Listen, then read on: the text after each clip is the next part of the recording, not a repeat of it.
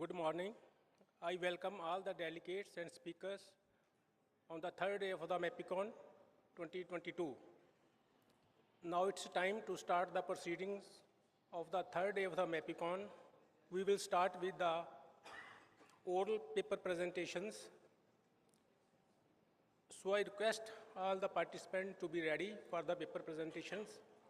Please stick to the time allotted to you, 5 minutes. Don't exceed the allotted time. Thanks.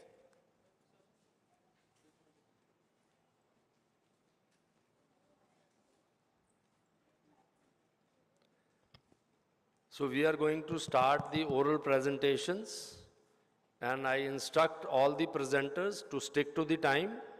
5 to 6 minutes for presentation, 4 minutes for discussion. Discussion can go on for 5-10 minutes again, depending upon the topic, but you should finish between 5 to 6 minutes. We will ring the buzzer at 4 minutes and that at 6 minutes. So that is my request to go fast. Otherwise, your paper can be disqualified if you don't stick to the time. Thank you.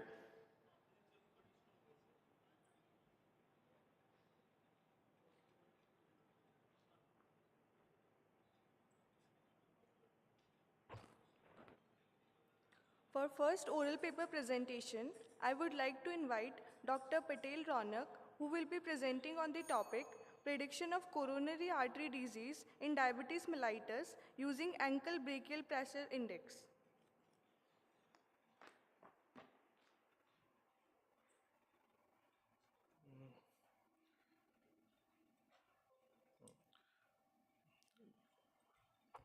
Good morning everyone. Myself Dr. Ronak Patel and my topic is prediction of coronary artery disease in the diabetes mellitus using ankle brachial pressure index. As we know that atherosclerotic cardiovascular disease is a major health problem and diabetes mellitus is an important modifiable risk factor for the CAD. Peripheral artery disease is one of the manifestation of the atherosclerosis, and ankle brachial pressure index usually described by the Windsor in 1950, which is a quick and cost-effective tools for the measurement of peripheral artery disease and the CAD. Now, according to the American College of the Cardiology and American Heart Association 2011, this is the interpretation of the ABPI. If ABPI is greater than 1.4, then calcification may be present. Greater than 1, then probably no PAD. 0.9 to 0.99, then equivocal or borderline PAD. 0.41 to 0.91 is moderate to moderate, mild to moderate PAD, and less than 0.4 is significant severe PAD or critical limb ischemia. Now, my subject is that this is the observational study which contain the 100 cases of the type 2 diabetes mellitus which more than 5 years. My aim is to compare ABPI between patient of the type 2 diabetes mellitus and history or without history, to compare the vascular complication of type 2 diabetes mellitus with ABPI. Now, inclusion criteria was patient suffering from the type 2 diabetes mellitus greater than or equal to 5 years. Exclusion criteria is patient who had limb amputation, local injuries, filariasis, ulcer, deep vein thrombosis or gross edema. Second is patient in shock, smoker or type 1 diabetes mellitus. Statistical analysis was carried out using IBM statistical version of 20. Now my results are, out of 100 patients, there was 78 males and 22 females with mean age of 60 with range of 34 to 80. Among 100 patients, my mean BMI was 28.7, out of which 38% were obese, 38% were overweight, and 24% was on normal weight. Microvascular complication was observed in 35%, out of which 31 was having neuropathy, 18 was having retinopathy, and 15 was having nephropathy. 58% had history of CAD, while 9% had history of stroke, 41% had history of alcohol consumption, and 15% were hypertensive. Among them, 56% of ECG had ECG significant changes and CAD, while 57% has regional wall motion abnormality on 2D echo, while 18% who has undergone CAG. So this is some comparison, like a comparison between ABPI measured in all study subjects between history of the CAD with no history of CAD. Out of which, out of 100, 58 patients has history of CAD, and their mean ABPI is 0.79, which is significantly lower to the compare of 42 patients which has not history of CAD, and then mean ABPI was 1.17. As ABPI is low, that suggestive of in CAD patient there is a more chances of atherosclerosis. In diabetes, according to the ABPI, we can predict that. According to second table, the comparison between ABPI of with case with RWMA on 2D echo and no RW on 2D echo. 57% had 2D echo suggestive RWMA, and then mean ABPI was 0.78%. Microvascular complication, total of 35% has microvascular complication. Out of which 31 patients had neuropathy, 15 patients had nephropathy, and 18 patients has retinopathy. Some of patients has both of them, or the triopathy was also observed. Among them, lowest mean ABPI was associated with the neuropathy, followed which 0.78 which have nephropathy, and 0.8 had retinopathy. While those patients who had not any microvascular complication had higher amount of higher mean ABPI 1.026. Also, comparison was according to the comorbidity. 15 patients had hypertension, and then mean ABPI was significantly lower, 0.76. While only 85% had not any hypertensive history, then mean ABPI was 0.98. CKD patients was 8 out of 100, and then mean ABPI was 0.67, while on 92% had not any history of CKD or renal impairment, and then mean ABPI was 0.79. So in this study on ABPI, 100 subjects with type 2 diabetes mellitus, there was a male gender preference. Maximum case were in age of 61 to 70 years. Mean ABPI was significantly lower in diabetic patient with microvascular complication with diabetes like hypertension, comorbidities, obesities, and CKD, also who had symptoms of CAD. ECG and echocardiographic evidence of CAD, their mean ABPI was significantly lower. There was a negative correlation between ABPI and duration of CAD. Higher the duration of the CAD, there was a lower amount of ABPI, which was suggestive of significant PAD. Thus, ABPI was a cost-effective and non-invasive investigation that can predict the presence of CAD in type 2 diabetes mellitus. Thank you.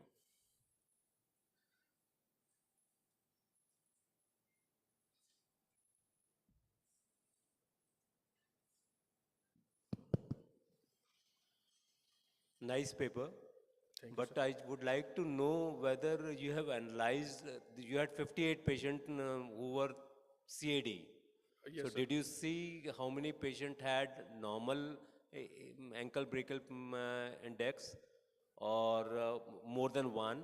And how many people they had maybe 0.80 to 1 and less than 0.80? How many people did you that way analyze your results? Yes, but according to statistics, there was converted to mean ABPI. Out of 58% who has CAD, then mean ABPI was No, 0.7. no, I'm not talking of mean AVPI because that can give a like in CKD, you have shown the AVPI is 0.676. Yes, So sir. all the people who have got achial brachial plexus index of less than 0.80, 0.7, you cannot say that they are having CKD.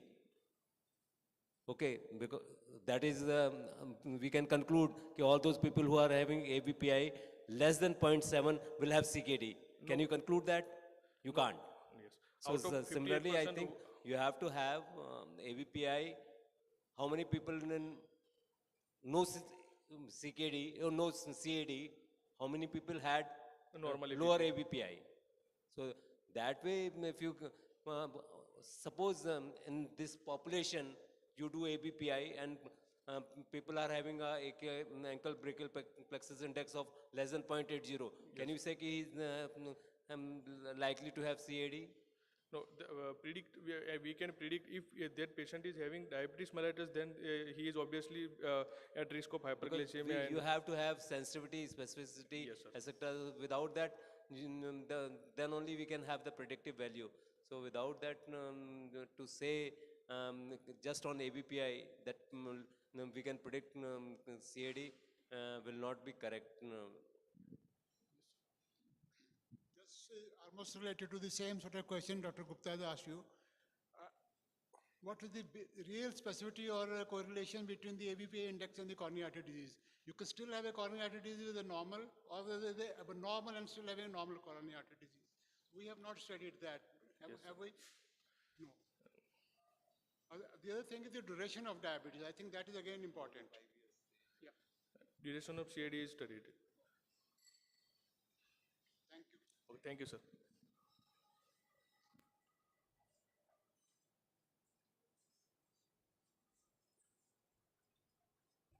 So sorry friends, this session is being judged by senior physician from Mumbai, Dr. S.B. Gupta, from Bathinda, Dr. K.K. Noria, Dr. Ashok Goyal, and Dr. M.R. Gupta. So there are 4 judges, senior physicians. Thank you.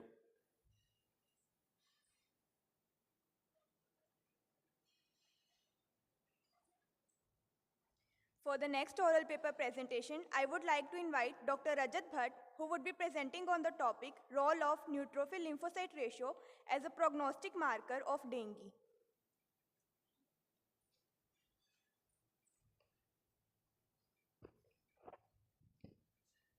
Good morning, everyone. My topic is role of neutrophil to lymphocyte ratio as a prognostic marker of dengue.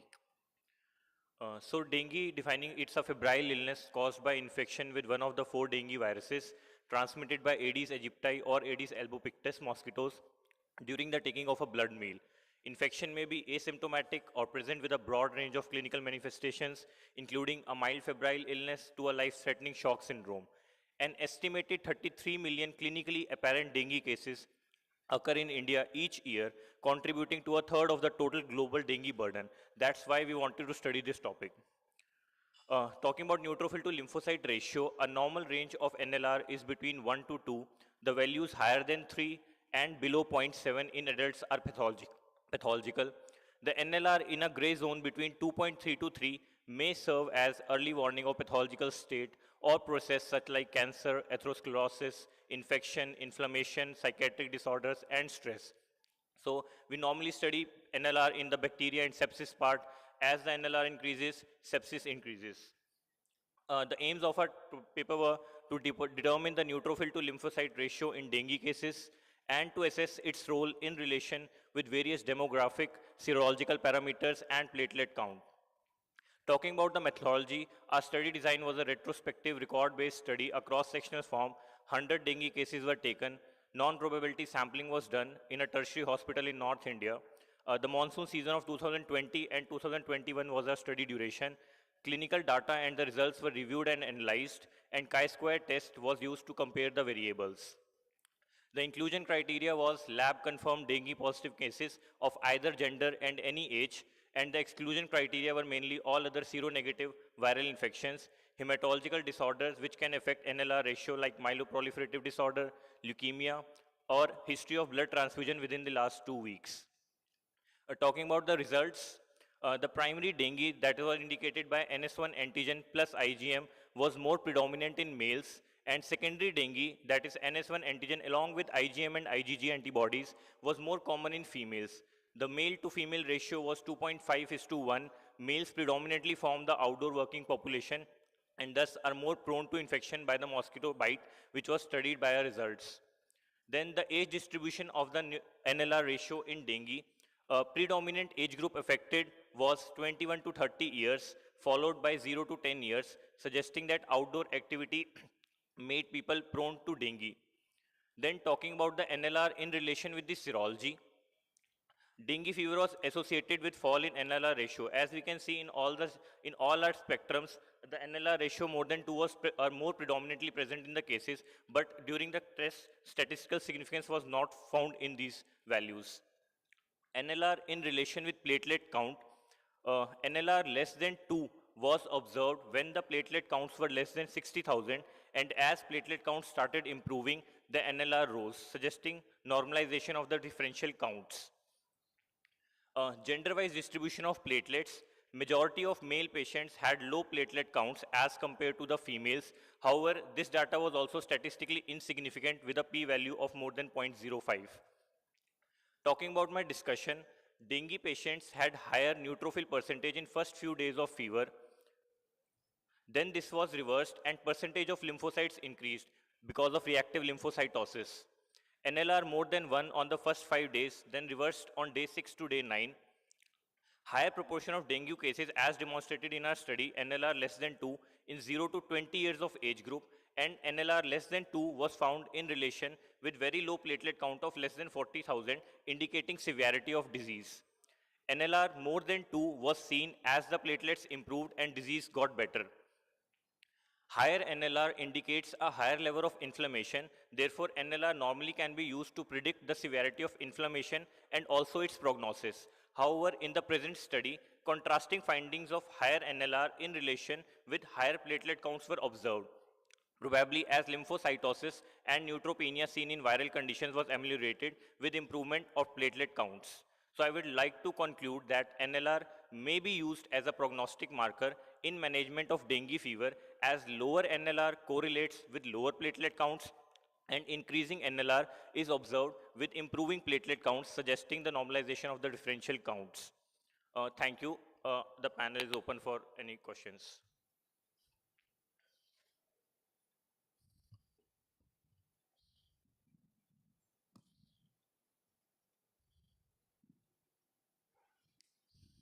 What do you think? You'll go more with NLR or with the platelet count regarding the prognosis and severity of the Sir, disease? we usually go by the platelet counts. That has been the traditional way. NLR is an upcoming thing which can be indirectly, which can be used as a marker. We haven't studied that many of a population. Our sample size was only 100. If we can do a multicentric study and we can include the bigger sample size, maybe NLR can also help in predicting the severity of the dengue, because initial, as the NLR start, as the dengue severity is increasing, the platelet counts are falling, the NLR ratio tends to remain less than 2, maybe around 1. But as the severity decreases and the platelet counts start rising, or with the improvement, as the great dengue fever resolves by the day 6 or day 7, NLR starts improving. So NLR maybe can be used in future as an indirect prognostic marker for the dengue severity, sir. Because most of the complications in dengue occur because of the low platelet count. Yes, sir. So the platelet count is one of the most vital investigation to be done. Yes, sir. And that can predict the prognosis and the severity of the disease. So Yes, why sir. to have two parameters? If we are going to admit the patient or treat the patient because of the low platelet count, so why to have two parameters? Why not only just one parameter of platelet count? Sir, And we can. both are you are showing that both are going almost in the same fashion. So why Yes, to sir. have two parameters? Sir, actually, one thing which we can conclude, maybe we can try, is because sometimes because of pseudothrombocytopenia part, platelet counts are not exactly the same as the machine tells us. We many times prefer manual platelet counting to get an accurate result. But NLR ratio, we by and large get accurate results from the computer only. So until and unless the exact platelet counts arise, maybe for that time period, we CBC report, we can try NLR as a grading. But for sure, sir, we cannot replace platelet with the NLR at present, sir. And second thing is, have you seen any contrasting results where NLR is low, platelets are normal, or the vice versa? Yes, sir.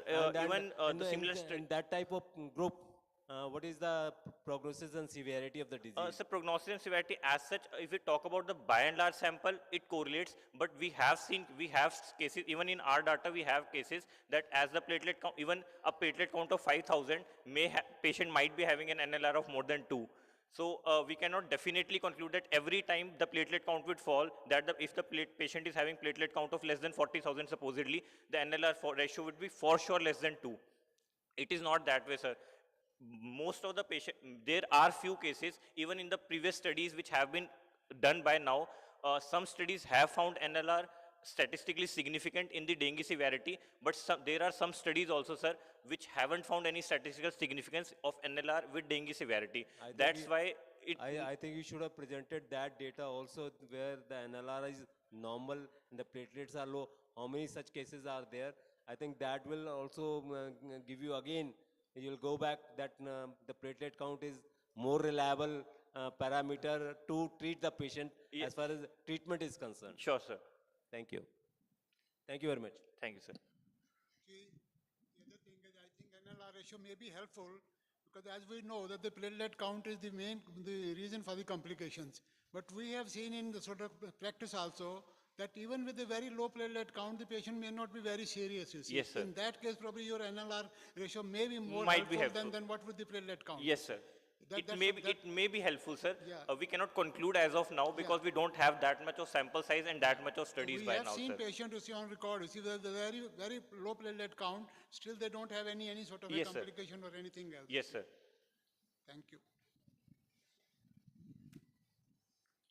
Dengue has many manifestations. In addition to this low platelet count, there can be shock as well. Yes, sir. And regarding that, there is any mention in the... No, sir, we didn't compare this data as of now with dengue severity. We were trying it, but we weren't able to complete all the data. So we just make sure with NLR only.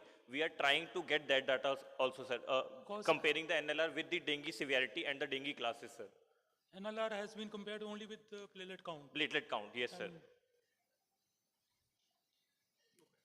Thank you. Thank you. Thank you.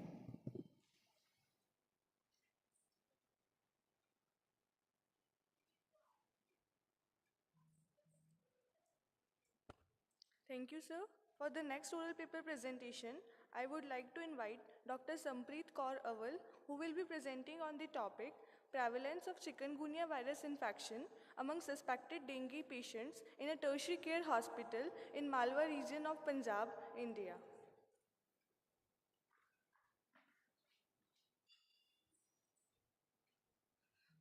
Good morning to everyone present here. I'm Dr. Sampreet Kaur Awal from Department of Microbiology in Guru Gobind Singh Medical College and Hospital. So I'm presenting on prevalence of chikungunya virus infection among suspected dengue patients in a tertiary care hospital. Dengue virus and chikungunya virus are arboviruses that share the same vector, Aedes mosquito.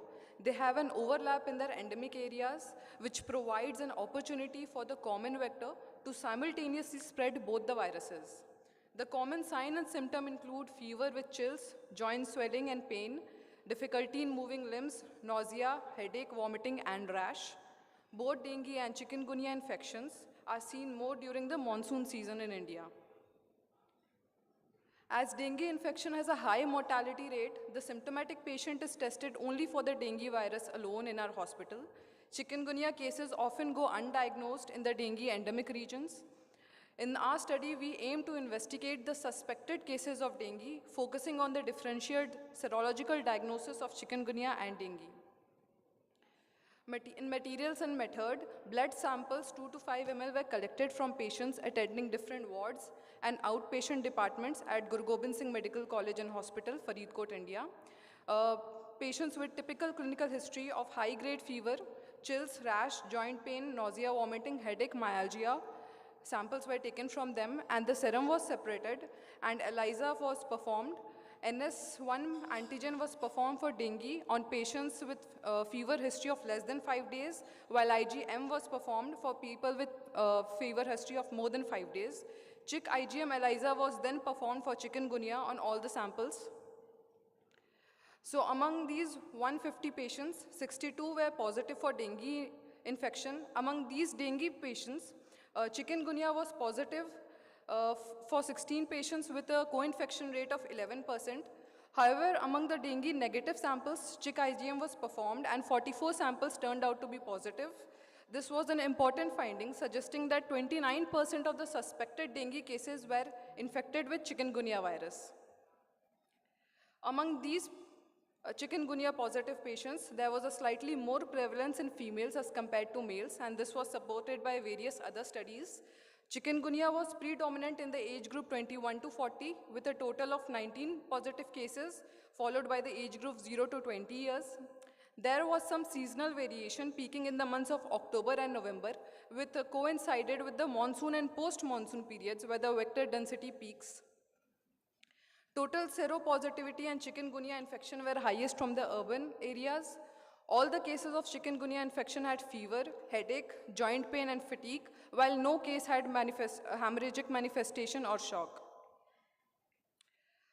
In discussion, the study reveals that 29% of the clinically dengue diagnosed cases were infected with chikungunya and 11% had co-infection with both dengue and chikungunya. The clinical differentiation of chikungunya and dengue is challenging because of their overlapping symptoms, leading to potential misdiagnosis of chikungunya in areas where dengue is endemic. On the contrary, the true incidence of chikungunya has been difficult to estimate, considering that the laboratory testing for chikungunya is neither routinely available nor performed. This study demonstrates that a substantial number of patients clinically diagnosed as dengue were in fact infected with chikungunya. To conclude, the clinically suspected cases of dengue and chikungunya, it is advisable to test for both the viruses as they co-circulate and one of them may go misdiagnosed. There's also an exponential increase in chikungunya cases which warrants the need for more effective surveillance so that no case go undiagnosed and timely control strategies can be implemented. Thank you.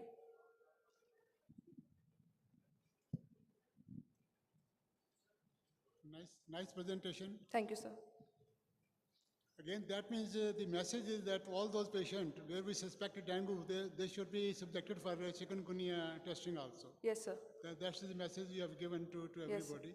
But I feel in clinical practice, you see, most of the time we do for dengue test. If it is positive, probably we don't go for chikungunya. Yes. But you said 11% people still have chikungunya as well along with it. Clinically, what we see that if they do not respond after 7-8 days and still have more joint pains as compared to the other sort of finding, maybe fever or anything, probably we take it for granted that it is not dengue fever, probably it is chikungunya, because the joint pains are out of proportion in chikungunya than in dengue fever. That's clinically, that's what we see in our practice. Okay, sir. But I think the recommendation is that all those patients with suspected dengue fever must be tested for chikungunya Yes, sir. also. What is the cost of testing for chikungunya as compared to dengue? So for chikungunya, we perform chick IgM, that is ELISA, and that does not have a high cost in our hospital. Maybe hospital, but in private practice, So for chikungunya testing is quite costly. That's why normally we don't go for chikungunya testing. Otherwise, ideally, yes, we want to diagnose. Definitely, yes, it should be done. But because of the cost, a lot of people who are from poor strata, they cannot afford it. So that's why for dengue, it's not that costly. But for chikungunya, it's very costly. So that's cost around 2,500 to 3,000 rupees also for the test. So and the test is costly. You may not be knowing in the hospital setting, but outside it's costly. And there's no specific treatment for chikungunya. So even if you diagnose chikungunya, there's no specific treatment. okay, sir. So do you have any specific treatment for No, sir, chikungunya? it's only So there's no specific treatment. So it's more of a symptomatic treatment for them. You can definitely tell patient that, oh, you are suffering from chikungunya, that's all, but nothing more than that. So it's, I feel, yes, message is okay, but we have to see the cost and the therapy of chikungunya. So that's what I feel. One is academic, the other is practical. So that's what. But nice presentation. Thank you, sir. Talking about the practical, see what I feel, just in nutshell, that you go for dengue fever, if it is negative, then you go for a chikungunya test, you see. Otherwise, we don't have any treatment for chikungunya. Even you see, I mean, this is all sort of a self-limiting disease, slowly and gradually it will settle down. That way, I mean, in normal practice, you see, I mean, in hospital, academically, as Dr. Gupta has said, you see, academically, something people what we face in the practical part. Thank you. Thank you, sir.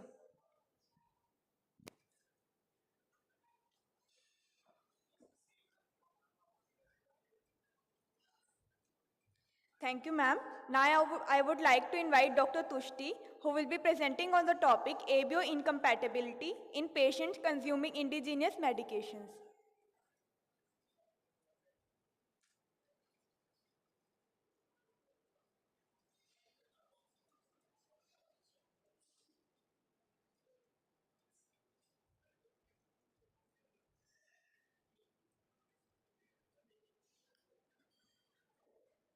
Good morning, everyone.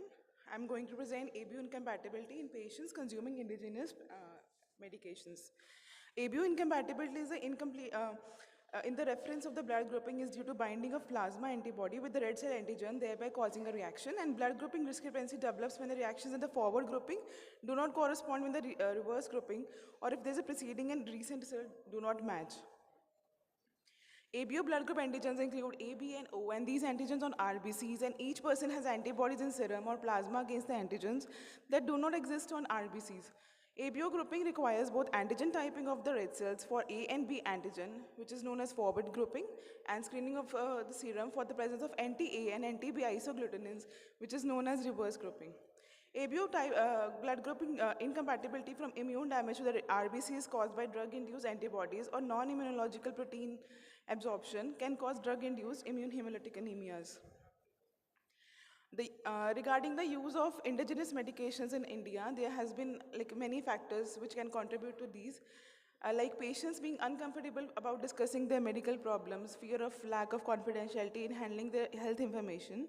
Illiteracy and poverty makes the people consume this medication which is readily available near them without much of efforts, and lack of time to see a physician, especially females. This is usually a reason when prior visit did not yield any positive experience for them.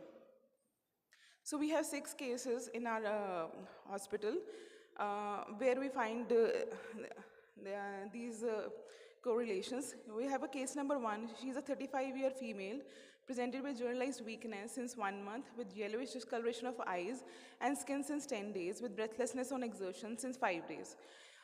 She had history of desi medications for generalized weakness a few days back. And case number 2, she is a 22-year-old female. She presented with yellowish discoloration of eyes and skin since 20 days with epigastric pain and history of fever 4 to 5 days back, 1 month back, which was present, for which she took indigenous medication. Case 3 was also a 21-year female. She presented with yellowish discoloration with severe anemia. And case number 4, 18-year female presented with generalized weakness with 6 days history of yellowish discoloration of skin for 3 days, and history of desi medication for irregular menstrual cycles was present. Case number 4 was a 30-year female presented with a fever which is non-documented with generalized weakness since 10 days, and case number 5 was 23-year female with paleness of skin, breathlessness, and case number 6 was 36 years male presented with generalized weakness and easy fatigability since 15 days, and history of desi medication was present in all these cases. So these are the blood reports of all the patients. We did the basic investigations, like hemoglobin was done for all the patients with CBC, and there was a patient was having severe anemia. PBF revealed normocytic with the normocytic or macrocytic with reticulocytosis in all the patients.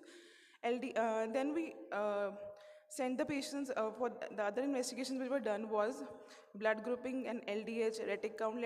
LDH was high in all the patients and retic count was increased and haptoglobulin was decreased. So it was in the more of the favor of hemolytic anemias.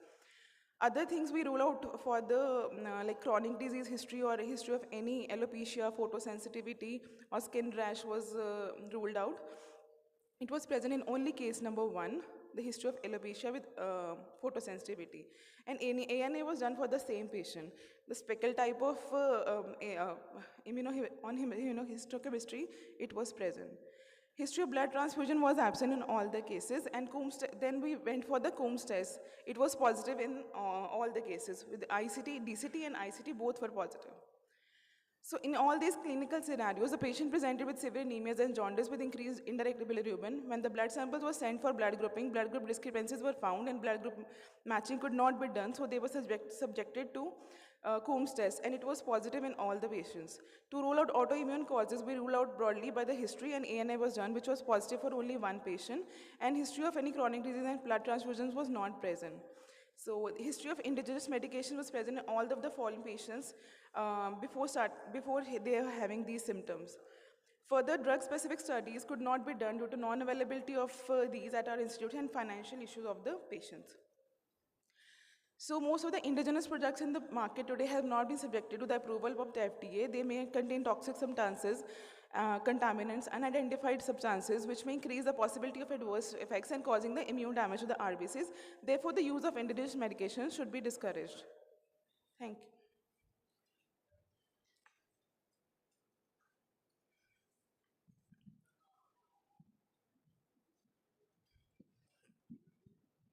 know the nature of the indigenous drugs. No? Sir? We don't know the nature of the indigenous drugs. You No, see. sir, we don't. Because they are the open medications, so Because we. what we feel in practice, you see, most of the time these contain a lot of mercury and arsenic. You see, but still we are not sure. So, but we could not do the next studies because drug-specific studies are available, but it is not available like in the Punjab, it's Delhi or Mumbai, and they are costly also, so they were not being done. Yeah, only history was available. Hanji. Also, you see, Because there were no such history in the before. These are young patients, so like there was no history of any blood transfusion, so we can rule out that also. Autoimmunity was also present in one of the patients, so mostly we ruled out those cases. and most of them, they probably have commonly there is the hemolysis there, huh? Jaundice fever and yes, sir. positive COVID Sir, test. yeah, like jaundice fever, like. Yeah, basically that's all hemolysis is there. I think you have given a very blanket comment that indigenous medicines should be discouraged. I think because you have just seen 6 cases, and I think a million of patients may be taking indigenous medicine. So out of that, if 6 patients are presented, it's an untoward incident. But we cannot give that blanket comment that indigenous medicine should not be, or should be discouraged. Number one. Number two, because we do not know the nature of medicines. If we really want to know which medicines are causing such a problem, I think then we can pinpoint that these medicines should be discouraged, but we cannot say about all the indigenous medicines should be discouraged. So like some drugs have been, like previous studies have shown like cephalosporins or some methyl dopa can cause, but likewise these indication. So even in our group of medicines, people can have.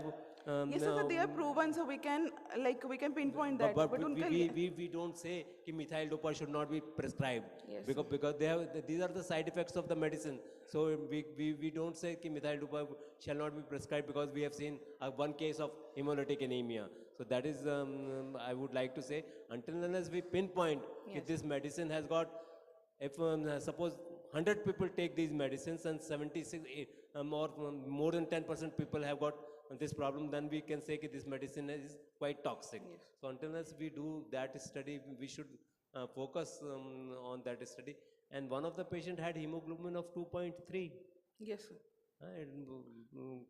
She presented late to us, sir. And what was the duration of after how many days people developed symptoms? So like every patient within almost 10 to 15 days ka difference like in every patient. In every patient? Within 15, like 1 month ki history, like everybody has a within 1 or 1.5 months they were presenting to us. I think again the duration between the drug taking and how many doses of the drugs have taken, I think all those things are quite important. So, yes, sir. Yeah, but okay. Thank you. Thank you.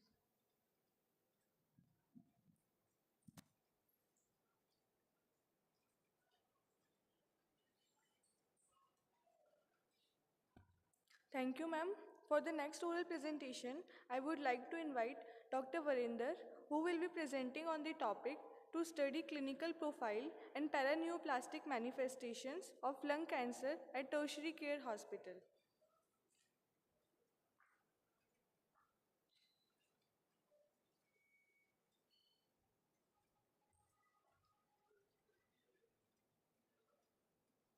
Good morning, everyone. Myself, Dr. Varinder.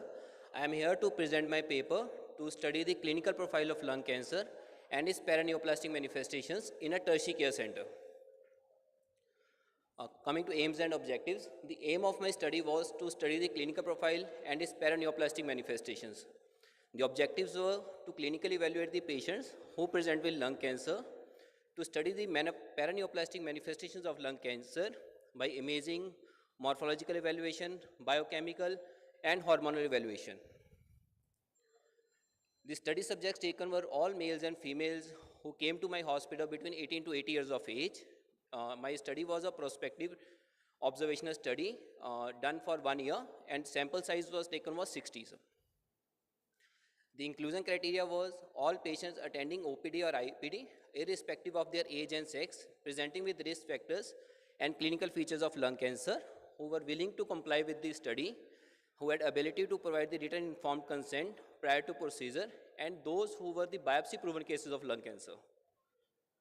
The exclusion criteria was patient not willing for participation or critically ill or patient on ventilator. Then coming to the results were the most of the patients diagnosed with lung cancer, out of them 80 were males, 20 females. Coming to clinical features, most of the patients presenting had fever, anorexia, sputum, followed by chest pain, hemoptysis, dyspnea, hoarseness of voice, weight loss. The average heart rate seen on these patients on presentation was around 90 to 100, with few having tachycardia.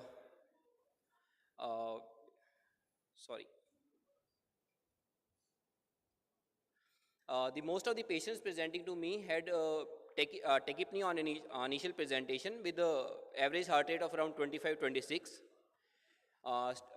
Then talking about the morphology of the cancers, most of the patients who came to me, they had adenocarcinoma, which were around 27 out of 60, followed by squamous cell carcinoma, followed by small cell carcinoma, and one case of carcinoid. Then talking about the meds, most of my patients, they had lymph node meds, followed by brain, then pleura, adrenal, followed by liver. Then talking about the paraneoplastic manifestation, the most common paraneoplastic manifestation which was seen in my patients was cachexia, followed by cutaneous as well, manifestations like bullous eruptions. Then we had hypercalcemia, followed by I had one case of SIADH, one case of Cushing syndrome. Then coming to the site of lesion, the most of the patients, the one common thing in them was most common site of involvement of the lung was the right lower lobe, which I found, followed by the left upper lobe, followed by the left lower lobe, right upper lung. Then to conclude with my presentation, I took total 60 subjects out with the mean age of their presentation was 61.5 years, with 80% of the males, 20% females. The risk factors had majority had direct or indirect relation with smoking. The histopathological diagnosis, as I discussed, was adenocarcinoma, followed by squamous cell, small cell, and carcinoid. Then on PET CT, most of them had lymph node mets, followed by brain, adrenal. Majority patients had cough and anorexia as the presenting symptoms. The chest pain due to pleuritic involvement or underlying cardiac condition was seen in around 18% of the cases. Right lower lobe involvement, followed by the left lower lobe involvement, was seen in maximum of the patients. Associated anemia was found in around 23% of the patients. Lymphadenopathy was observed maximum as of meds in around 38% of the patients. And cachexia was the major paraneoplastic manifestation, which was found in my cases around 28%, followed by hypercalcemia, cutaneous manifestations, and Cushing and SIADs. Thank you.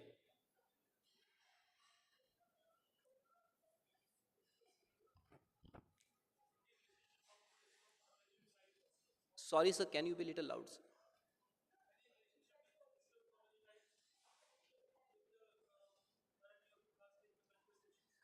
Yes, sir. Sir, I had basically what data suggestion, what I found was like small cell carcinoma. Their patient had SIAH, sir. SIADS, sir, syndrome of inappropriate ADS secretion. And the patient came to me with squamous cell carcinoma who was found with hypercalcemia. Both the patients who came to me with hypercalcemia, they had squamous cell carcinoma patients, sir. However, cachexia, I didn't find any relation, sir. It was found. Smoker versus non-smokers, any relationship? Sir, that I didn't include in my study, sir.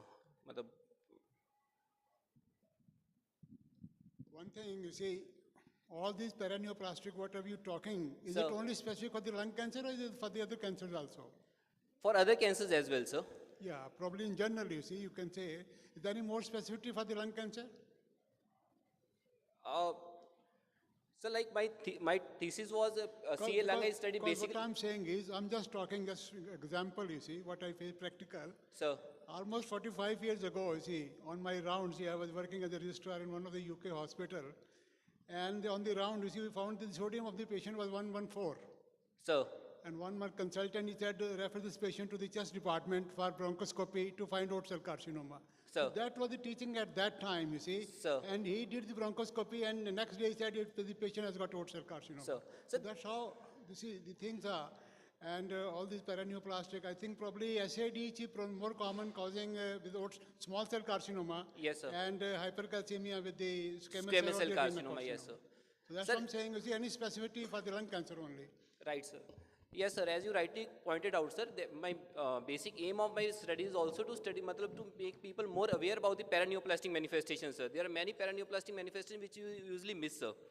Like one of the case I haven't included in this my case, a patient with CA lung. She was just 39-year-old female, non-smoker, no family history, sir. She presented with SMA thrombosis, sir. SMA thrombosis. Later it was found that it was a paraneoplastic manifestation of a CA lung, sir. So, yes, sir. Yes, sir. That is all, sir. What is the advantage of finding paraneoplastic syndrome in a case of CA lung, therapy-wise? Suppose, yeah, if we come to know that patient is having paraneoplastic symptoms or signs, what is the advantage of further therapy? Sir, What is the objective of the It basically depends upon the time of diagnosis of that paraneoplastic manifestation, sir. Like as sir pointed, if we are finding it before the onset of the primary disease, sir, it will lead us to the diagnosis of a primary disease. Or in case we are finding it afterwards, sir, then we'll have a symptomatic management for it, sir. Like a patient coming to me with SIADS, sir, I'll always advise him with the water restrictions, sir, with demiclocycline or Vaptan, sir. And what is the cause of cachexia? Sir, cause of cachexia is, sir, basically... In all malignancy, we see cachexia. Sir, in CA lung, sir, basically the culprit is tumor necrosis factor alpha, sir, which is a cytokine, which leads to basically the skeletal muscle wasting, sir, rather than a fat wasting, sir. So I think the research basically is to fulfill the NMC or your protocols for PGs. So because I have been watching now for 3 days, Sir. it is not comparison with the controls or like in previous, we don't know whether ankle brachial index is going to, do what. So these presentations are just to take certificate and do the presentation. And because I think the more responsibility is of the guides. So your teachers should tell you that this research is going to be worthwhile, or this is just a formality to present and take certificate. So it is not your fault, in fact. So it is the guides, like poster presentation, one doctor was presenting the thyrotoxicosis rare case. And this was routine cases which were being presented in the OPD. So I asked him, what is the rarity in that? So that was not his fault, but the guide's fault. So sometimes you are brilliant minds, young minds, you should go through the studies which have been done internationally and see how you can standardize your study according to those studies. Right, sir. So that is my appeal to all the researchers, young people, to work hard, whether it is to fulfill your requirements or otherwise. Because that is going to, determine your destiny as a researcher, as a doctor in future. Right, sir. Thank you. Thank you, sir. I substitute Dr. Vitul Gupta. The simple reason, see, you know Newton theory. Apple Giria, then you see, he thought about it. Same way as just presenting doesn't mean it is presentation, you see. That you have the further thought, you see, how we can practically utilize it and how we can fulfill the further thing, you see. That the mind should be working on that. Right, sir. Right, sir. Thank you, sir.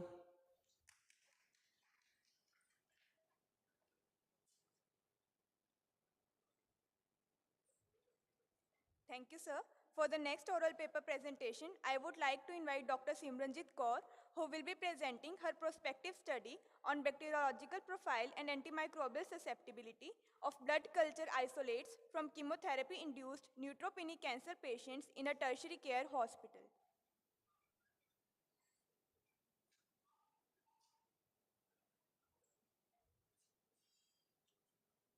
Good morning, respected teachers and my dear friends. I am Dr. Simran from Microbiology Department of Guru Gobind Singh Medical College, Faridkot.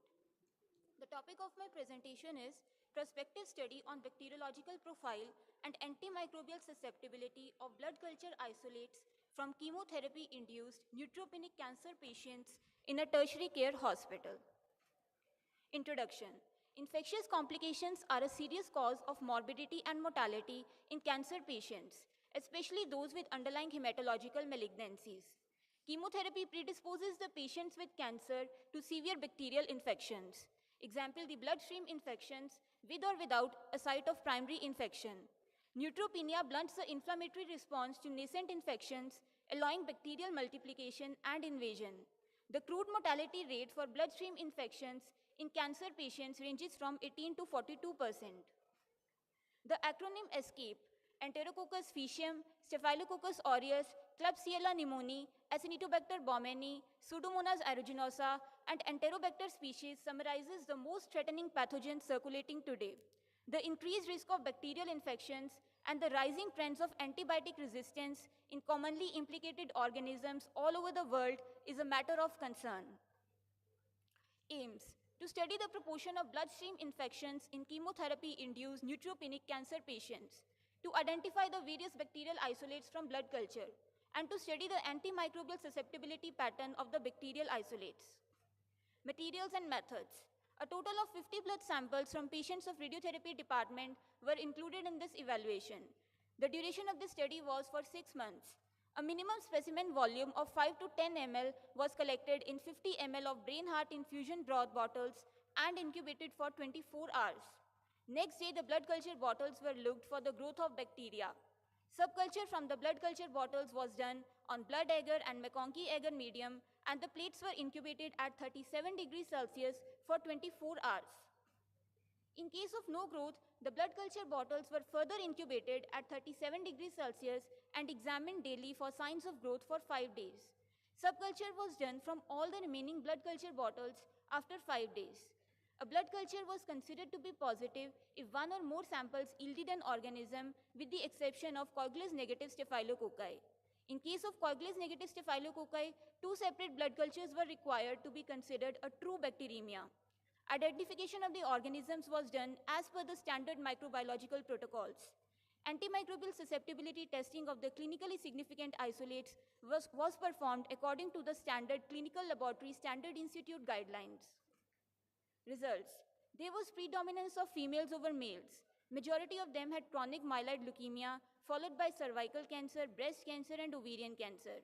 20 samples were culture positive.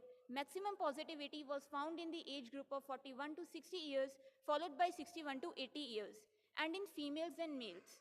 However, the difference was statistically not significant. The frequency of bacterial isolates from blood samples.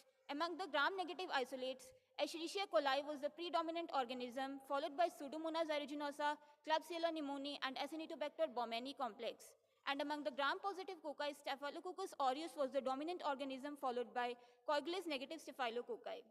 Both the hematological malignancies and solid organ tumors had the same positivity rate of 40% each. Gram-negative bacilli dominated over gram-positive cocci. Overall, the frequency of isolation of Escherichia coli and Staphylococcus aureus remained same. Overall, the prevalence of multi-drug resistance among gram-negative bacilli was 56%, highest being in Escherichia coli, 67%. Only one strain of Acinetobacter baumannii complex was isolated, and that was multi-drug resistant.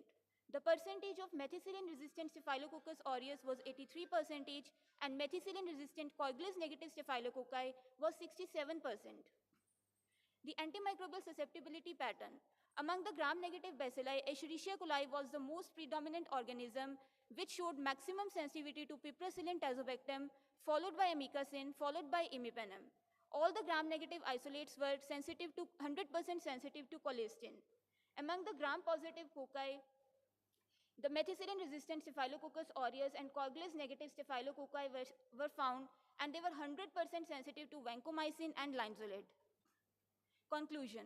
Although gram-negative bacilli dominated over gram-positive cocci in blood cultures of cancer patients, gram-positive cocci showed the rising trend.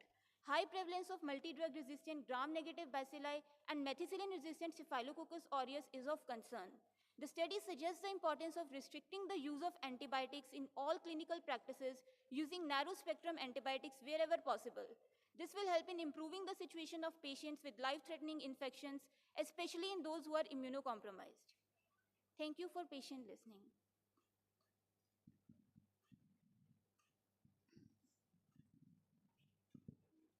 Thank you. See, apart from your lecture, see, I just want to say, see, the mess we are in today is not only because of the private practitioner or the people are using antibiotics, you see, overusing or misusing. I think even on the hospitals, so-called your tertiary hospitals, even for small little infection issues, they are using high-end antibiotics. Probably, I think that is probably the major reason for creating all this, what we are facing today.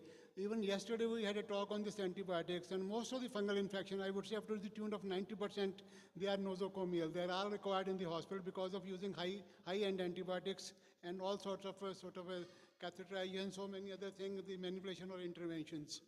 So I think, again, you see, we must, I think, ask the government to make rules, very strict rules of using these antibiotics. I mean, in all over Western countries, I mean, people keep on, our Indian especially, keep on complaining, कि जी मैं बुखार आ जी मैंने antibiotic तो देता ही नहीं. Because see, somehow you see, we are so much tuned to using or eating antibiotics, and that's what you see, we are facing this problem, what we are having today. That's my feeling, very strong feeling. Thank you, sir. Very good study. But I would have more appreciated if you have included the study recently published about superbugs. Right? You must have read in newspapers also. So you should have put one line mentioning that study. That would have given you more credit as a researcher who is having updated knowledge. Very good study. Rather, it is these kinds of studies will, substantiate the claims that we are using irrationally antibiotics, and so resistance is increasing, and that is going to lead to very adverse effects on the patients. Thank you, sir. Good study. Again, say, I think in this conference I have seen at least 4 or 5 papers from microbiology department with these tests, and all of you have emphasized maybe the misuse or overuse of antibiotics, and one shall use the antibiotics very judiciously. I think that is the final message from all these presentations, and I congratulate you for your nice paper. Thank you, sir. Yeah. Thank you. Thank you, sir.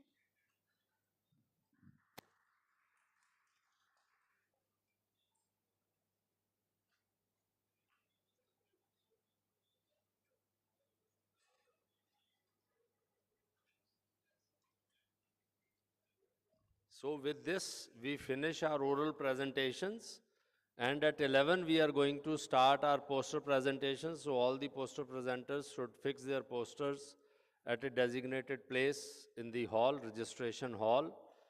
And since one of the student has not turned up for presentation, so we are about 15 minutes early.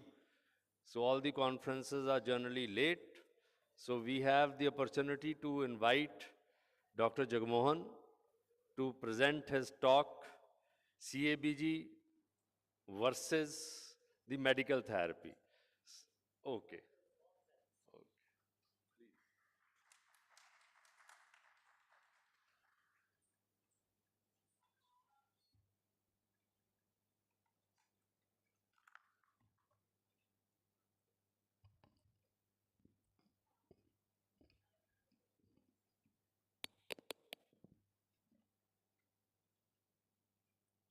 Very good morning to respected senior and my dear colleagues. For and against for CAD, CAPG versus medical therapy, CAPG versus PCI, PCI versus OMT. These are the therapies. These therapies viewed as a complementary rather than a competing to each other. Without discussing medical treatment, CAPG and PCI are not complete. CAD is the leading cause of death globally. 18.6 million deaths per year all over the world. Prevalence in India is 55 million people suffering from coronary artery disease, maybe more. Major burden on healthcare system. In India, 3 times more common CAD than in USA. It's never been a better time to be a stent. This time is the era of the stent. This study of CAPG versus medical treatment. These study and meta-analysis of 7 trials, 2,000 patients were studied, superiority of CAPG over medical treatment. All-cause mortality is decreased at 5 years, 39%, at 10 years follow-up, 17%. Recently, meta-analysis of 88 trials, CAPG has superiority over OMT, death decreased by 15%, MI decreased by 52%, death and MI decreased to 33%. Subsequent revascularization decreased to 84%. This indicates robust survival benefit in CAPG. Historical landmark trials, STITCH trial and BARI trials. These are the patient include 1,000 include in the STITCH trial, or 600, 700 patient include in the BARI trials. Major adverse cardiac event decrease is 22%, MI decreased to 14%, death decreased to 16%. All trial and study about 40% patient cross over to CAPG. My main topic is the CAPG versus PCI, a surgeon's view, debate of merits and demerits of CAPG versus PCI, difference of opinion in trials, study, registries, and meta-analysis, but broad agreement on number of issues. Irrespective mode of revascularization, all patients to receive medical treatment. Indication of revascularization based on prognostic and symptomatic basis. Heart team approach. Heart team approach consists of cardiologists, surgeons, and patient. To decide best mode of revascularization, patient clinical status, coronary anatomy, comorbidities, and complete revascularization. This is the US CIRRUS study, randomized trial, 8 to 9 months angio follow-up. The in-stent restenosis is 3.2%, in-segment restenosis is 8.9%, 92% event-free survivals. A Texas study is a 9-month follow-up. Restenosis in-segment is 9.1%, in-segment restenosis is 12.4%, and major adverse cardiac event is 16.4%. This is the real-time situation, high-risk patient. The patient having a insulin-dependent diabetes, chronic renal disease, SP graft lesions, thrombus-containing lesion, chronic total occlusion, small vessels, bifurcating lesion, left main, heavily calcified and tortuous vessels, and long lesions. All factors calculated in different platforms all over the world. Syntax score and functional syntax score. Society of Thoracic Surgeons, European System, Euroscore, and American guidelines. Look for certain subgroups, triple vessel disease, left main disease, diabetes mellitus. And triple vessel disease, a syntax trial, is a largest individual trial. At 12 months follow-up, death, MI, repeat revascularization, stroke are same. And adverse cardiac events is higher in PCI group. At 5 years follow-up, mortality decreased in 5.4, MI decreased to 7.3, repeat vascularization decreased to 12.8 in CAPG group. Stroke is same in both groups. At 10 years follow-up, all-cause mortality increased 41% in PCI arm. In stent restenosis is 5.5%. Syntax score also classifies the coronary anatomy. Low syntax score is preferred for PCI, mid and high syntax score preferred for CAPG. Major limitation of this trial was to use of first generation stent. Best trial, this is the randomized trial of 800 patients, Composite of death, MI, and stroke at 2 years are same. Repeat revascularization, spontaneous MI, MAC higher in the PCI group. This is the Texas study 9-month angio results. This mainly restenosis rates depend on the vessel size and the lesion of the length.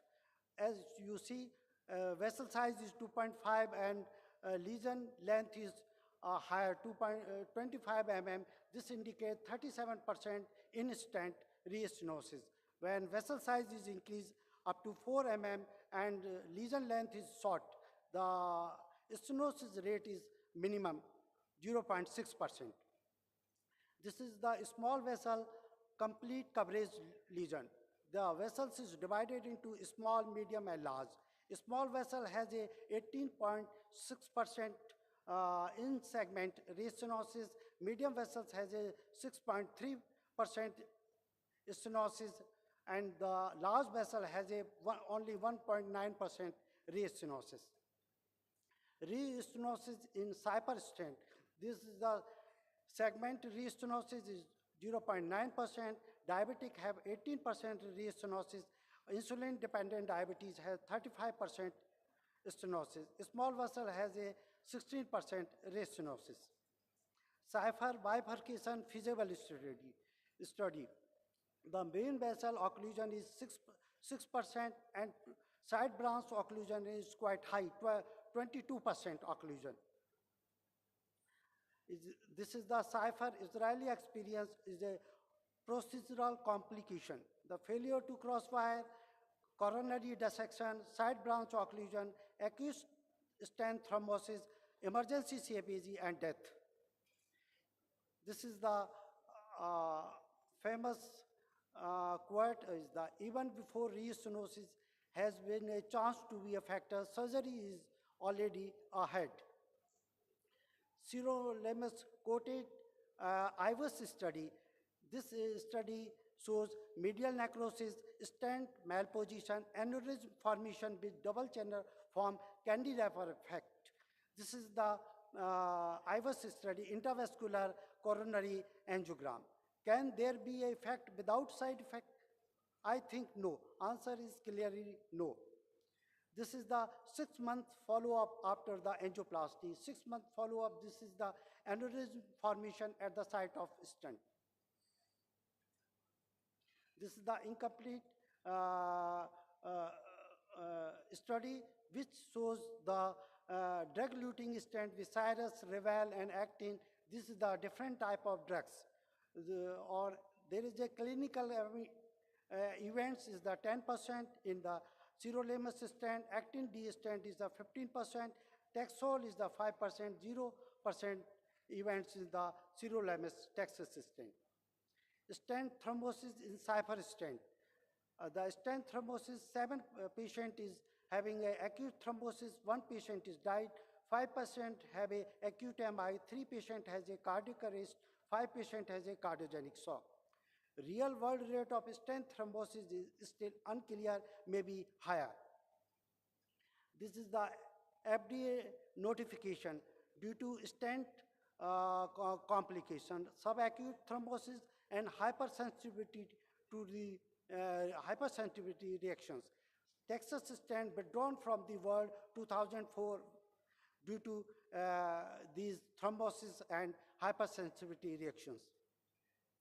Euro PCR study, this is the experimental study, which shows rabbit iliac arteries at 28 and 90 days follow-up. This indicates foreign body reaction to neointimal thickness, increased endothelialization, hypersensitivity reaction, giant cell increase, and fiber deposition leads to thrombus and granuloma formation. Pooled analysis of the 10 RCTs, more than 1,000 patients, 10,000 patients were studied. PCI mortality increased 28%. Mortality benefit in CAPG is diabetes, high syntax score, complex coronary anatomy, and the ACC guidelines class 1. After all analysis, CAPG treats culprit lesion as well as any future stenosis, thereby preventing future MI and major adverse cardiac event. PCI treat only existing lesions. This is the great advantage of CABG over PCI. The left main disease. Left main disease has a high morbidity and mortality. CAPG has been a gold standard treatment for the left main disease. At 5 years, mortality decreased to 68%, and at 10 years, mortality decreased to 33%. Overall, PCI emerged as a viable alternative to CAPG.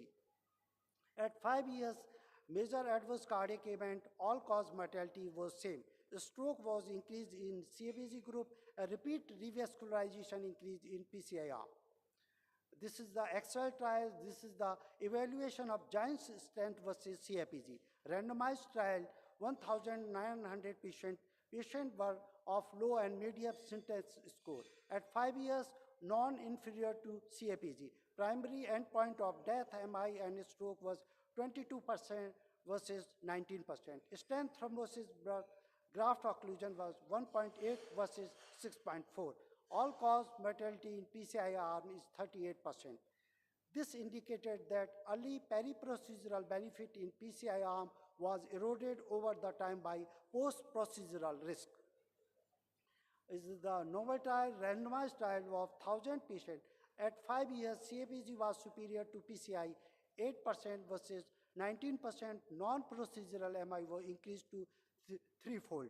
Repeat revascularization increased to 1.7%.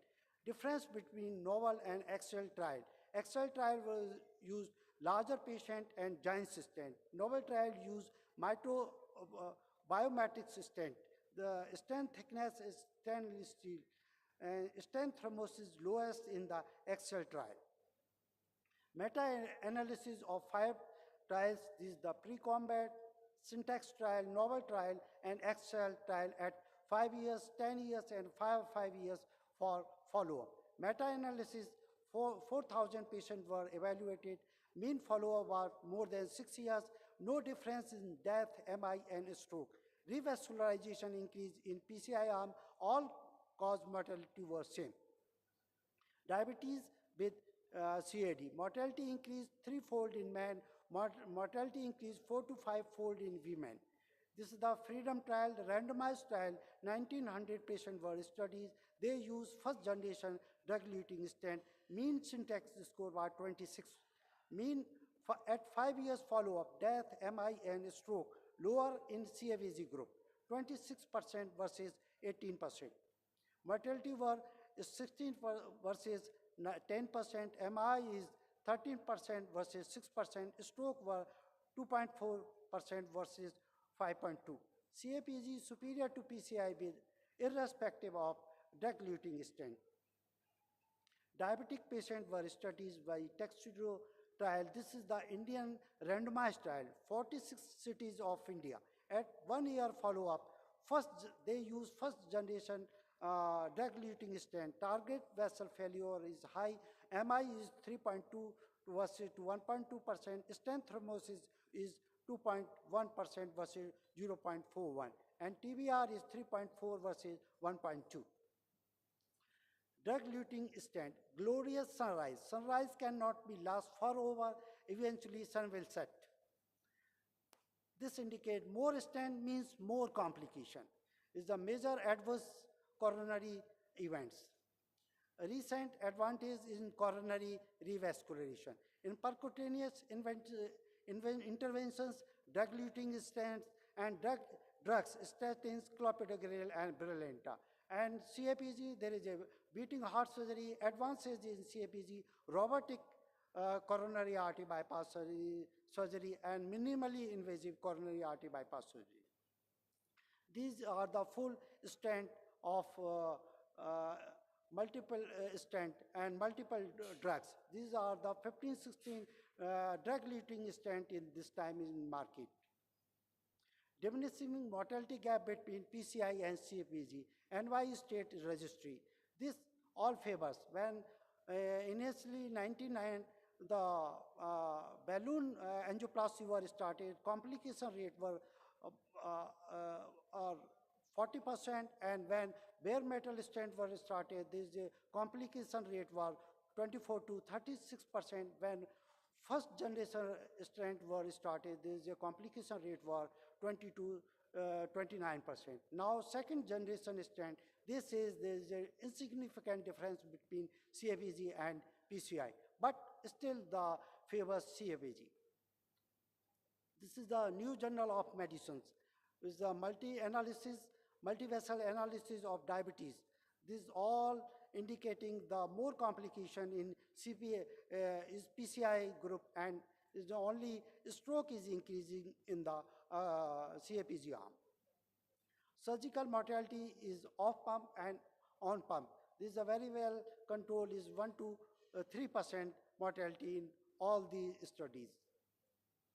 Op-cap angiopatency in the op-cap patient in beating heart surgery is more than 95% angiopatency on all these series. Total arterial revascularization.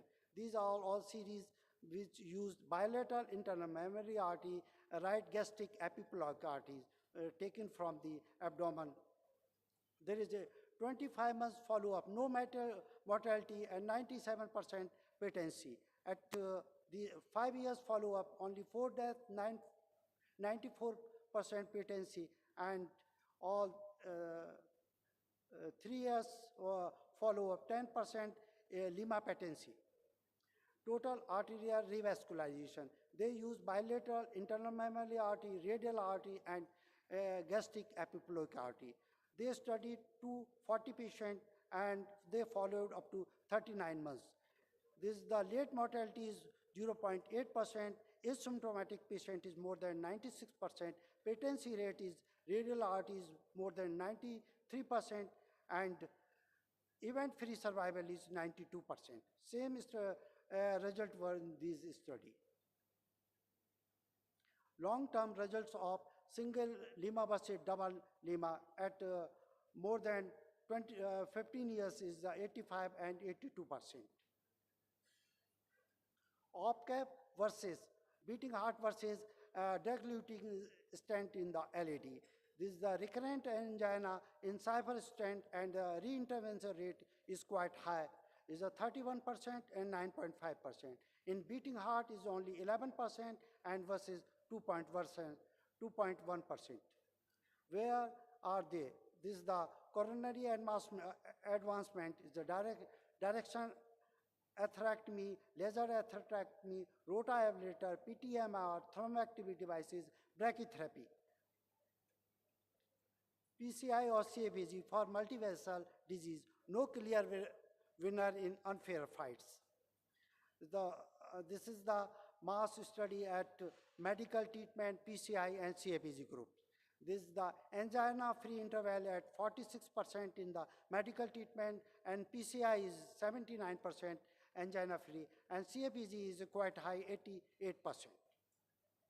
Unanswered question: what coating, how much coating, effect on arterial wall, duration of antiplatelet therapy, would drug stay forever, what happens when drug runs away, and danger of creating new disease.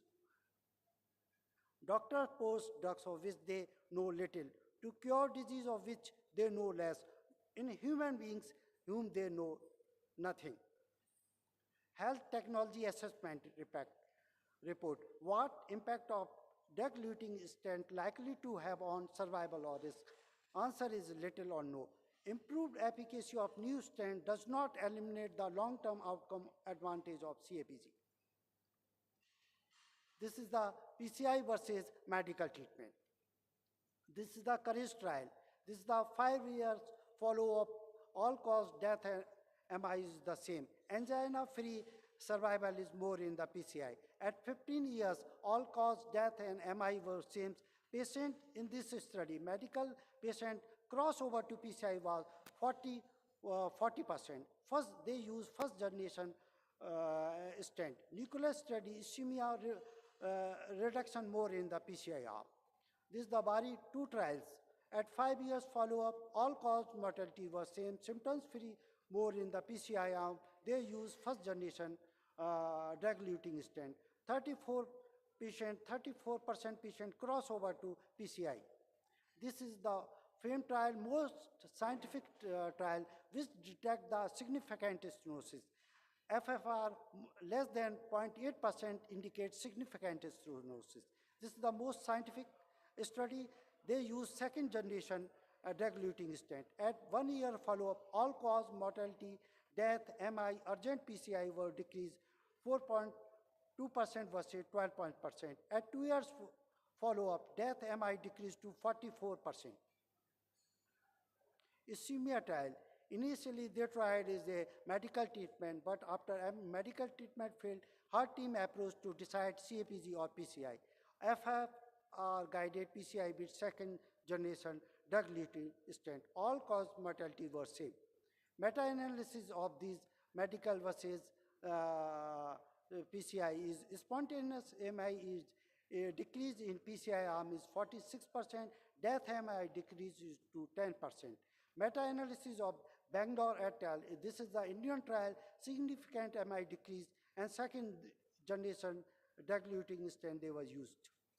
Revascularization is indicated to improve long-term outcomes, improve quality of life, decrease major adverse cardiac events, decrease progression of atherosclerosis. These therapies used as a complementary rather than fighting to each other. Medical therapy is OMTs further improve outcomes after CAPG or PCI. The OMT decreased mortality about 36%, death, MI, and stroke 27%. Without medical treatment, CAPG and PCR are highly incomplete. Conclusion, CAPG offered to multivessel disease, left main disease, diabetes, syntax score more than 33%, complex coronary and artery. Patients do not comply with dual antiplatelet therapy. PCI offered to left main based syntax score is less. Single or double vessel disease, heart team approach to decide, and the patient do not meet survival criteria for CAPG. Patient needs emergency revascularization. Patient has high risk for surgery, advances, COPD, short life expectancy. This is the quote, being together is a beginning, working together is a middle, dissolving together is the ultimate. Thank you for your attention, sir.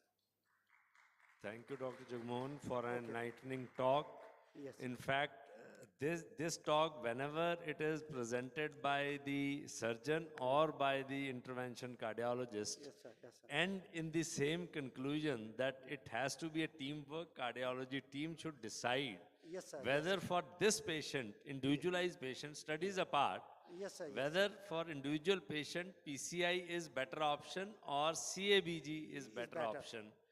And it has to be a teamwork without bias of tug of war that I should get the patient or Yes, sir. surgeon should get the patient. All three are stakeholder. Definitely, Cardiologist, surgeon, and patient also, sir. Yes. Yes, sir. So that medical is- treatment is also important, sir, for this therapy. These two therapies are highly incomplete.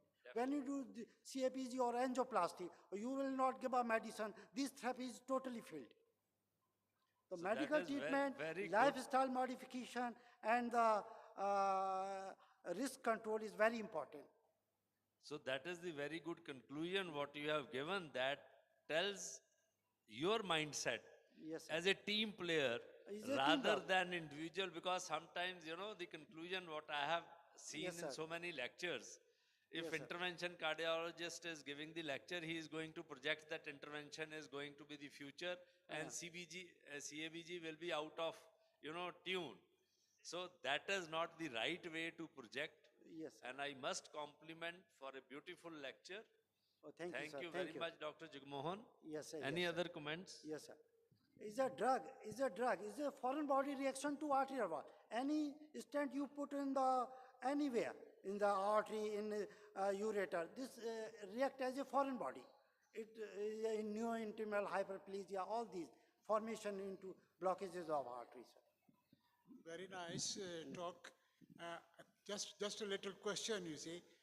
Though it's a teamwork, you include a surgeon, intervention, and plus, of course, the patient. Yes, sir. But at times, I think patient deceive us, you see. He says, "ये doctor 6 stent पा दो पर मैं bypass नहीं करानी." Bypass nahi, See, yes. then probably either both the surgeon as well the intervention, both are in a dilemma what to do, you see. And we have seen in practice, you see, the patient coming out with 4 5 stents, not going for bypass surgery. And ultimately, maybe in a year time or a 2 year time, they end up having a bypass surgery also. Yes, sir. Every person feel है कि अभी मेरे को क्या कि मेरी तो आपकी bypass surgery होगी, तो I will also fear कि I will not go for the major surgery. I think one of the most important things will be to make a patient stable. Yes, sir. And if the patient becomes stable and he doesn't have any symptoms and we classify the patient as stable ischemic heart disease, Yes, sir. then likely that OMT or optimal medical therapy may be the best treatment for that patient without PCI or CABG, because sir. we have seen, I think, a lot of studies are coming recently Yes, sir. that OMT in stable ischemic heart disease, as far as maybe the symptoms etc.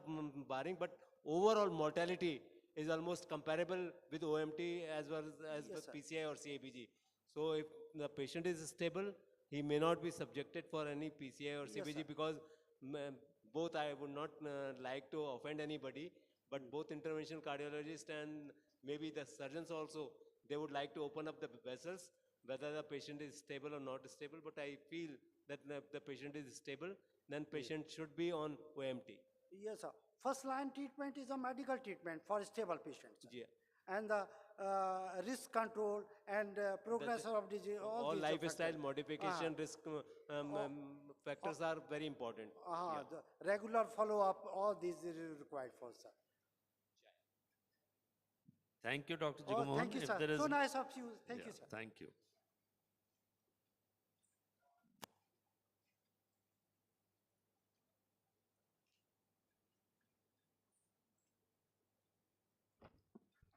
Thank you, sir. For our next lecture, I would like to invite Dr. Meghna Agrawal, MD Medicine, Barnala, who will be presenting on the topic Management of Uncomplicated Hypertension.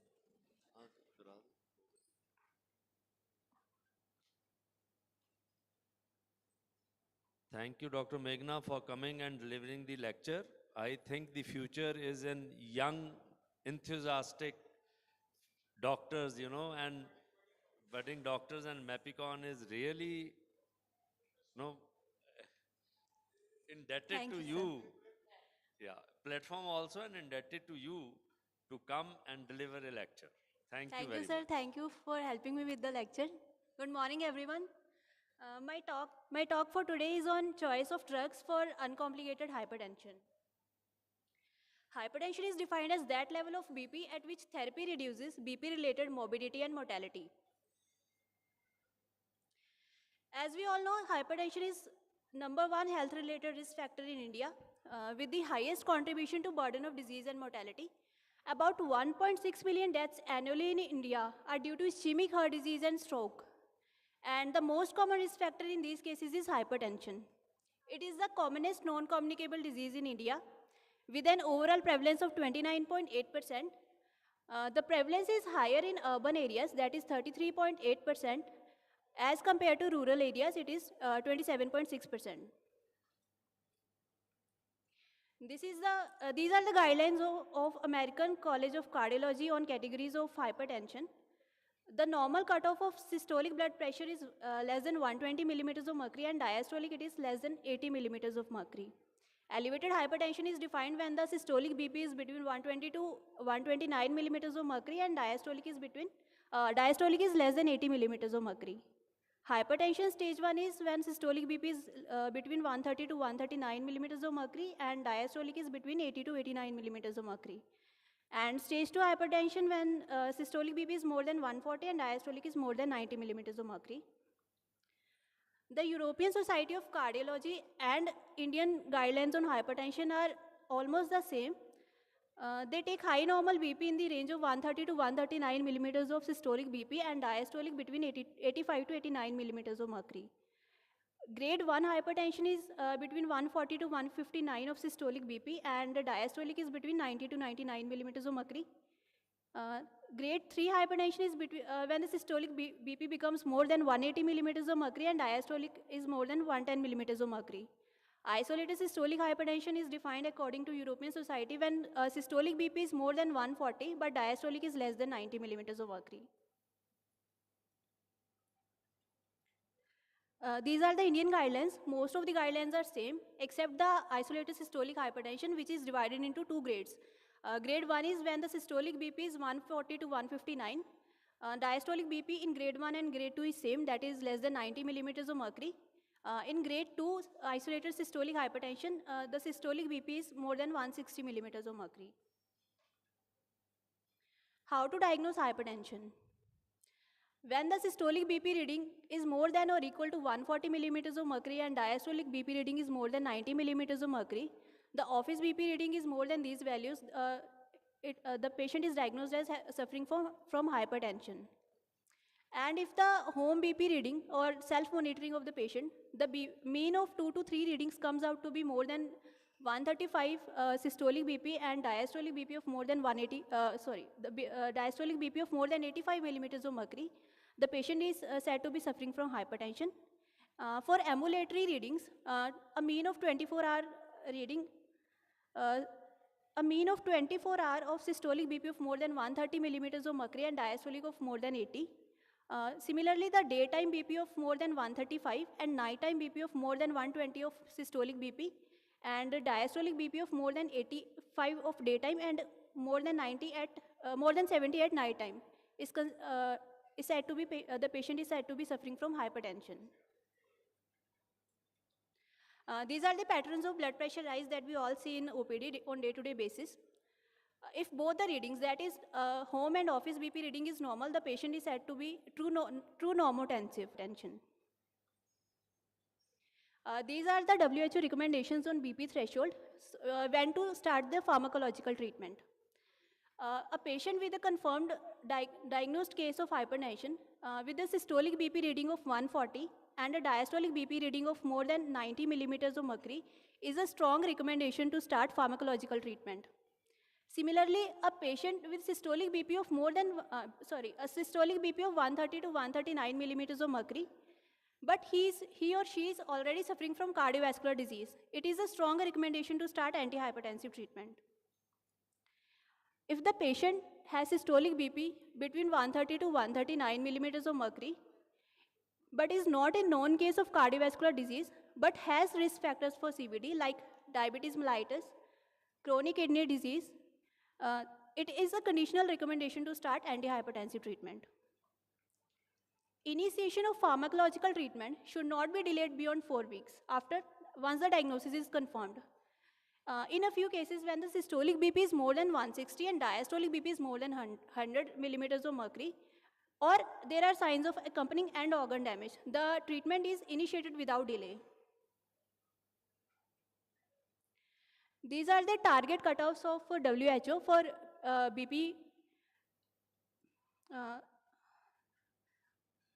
A BP goal of less than 140 by 90 millimeters of mercury without any comorbidities is a strong recommendation.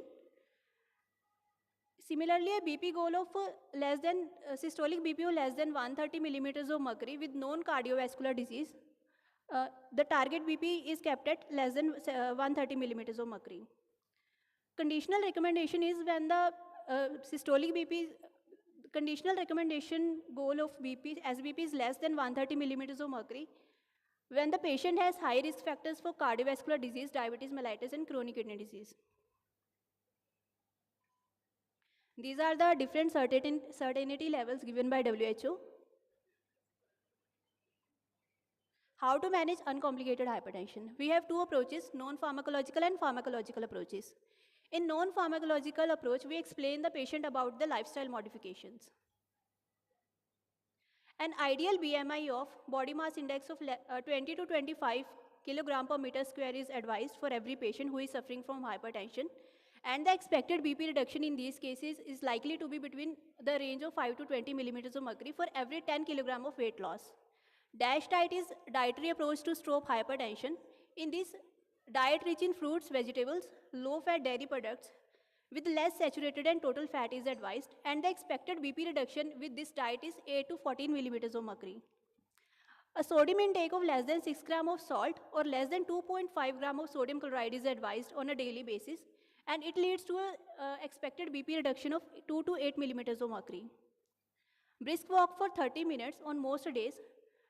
Usually a walk for 5 days in a week is advised for adequate physical activity to reduce the systolic BP to 4 to 9 millimeters of mercury.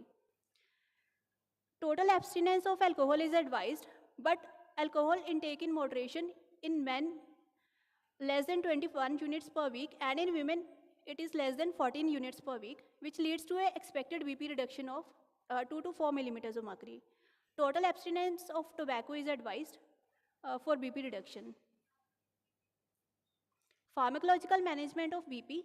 Now the goal has shifted from optimal BP lowering to patients' overall well-being, control of the associated risk factors, and protection from future hypertension-related and organ damage. Achieving gradual reduction of blood pressure and using lower doses of antihypertensive drugs to initiate therapy and to maintain the BP goal. These are the first-line agents used in newly diagnosed cases of hypertension. ACE inhibitors, angiotensin receptor blockers, calcium channel blockers, diuretics, and neo-beta blockers are used these days. Factors that influence the choice of drugs are age of the patient. Usually in elderly patient, we start with the calcium channel blocker or diuretics. Patients more than 65 years of age, we usually start with the calcium channel blockers. Concomitant risk factors, like if the patient is suffering from diabetes or chronic kidney disease, the choice of antihypertensive is different in these cases. Presence of HMOD. HMOD is hypertension-mediated organ damage. The choice of drug is, initial choice of drug is different in these cases if the patient is presenting with accelerated or malignant hypertension. Other coexisting illnesses are also considered while initiating the treatment for hypertension. Socioeconomic consideration, whether the patient can afford the drug or not, is also considered. Availability of the drug in that area is a major problem in initiating the drug, and past experience of the physician with the antihypertensives. Principles of management of hypertension. We usually combine low doses of 2 or more drugs which have synergistic effect and produce lesser side effects. Fixed dose combinations are used to improve the compliance of the patient as they reduce the number of dosing of the patient.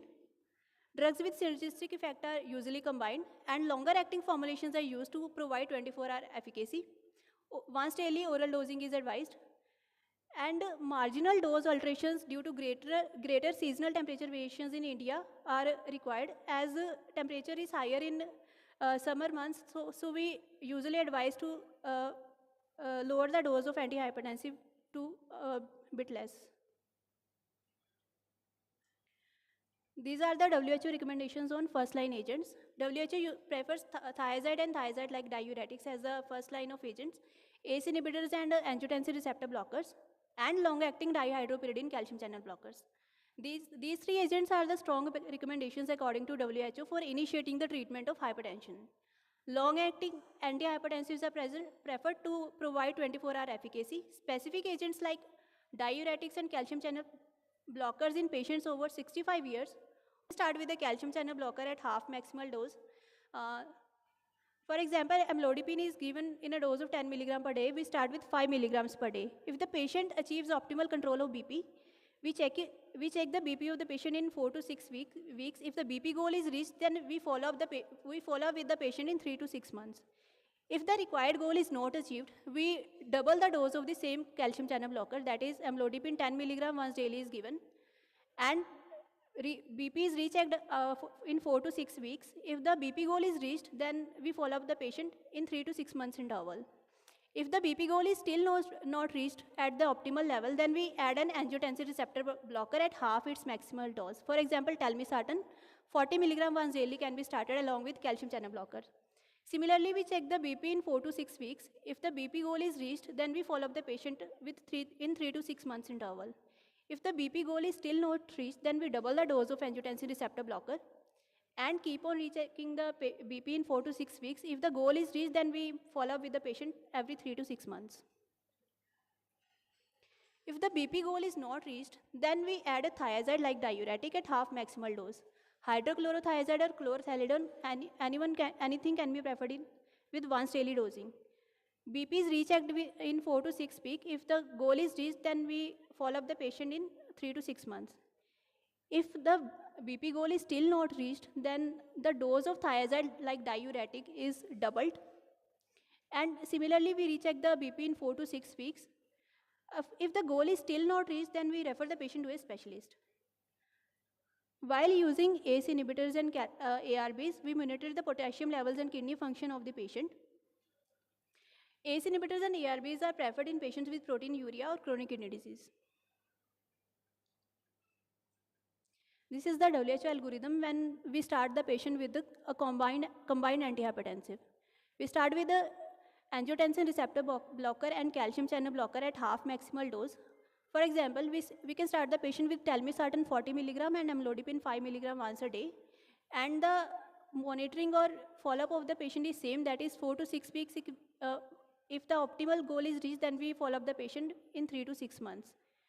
If BP goal is still not reached, then we increase the dose of the ARB and calcium channel blocker to double dose, but the dosing frequency remains the same, that is once a day. BP is rechecked every 4 to 6 weeks. If the goal is reached, then we follow up the patient every 3 to 6 months. If the goal is still not reached, then we start the patient with thiazide diuretic along with ARB and CCB.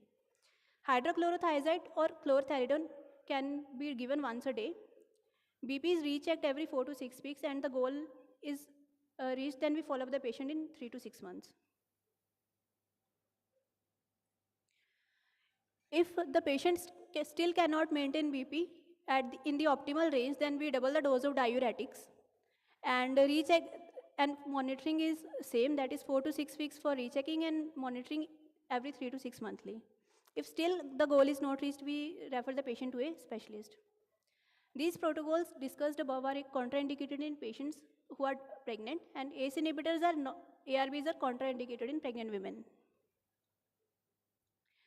This is the WHO approach to start a single pill combination.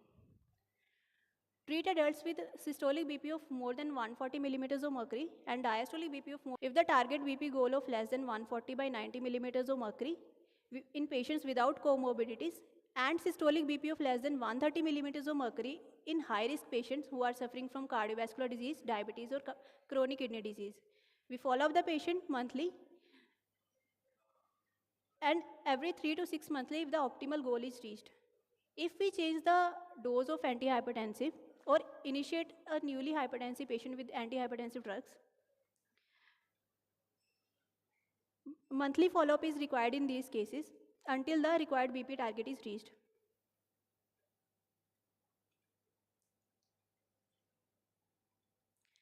These are the recommended drugs in different conditions.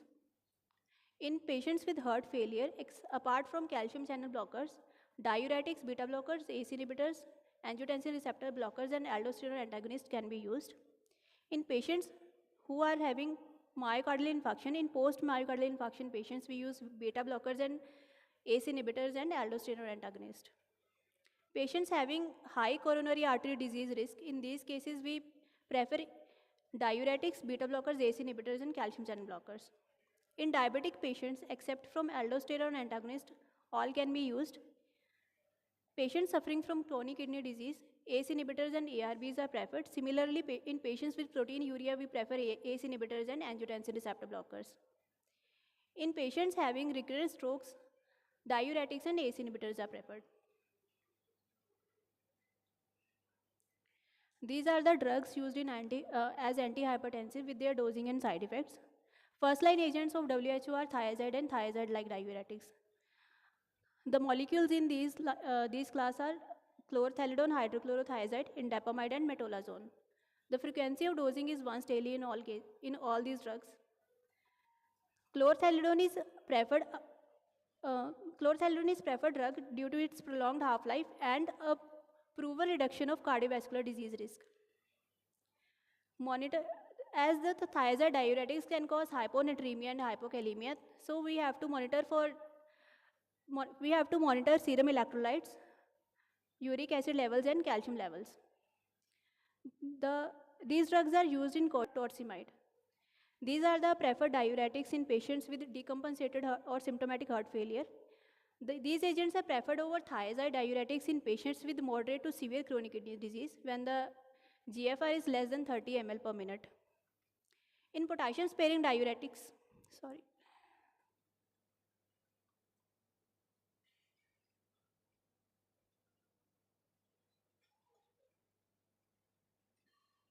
In potassium sparing diuretics, we have amiloride and triamterene. These agents can be used as a monotherapy. Combination therapy with potassium sparing diuretics with a thiazide can be considered in patients who are having hypokalemia on thiazide monotherapy. These agents are avoided in patients with significant chronic kidney disease with GFR of less than 45 ml per minute.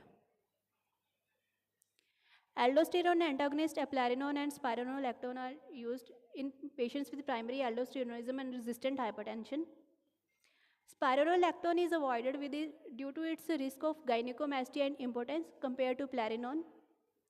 These can be used as an add-on therapy in patients with resistant hypertension. As these are aldosterone antagonists, so are potassium-sparing diuretics. These agents are avoided in patients taking potassium supplements or patients taking other potassium-sparing diuretics or the patients with significant renal dysfunction. Cardioselective beta blockers are atenolol, betaxolol, bisoprolol, metoprolol, and tartarate and succinate. These are not recommended as first-line agents unless the patient has ischemic heart disease or heart failure. Bisoprolol and metoprolol are preferred in patients with heart failure with reduced ejection fraction. Abrupt cessation of all the beta blockers are avoided. Cardioselective and vasodilatory beta blocker is nebivolol. It induces nitric oxide-induced vasodilation.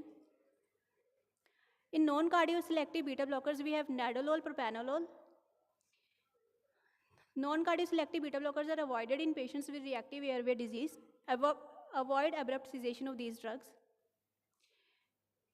Acebutolol and penbutolol and pindolol, these are the three agents with intrinsic sympathomimetic activity. These are avoided in patients with intrinsic heart disease or heart failure. Carvedilol phosphate and labetalol are combined alpha and beta blockers. Carvedilol is preferred in patients with heart failure with reduced ejection fraction.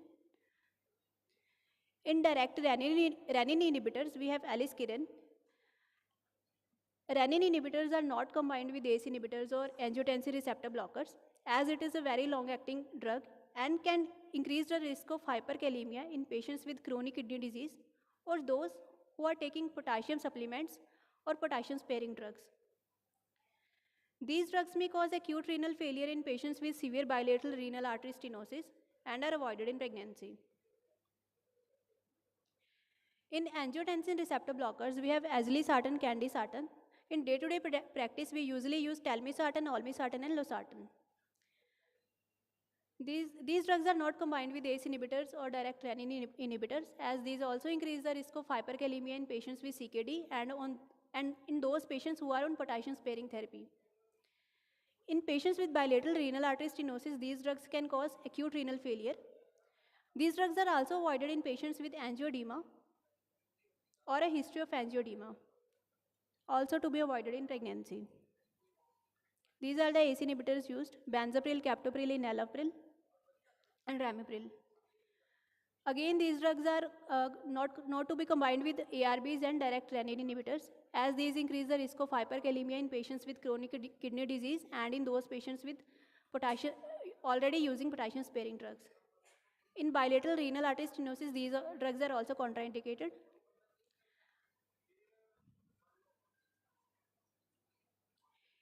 In calcium channel blockers, we have dihydropyridines and non-dihydropyridines. In dihydropyridine, we use amlodipine, felodipine. Nicardipine, nifedipine are usually used for hypertensive emergencies. These drugs are to be avoided in patients with heart failure and reduced ejection fraction. A major side effect of amlodipine and other dihydropyridine calcium channel blockers are dose-related pedal edema, which is more common in women compared to men. Non-dihydropyridine calcium channel blockers, we have diltiazem, verapamil. Verapamil comes in sustained release form and delayed onset extended release form. The use is avoided combined with beta blockers as they can precipitate complete heart block and bradycardia. Avoided in patients with heart failure and reduced ejection fraction.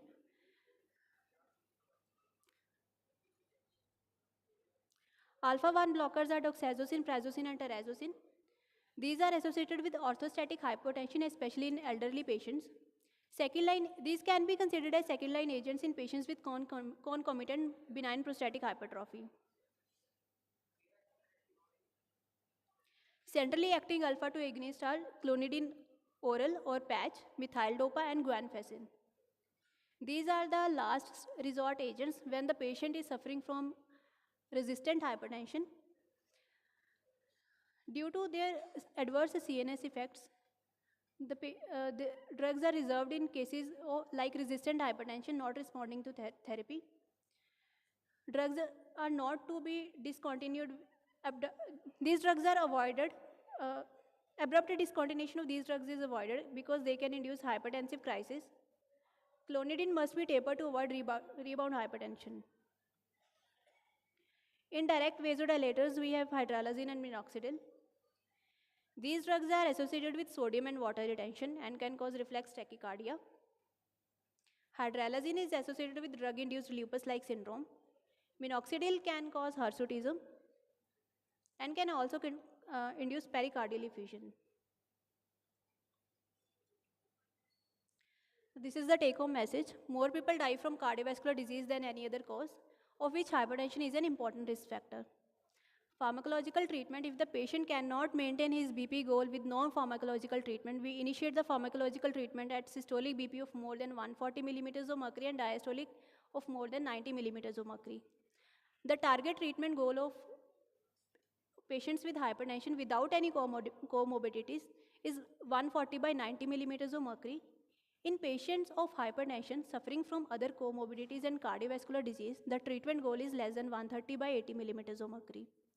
Mainly 3 classes of medications are preferred: thiazide diuretics, ACE inhibitors, ARBs, and calcium channel blockers. A combination therapy in a single pill is advised for the better compliance of the patient and oral once daily dosing. Monthly follow-up after initiation or change in medication is advised. Once the patient has maintained his optimal BP, every 3 to 6 monthly follow-up is advised. Thank you. Thank you, Dr. Meghna. I think your lecture is the most important lecture of whole session because hypertension is coming up very fast as the main reason for all cardiovascular disease mortalities, as well as most important disease, uncontrolled disease, because it doesn't have any symptoms and people are very careless about the control, and India is facing, only in India, only 15% patients are controlled. So thank you very much for an enlightening talk.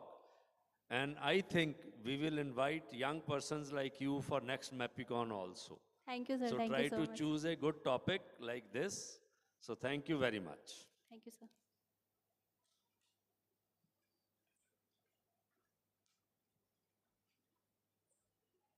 Thank you, ma'am. For the next guest lecture, I would like to invite Dr. S.B. Gupta, ex-HOD, Medicine and Cardiology, Central Railway Headquarter Hospital and Asian Heart Institute, Cardiologist, Care Clinic, Mumbai.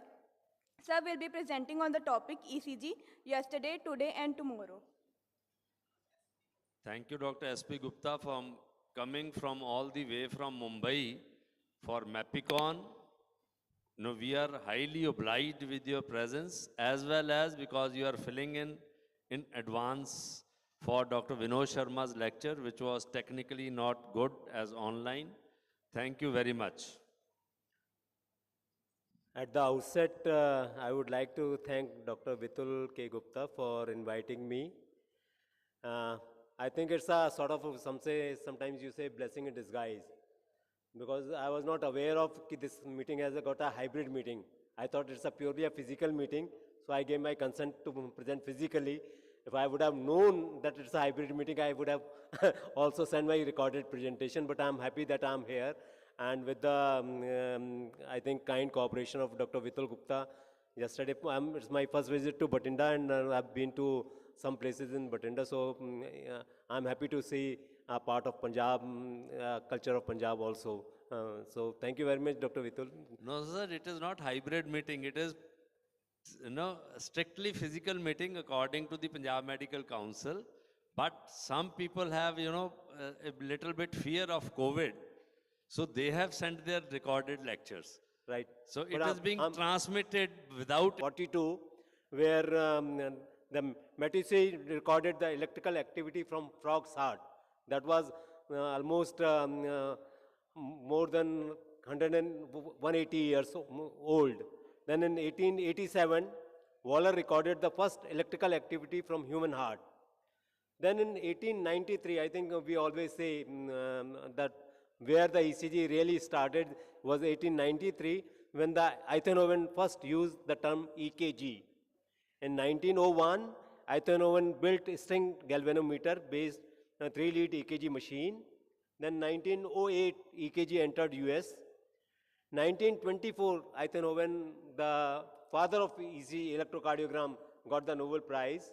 1934 to 38, that will we may say, is the modern ECG time, where the Wilson invented the central terminal and the precordial leads were born. In 1942, Goldberg used central terminal with augmentation, and then we had these unipolar leads. In 1952, AHA standardized 12-lead EKG as we know it now. So this is a bit history.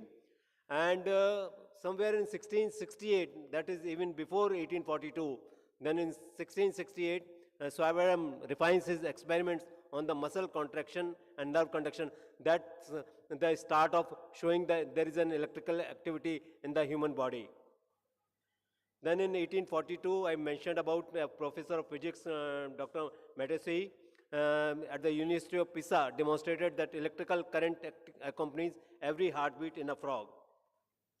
Then August Waller, 35 years later, a British physiologist of St. Mary Medical School in London, published the first human electrocardiogram using a capillary electrometer and electrodes placed on the chest and the back of the human. That is, you can see there is an electrical activity from human heart. But this was even before Einthoven, and he demonstrated that electrical activity preceded ventricular contraction. And in 1891, William Bayliss and Edward Starling, British physiologists at University College London, demonstrated triphasic cardiac electrical activity in each beat using an approved capillary electrometer. But 1893, the William Einthoven, the inventor of ECG, a Dutch physiologist, made the first ECG recording in 1895. In 1901, Einthoven invents a new galvanometer for producing electrocardiograms using a fine quartz string coated in silver based on ideas of Dupres and D'Arsenoval. And this is one patient whose both hands were dipped in the electrolyte solutions and the ECG were recorded. And this was the string galvanometer which was made a very crude sort of an ECG machine, and which was used somewhere in 1895 or so. And later on, Einthoven used the original string galvanometer, and this is an ECG recording somewhere in 1920, which is type of ECG recording which we see today with the PQRST complex. And 1924, I mentioned that he got the Nobel Prize. And this is the first time when William Einthoven showed the ECG.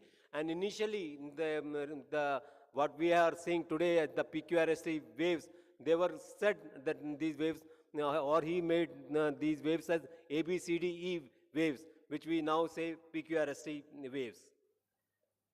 This is again the original string, old string galvanometer. You can see the type of ECG machine. Left lower quadrant, that is the axis of the heart. And Sir Edward Schaeffer of the University of Edinburgh was the first to buy a string galvanometer electrocardiograph in 1908. And the first ECG machine was introduced to the US in 1909 by Alfred Kohn from St. Mount Sinai Hospital, New York.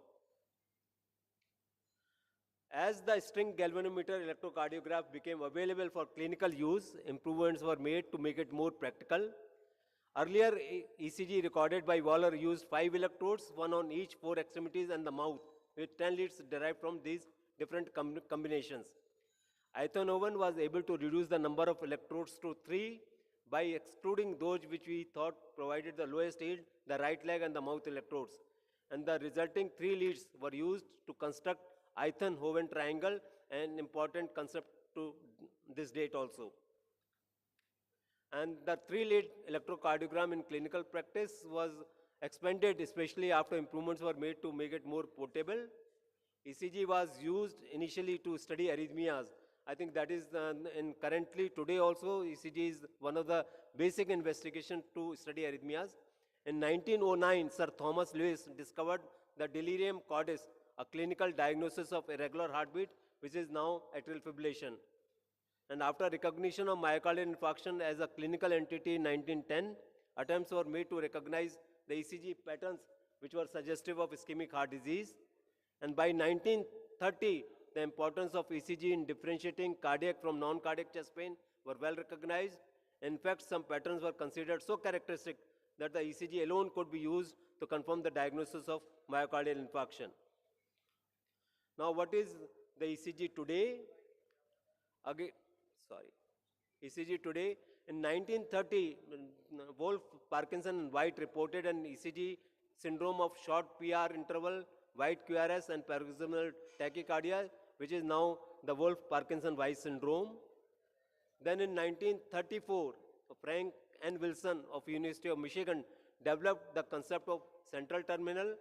And in 1938, the AHA, American Heart Association, and the Cardiac Society of Great Britain published their recommendation for recording the exploring leads from 6 sites named V1 to V6, and thus the chest leads were born in 1938. Then later, the augmented unipolar leads were born in 1942. Dr. Goldberger of Lincoln Hospital, New York, using Wilson's central terminal, constructed unipolar leads with central terminal and connected to additional positive unipolar leads on each of the left leg and the right arms and the left leg. Then in 1957, Anton Jervell and Fred Lange Nelson of Oslo described an autosomal recessive syndrome of long QT interval deafness and sudden death, later known as Jervell-Lange-Nielsen syndrome. So a long QT syndrome was born somewhere in 1957. His system, the Holter monitor, is later greatly reduced in size, combined with tape or digital recording, and used to record ambulatory ECGs. Then came the era of stress testing. Somewhere in 1918, the Busfield recorded the SC segment depression during a spontaneous attack of angina. 1928, Figel and Siegel actually exercised patient with known angina to bring about the pain, and currently STT changes. There we showed the exercise causes the ischemic changes. And 1928, Fleverbaum and Feinsilver published the first paper describing a step test. And in 1929, the Arthur M. Master, whose name the Master's two-step test was born. These were the initially, I think no one is using, but maybe when we were the students, we have seen these things which we did during our medical college days. These were the Master's test to do the exercise ECG. Then I think the modern day stress testing, 1938, Missel studied normal person by having them run up from 3 to 6 flight of stairs. 1942, Harvard step test was born. In 1952, UN Schoffer described criteria for changes in ECG on exercise indicating ischemia. And 1956, the modern exercise ECG test using a motor-driven treadmill. And 1963, I think, on which again there are a lot of papers, and the Robert Bruce, 1963, Robert Bruce and colleagues described their multi-stage treadmill exercise test, later known as Bruce protocol. And this is the current treadmill test or what we are using in day-to-day practice. Then another ECG was born that was magnetocardiogram, which was used without electrodes. The Bowl and McPhee are the first to detect magnetocardiogram, which is the electromagnetic field produced by the electrical activity of the heart. It is a method that can detect the ECG without the use of skin electrodes, although potentially a useful technique, but it has never gained clinical acceptance because of very greater expense. In 1966, Mason and Licker lead system, they modified 12 lead ECG system for use during exercise testing. The right arm electrode was placed at a point in the infraclavicular fossa medial to the border of the shift, a reduction in R wave amplitude in lead 1 and AVL, and significant increase in R wave amplitude in lead 2, 3 and AVF. In 1966, a term was coined as torsade de pointes. The Prononces Desertain of Paris publishes the first case of torsade ventricular tachycardia, which we quite commonly see in patients of acute coronary syndrome. Then in 1966, the first journal of electrocardiology was published. And then again came this MCL system, because in the ICCU, etc., we are monitoring the patient, and it's very difficult to hook up the patient with 12 electrodes. So we started recording the ECG with 3 electrodes, and in 1968, Henry J. Barney Marriott introduced the modified MCL system, that is M for modified, C for chest, and left for left arm, for constant monitoring of patients in coronary intensive care units. This was not exactly replica, but it can give lot of information, especially the arrhythmia, etc., while monitoring the patients. Rosenbaum in 1969 reclassified about the ventricular excess systole, and he gave a classification for ventricular premature beats, and that's a benign form that arises from the right ventricle and is not associated with heart disease. Then in 1974, a concept of a rabbit ear was born for describing right bundle branch block, and it was that RSR pattern which said that the pattern is like a small r.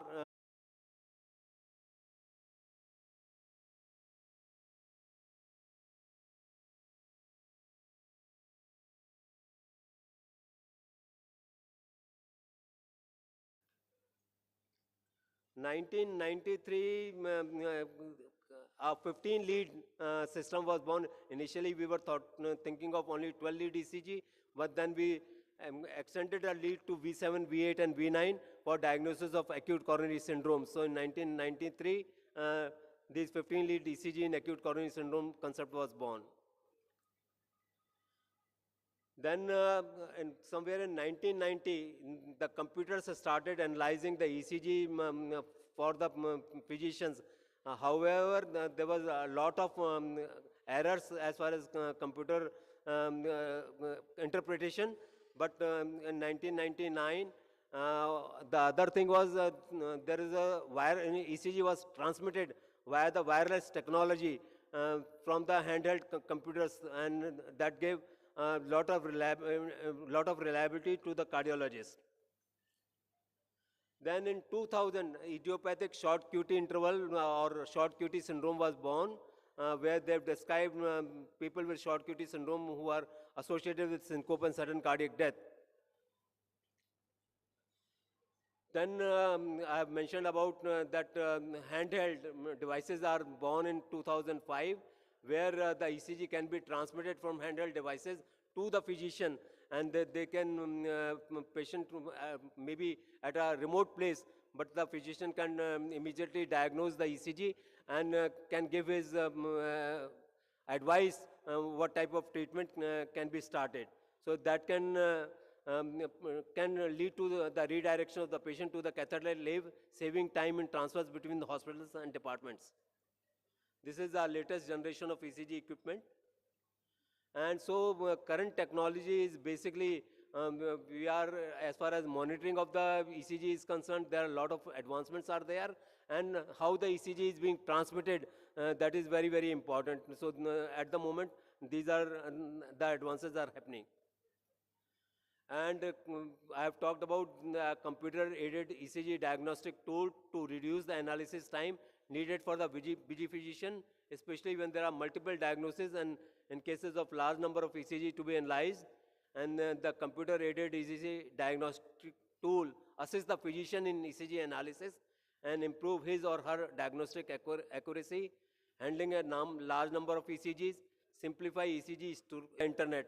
So these are the cloud ECG software where we can see that the ECG, patient records his ECG on a smartphone, tablet, laptop or desktop, and then he transmits this ECG to the physician, and then physician through his smartphone, tablet, laptop, desktop can send the interpretation back to the patient, and these all the interpretations can be stored on a web server or in a database. And this is a type of ECG which can be transmitted, which can be 6-lead ECG or even 1 or 2 or 6-lead ECG can be transmitted to the physician. And this is also one mobile client from the cloud system, especially the nowadays a lot of people are wearing the Apple watches, and they can transmit the ECG, their recordings through these Apple watches to the physician for the interpretation. So this cloud ECG for real-time ECG monitoring, and what are the advantages? These are the wearable devices or other devices, and if using a wearable ECG device, that data can be transmitted to a mobile phone through Bluetooth automatically. Overall quality of an ECG record is evaluated by the system. Type of artifacts and potential electrode misplacement can be identified and reported. ECG records can be viewed online. Clinical parameters like the heartbeat rate and RR intervals are estimated. A patient can browse his or her previous ECG records. A patient can submit selected ECG to a health professional for diagnosis. A doctor can have the access to the records of the users who have registered with him or her, and doctor can make a tentative decision about a patient and ask for a second opinion. Once a final decision is made, the related patient maybe can have the access to the results, and doctor can upload the reference ECG to be accessed by the patient, fellow physician or scientist for the purpose of education and research. Extended period from 7 to 14 days, then there are handheld devices are there, and then we have got an internal loop recorder which can record the ECG up to 1 year, but it's a small, there is a small surgery which is to be done. Or nowadays all the pacemakers, they have got the capability of monitoring the ECG, and whenever we are analyzing the pacemaker, we can know what events have occurred during last 3 months or 6 months in a patient. And suppose if patient has got any event, then we can analyze the pacemaker, and then we come to know what type of event has happened, because the pacemaker has got the capacity to keep the ECG records. Now, what is the ECG for tomorrow? Suppose this is one normal sinus rhythm ECG, and if this ECG is given to a computer, and computer tells that this ECG is of a male patient who is approximately 65-year-old, whose serum potassium is approximately 4.5, his ejection fraction is more than 45%, and he has a likelihood whether he has developed an atrial fibrillation or he has got a likelihood of atrial fibrillation in future. This is the ECG which is given to the computer, and the computer tells all these things. You will be talking, Dr. Gupta is talking out of the head, that how this thing can happen, but I think this is where the future is, and that is because of the artificial intelligence. Now, artificial intelligence is the latest technology to train the computer system with deep learning processes, making use of sophisticated networks like we say CNN, convolutional neural network. And then there are 3 stages of this learning in artificial intelligence. One is training, the other is internal validation, and the testing. And how this thing is being done, the lacks of ECG of males are being fed to to the machine to learn the identify of ECG of males. So there is a different pattern which we do not see in normal ECG, but the computer analyzes that there is a different type of ECG for the males. Similarly, there are different type of ECG for the females, and we lacks of ECG of females are fed for the machine to learn or a female. Similarly, I'm not going to give you a lot of examples, but the ECG of approximately 5 lakh patients were taken, out of which about 4 lakh patients for training set and for about 1 lakh patients for internal validation. The mean age of the patient were 58.6 plus minus 16.2 years and 52% males, and then about 2,75,000 ECG were for the testing set. And out of these 100 patients were selected randomly, and their multiple ECG over 2 decades were also tested for their chronological age against CNN predicted age and that year of life. The overall accuracy for sex differentiation was 90% for females and 90.3% for males. The sex determination was more accurate for younger patients less than 45 years of age as compared to patients older than 55 years, where 93% versus 89% respectively. And this age differentiation because of the hormonal changes, because once the age advances, the hormonal changes occur that both males and females, they are almost the same. So the age accuracy was more predictable when the person was less than 45 years of age. AUC and the area under curve was 0.94 for detection of age more than 40 years with almost 88% sensitivity, 87% specificity, and the accuracy was 87% with mean absolute error of 7 years of age. So we can estimate the age approximately 7 years plus minus. The CNN predicted age more physiological. If somebody has got morbid events, then the computer will detect age higher, because the chronological age is 65, but the physiological age is maybe around 70 years. So the computer predicts the age which is more physiological than the chronological. Similarly, for asymptomatic LV dysfunction, which is common in elderly population, is approximately 3 to 6% in general population, and which can lead to increased morbidity and mortality and reduced life expectancy. Again, a cohort of almost 6 lakhs patients, about 1 lakh patients were analyzed, 3.6 lakhs patients in training set, about 9,000 patients for internal validation, and 52,000 patients in testing set. Mean age was 61.8 years. In the testing set, 44,000 patients had EF of 7.8% people had EF of equal to or less than 35%. About 12.7% patient had ejection fraction of 35 to less than 50%, and around 79.5% had ejection fraction of more than 50%. Again, overall accuracy was 85% with sensitivity of 86 and specificity of 85%. Patient with no known comorbidities, the accuracy was higher, about 92.5%, and approximately 1,335 patients having normal EF on echo, labeled low EF on these patients, which we may term as false positive. But out of these patients, 147 patients either had atrial fibrillation in the past or likelihood of developing atrial fibrillation in future. So to summarize, ECG continues to be a critical component of the evaluation of patients who have signs and symptoms of emergency cardiac condition. The 12-lead surface ECG can indicate pathological changes even before structural changes in the heart can be diagnosed by other methods. The recording of an ECG is of great value for several past generations by cardiologists and continues to provide vital information. Researchers should further scrutinize Eithanovan engineering method, and clinicians should continue to tap this important and reliable source of information. And artificial intelligence is going to change the total outlook of ECG interpretation. Thank you. Thank you very much for your kind attention. Thank you, Dr. Gupta, for an excellent talk, taking us through the journey of development of ECG to the present artificial intelligence. I think the debate is being generated now between old school and new school of non-touch technique to see the patient. And since Dr. Giver is here, he is the great researcher of India.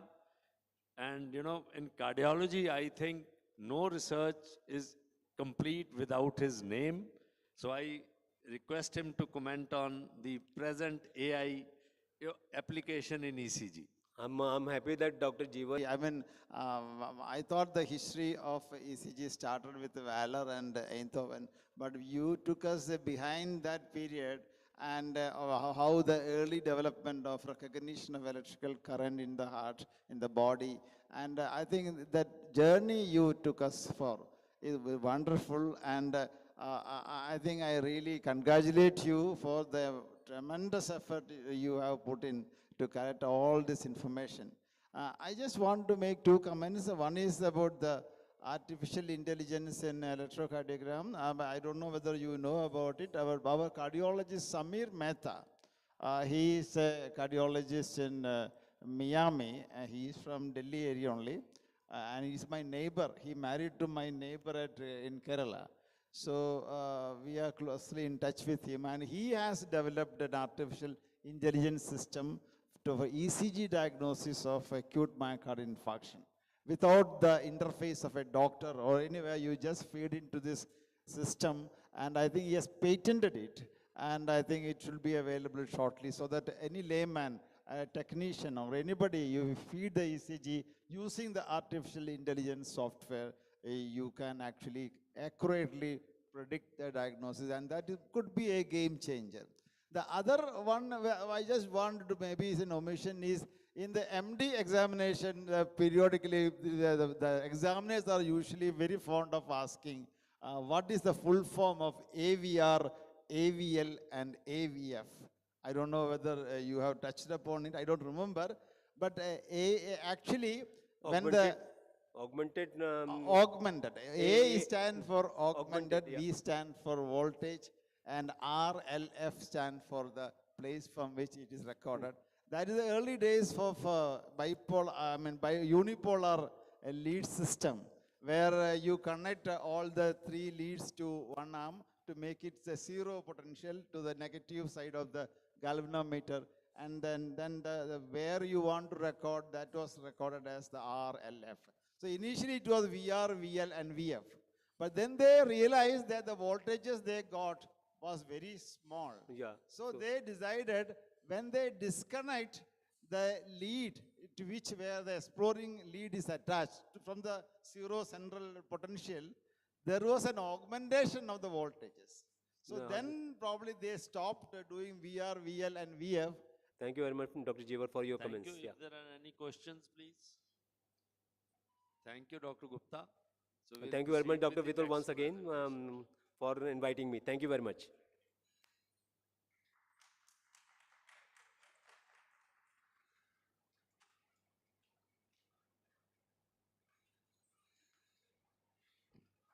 Thank you, sir. Our next guest speaker is Dr. Nikhil Garg, Assistant Professor, Surgical Oncology, AIIMS Bathinda, who will be presenting on the topic Surgical Oncology, AIIMS Bathinda Experience.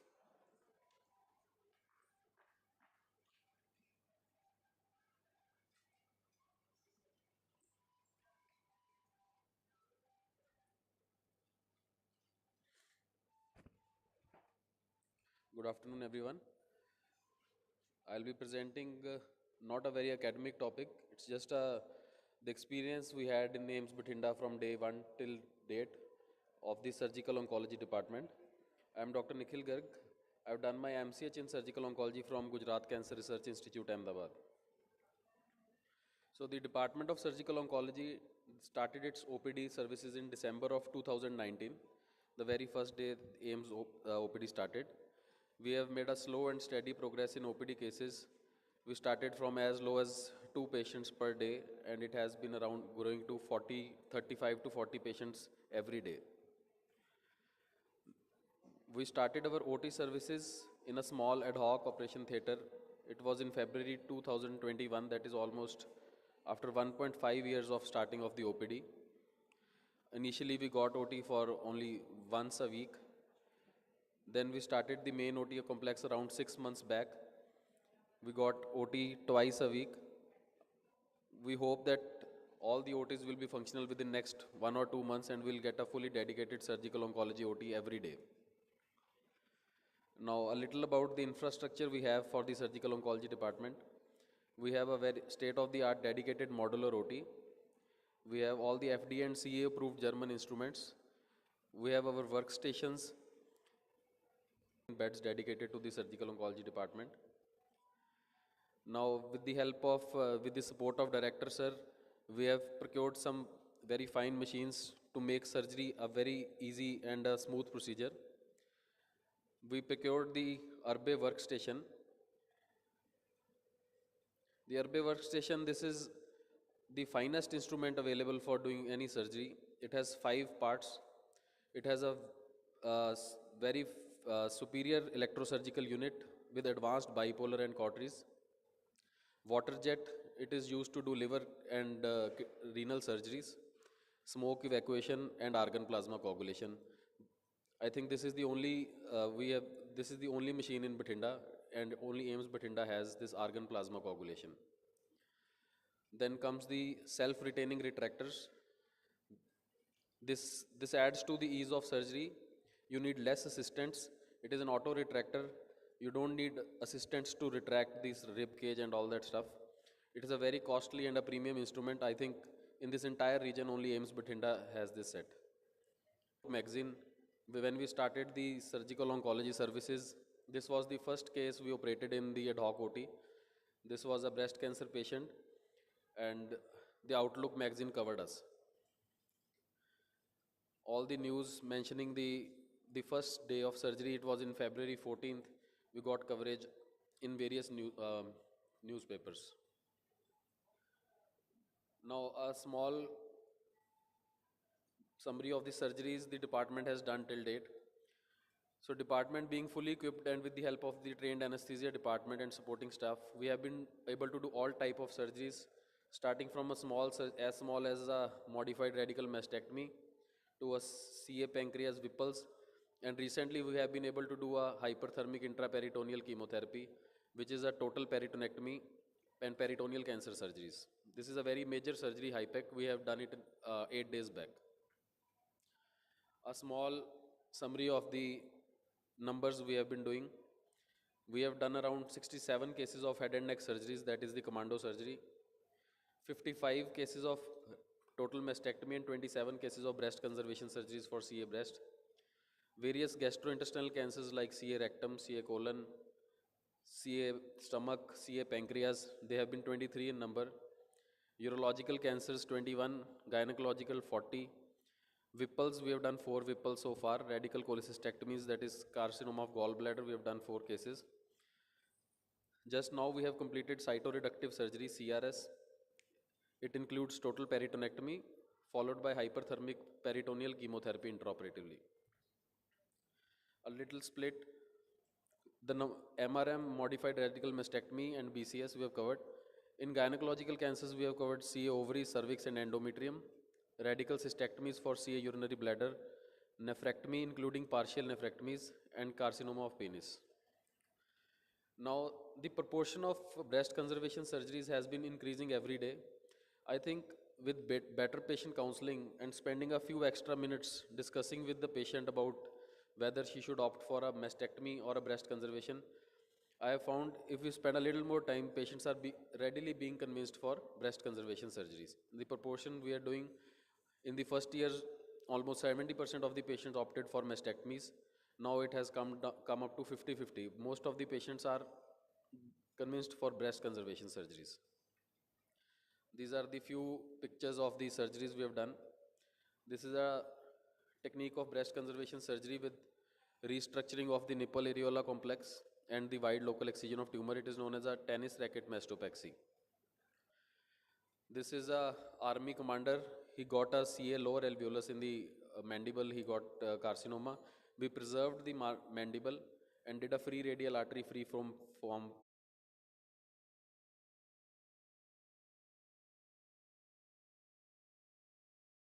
for this patient. This is the latest surgery which we have done. This is a HIPEC machine. It is not available in this region. So we got this machine. It circulates chemotherapy intraoperatively to the patient at 42 degrees Celsius. So it decreases the chances of recurrence and it kills micro cells of cancer cells after the resection is complete. This patient had peritoneal asbestos related mesothelioma. The entire peritoneum, including the subdiaphragmatic peritoneum on the both sides, plus anterior parietal peritoneum, plus bladder peritoneum, all was removed.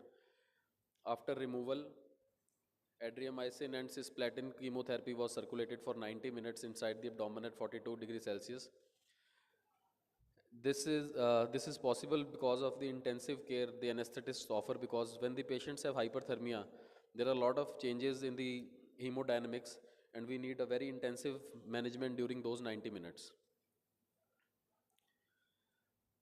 A little about the future plans we have for the department.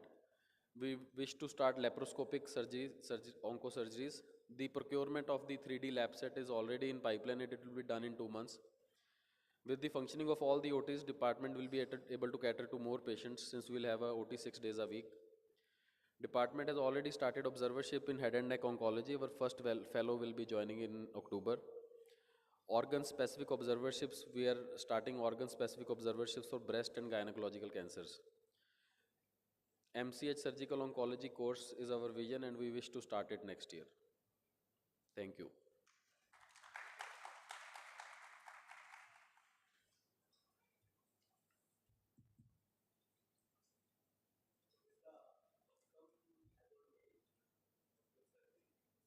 Sir, which, this one, HIPEC?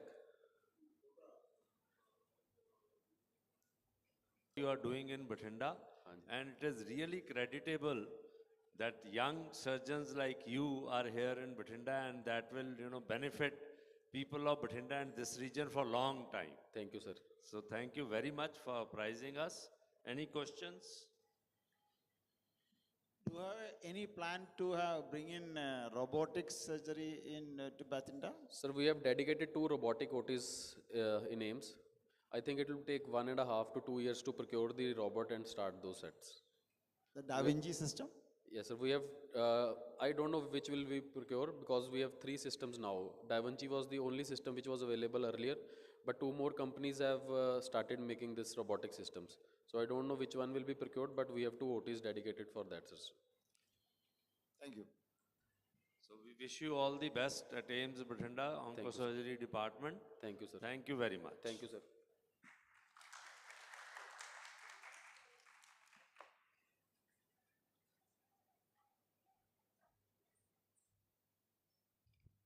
Thank you, sir. For the next guest lecture, I would like to invite Dr. Jeevat Jacharya, MD, DM, Cardiology Chairman, Mother Heart Care, Thrissur, Kerala, former President, CSI, Kerala Chapter, who would be presenting on the topic Hypertension in Young Adults, an Overlooked Problem. So thank you, Dr. Giver, for coming, and for the audience. Dr. Giver is instrumental in initiating lot of research studies on behalf of Cardiology Society of India, and he is the most humble person, hard worker, hardcore academic person, and we are really honored with your presence, sir, for MAPICON, and it is going to time in the Golden Temple, the Partition Museum and the Jallianwala Bagh, and they were eye-openers for me. Coming from the southernmost part of India, I think the sufferings of that you people suffer for the past 50, we are probably blind to most of these activities because we were protected by geography. And unfortunately, I mean, that probably brought out the valor in the Punjab and the people of Punjab.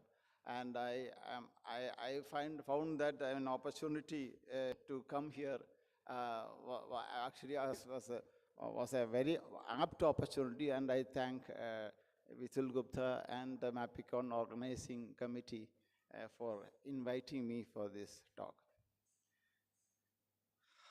My talk will be basically on hypertension in the young adults, and it will be divided into basically 3 portions: the burden of hypertension in India, the epidemiology of hypertension in the young adults, and management of hypertension in a young adult. So burden of hypertension, control rate is 9 out of 10 hypertensives in the rural area, and 8 out of 10 in the urban areas with hypertension, they are not controlled, and that is very dismal.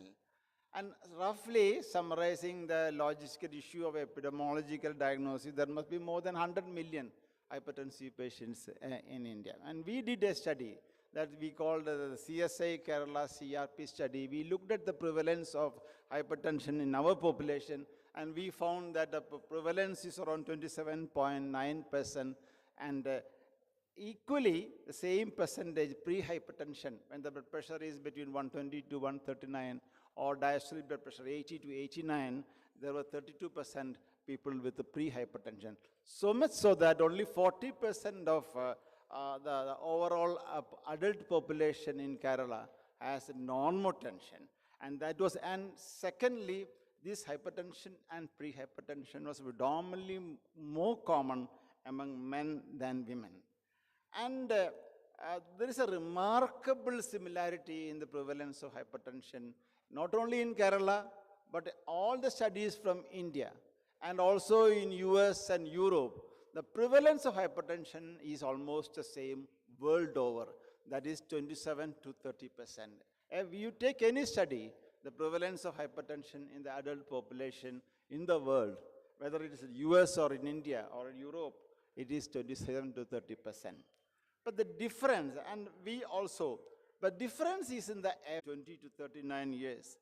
And hypertension in the young adulthood actually causes vascular damage, and so much so that later life they develop vascular disease.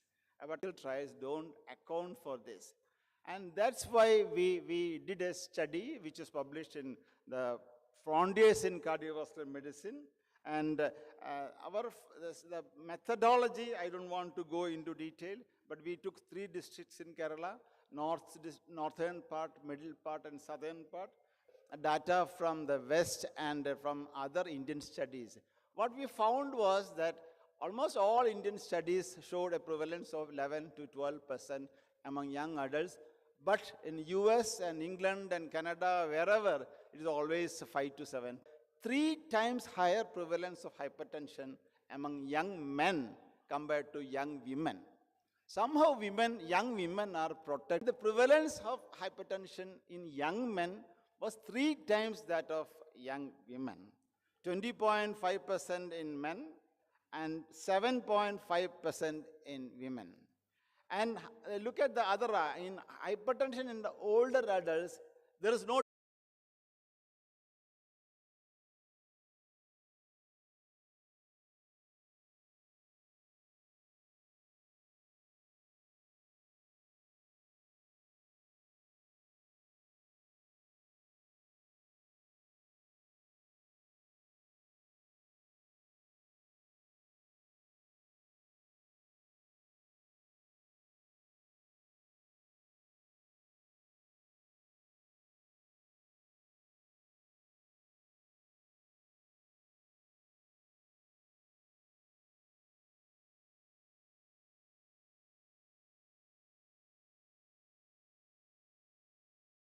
study 2013-14. There the control rate is 40%, awareness 75%, but it is 5 times more, 4 times more. The control rate is better in the US when compared to the control rate of young adults hypertension in Kerala. Now, we look at the factors influencing the awareness, treatment, and control of hypertension. 3 things emerge. One is sex. We will come to that. One is, the second point is people who said they checked their blood pressure at least once in the past 1 year. They had a better awareness, better treatment, and better control. And obese picture, already I have shown this picture. Now, why better awareness, treatment, and control among young women? That was perplexing to us initially. But then subsequently we decided, because young women has a lot of opportunities to come to the healthcare systems. The men, probably young men, don't come and meet you. But young women, they have a lot of other problems related to pregnancy or menstruation and other things, so that they are likely to meet the healthcare system more frequently, and that must be the reason why the awareness, treatment, control hypertension are better. So in summary of our study on young hypertension, which was published in Cardiovascular Medicine Frontiers, 1 out of 9 young adults and more than a quarter of overall adult population have high blood pressure. Pre-hypertension is found in 1/3 of the young adults, which is higher than in older adults. 3 times higher prevalence of hypertension in young men compared to young women. Levels of awareness, treatment, and control of hypertension substantially lower among young adults compared to older adults. Control of hypertension is poor in young men who came to me, an IT professional working in Bangalore. She was diagnosed with hypertension 3 years ago. She was on atenolol 50 milligram and amlodipine 5 milligram. No history of breathlessness, no symptoms. Her father was an hypertensive, and she was obese. Her BMI was 31. Her blood pressure was 160/90, despite the optimal despite the 2 drugs. There was no significant difference, no radiofemoral delay. All peripheral pulses were felt. Heart rate was normal. CVS, respiratory system, abdomen normal. So what should be the investigation for a young hypertensive? Almost all the routine investigations are done. Then optional like echo, uric acid, albumin creatinine ratio, and abdominal ultrasound also probably should be done in all young hypertensive patients. Now, our patient had an anemia, iron deficiency anemia of HB 10.9. Her urine routine examination was within normal limits. Sodium was 141, potassium was 3.2, calcium 9.5, creatinine 0.8. Lipid profile was mildly abnormal. The thyroid function was normal. ECG shows mild left ventricular hypertrophy. Echo shows ECG showed no LVH. ECG showed no LVH, but echo showed mild LVH and diastolic dysfunction.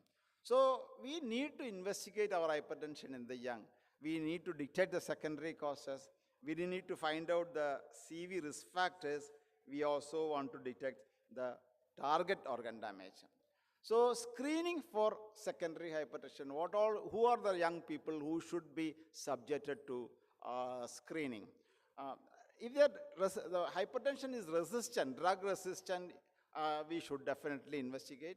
Abrupt onset of hypertension, we should investigate. Onset of hypertension below 30 years, we should investigate for secondary causes. Common causes of secondary hypertension can be broadly divided into, causes can be divided into 5 common causes and 5 rare causes, 10. Renal parenchymal disease, renovascular, primary aldosteronism, sleep apnea, and drugs or alcohol, the 5 common causes of secondary hypertension. 5 rare causes are 5 uncommon causes of pheochromocytoma, Cushing syndrome, hypothyroidism, and coarctation aorta. If you remember the 10, I think that will be enough. Our patient, we did an ultrasound examination of the abdomen, which showed a small hypoechoic lesion measuring around 1.7 to 1.6 centimeters in the right suprarenal region. And the liver, otherwise everything was normal. So we continued with a plain and contrast CT abdomen, which showed a small, well-defined hypodense lesion in the right adrenal gland, and impression was a right adrenal adenoma. Investigation for primary hyperaldosteronism is done. The definitive test is the aldosterone-renin ratio, which came out to be 36.4. And the cutoff is an ARR more than 23.6 is suggestive of primary hyperaldosteronism. So primary aldosteronism is a excess production of aldosterone by the adrenal glands, and about 66% of cases are due to adrenal hyperplasia and 33% due to adrenal adenoma. Hypokalemia is seen only in 25%. So even if you don't see hypokalemia, you should think about hyperaldosteronism. Primary hyperaldosteronism is not rare. It's present in 10% of people with hypertension, more often in women. It often begins between the age of 30 to 50. There are a lot of challenges in the management of hypertension in the young. One is patient-centered or physician-centered. Patient-centered is they don't have health insurance, they lack the usual source of care, they don't, the benefits of hypertension, benefit of treatment may be apparent only many, many years later. So we may be probably withhold antihypertensive treatment in a really deserving patient. Yes. So, but non-pharmacological important is still important. In the young person, a longer course of for non-pharmacological approach should be there. And they are not ineffective. In fact, all the 6 methods, health diet, weight loss, sodium intake, potassium intake, physical activity, aerobic, physical activity, dynamic resistance, and alcohol moderation, all can bring down the blood pressure to 4 to 5 millimeter, and some healthy diet can bring down even 10 millimeter. So they are effective. Only thing is, it is very difficult to get the patient compliant upon it. Pharmacological approach for treatment of young hypertension, there has been very few studies because most studies on hypertension is on people above the age of 50, and these people, young people, are not in the most of the clinical trials. So there are no recommendations. But one thing is certain, if the young people are treated properly, they can reduce the cardiovascular mortality, all cardiovascular events, fatal and non-fatal MI, and fatal and non-fatal stroke. The Indian guidelines, hypertension, the recent guidelines, the guideline 4, has now removed the beta blocker for the even younger patient.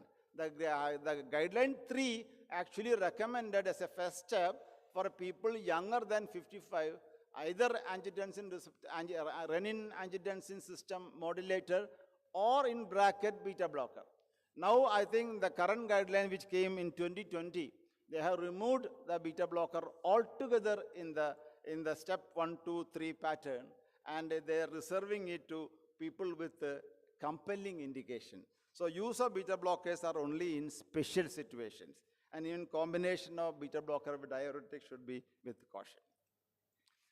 Of late, of all the drugs, the angiotensin receptor blockers seems to be the more important drug for young hypertension, because it could be the most logical intervention because of the potential safety and lack of significant side effects, so that adherence, which is a problem in young people, can be addressed too. Now, one thing is important. It is essential to recommend drugs that have long half-lives, because young people are very, very impatient. They are not ready to take more than 10 to 11% of young adults less than 40 years of age in India have high blood pressure, much more than in the developed world. In addition, 1/3 of young adults have pre-hypertension.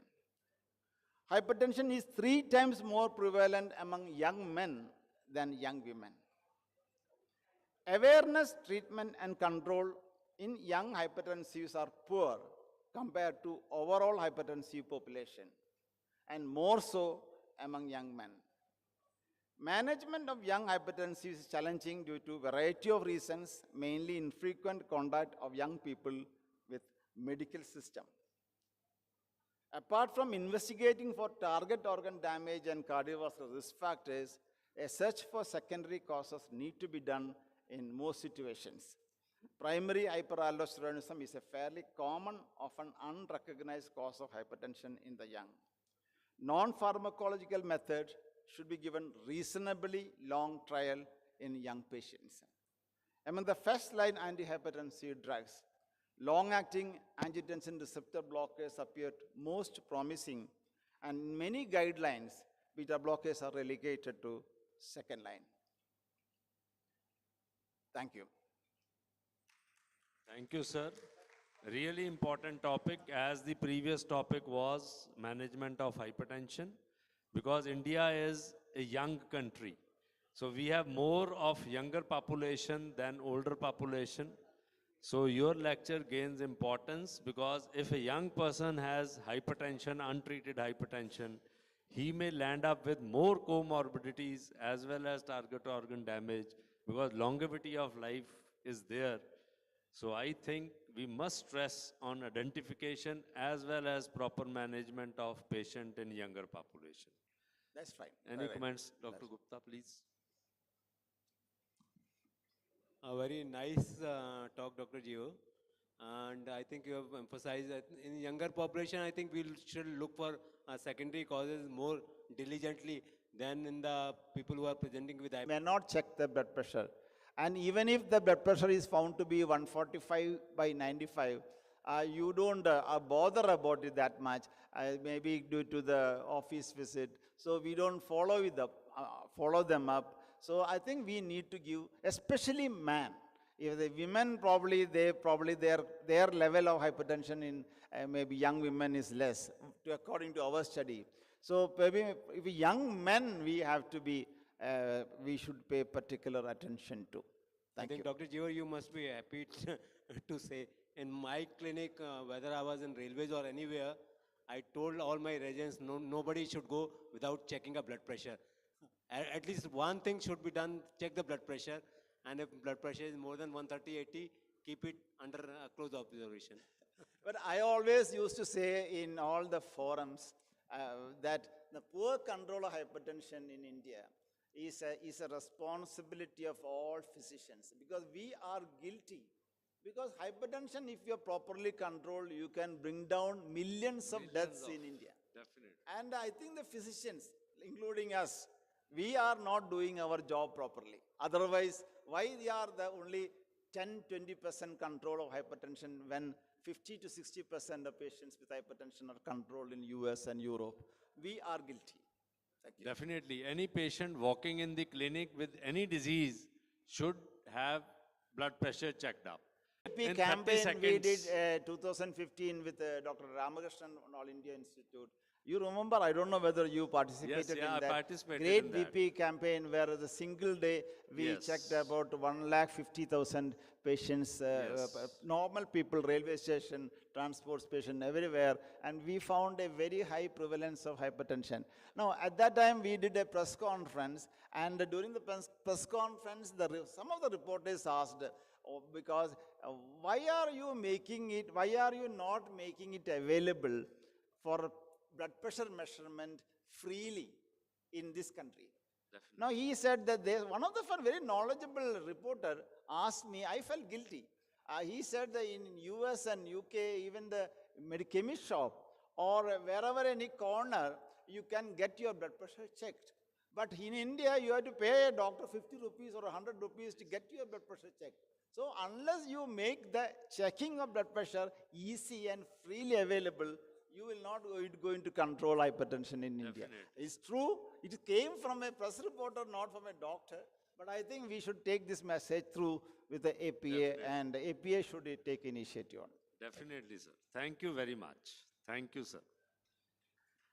Sir, since we are advanced in time, so I think we will compensate it with one recorded lecture from tomorrow.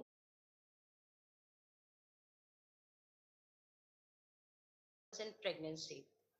So what is the prevalence if we see how frequent we have thyroid disorders in pregnancy? Hypothyroidism in Western studies is shown in around 2.5% of pregnant patients, pregnant women.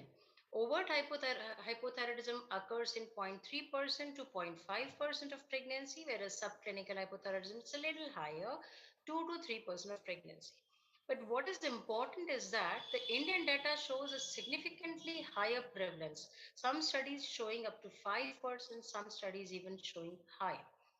So hypothyroidism and thyroid disorders in pregnancy are somehow found to be more prevalent in the Indian data which is there as compared to the Western counterparts. What about hyperthyroidism? It complicates around 0.2% pregnancies, and postpartum thyroiditis occurs in 4 to 10% of women.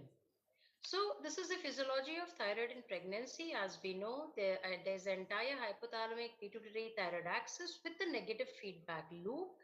So what happens which is different in pregnancy as compared to the non-pregnant state with regard to thyroid are a few points that I'll be focusing on.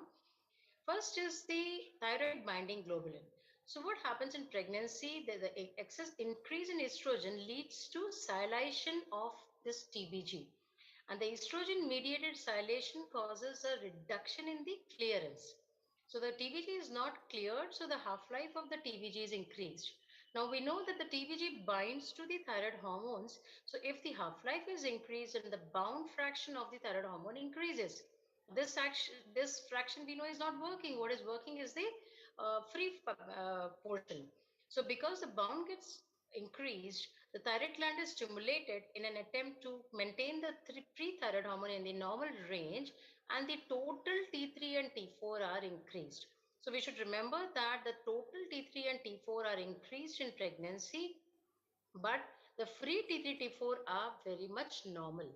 So that is one point we have to keep in mind. The other thing is the placenta releases deiodinases, which further augment the metabolism of thyroxine. And there is an alteration in immune status in pregnancy. We know pregnancy suppresses somewhat the immune status, and thyroid disorders are mostly autoimmune disorders. Hence, there may be a change in the during the course of pregnancy. Now, this is the most important aspect, the HCG, the human chorionic gonadotropin, which is released, as we know, during pregnancy. Now, what happens is that the structure of HCG is quite similar to the structure of TSH, and hence the HCG goes on to stimulate the TSH receptor on the thyroid hormone, on the thyroid gland, and the cells. And what happens is that in response to the HCG, the thyroid hormone is produced, and this further goes on to have a negative feedback loop, so that the TSH is then decreased. So as we can see, in the first trimester, when there is a significant rise in HCG because of the negative feedback, the TSH is in the absolutely lower range. Then as HCG comes down in the second trimester, the TSH begins to go up, and then both of them stabilize. So it is very normal to find a lower TSH range in the first trimester. And this is the reason these changes occur, which go on to tell us that we have different ranges for normal values of TSH, T3, T4 in the different trimesters. So we must have all heard of the trimester specific thyroid ranges. So that becomes very important, because whenever we see a particular value, we have to keep this in mind. Now, in normal people also, the thyroid gland increases in size by 10% in iodine replete areas, and where there is iodine deficiency, it increases in size to the tune of 20 to 40%. So whenever there is a mild, subtle abnormality which may not be seen in a normal person, probably make it aggravated in the pregnancy and may become overt, or may appear. Similarly, the thyroid hormone production also increases by about 50% in the pregnancy. A word about iodine metabolism, because iodine metabolism is very important with regard to thyroid, which is further very important for the development of the fetus. So, during pregnancy, what happens is the GFR in the mother increases, and this leads to an increase in the clearance of the renal iodide. So, the iodine requirement increases. Now, the iodine requirement in the mother during pregnancy is, as per the WHO recommendation, 250 micrograms. And as we know that for the fetus, the iodine requirement is fulfilled totally by the mother. It does not have any other source.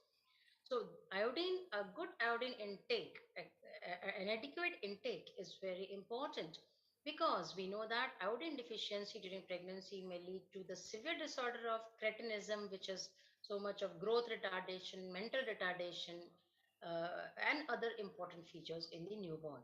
So a good iodine intake is very important. What about the thyroxine? If we see the thyroid hormones, the thyroxine up to 12 weeks, the thyroxine from the mother goes to the placental circulation. After that, some amount of fetal pituitary thyroid axis starts functioning. So hence, there is a variation in the normal thyroid profile during pregnancy when compared to the non-pregnant women. This we have to keep in mind. Also, there is a difference in the test values of the thyroid hormone profile in the different trimesters, as also in various distinct population groups. Again, this becomes very important. So if we see the physiology of the fetal thyroid migrates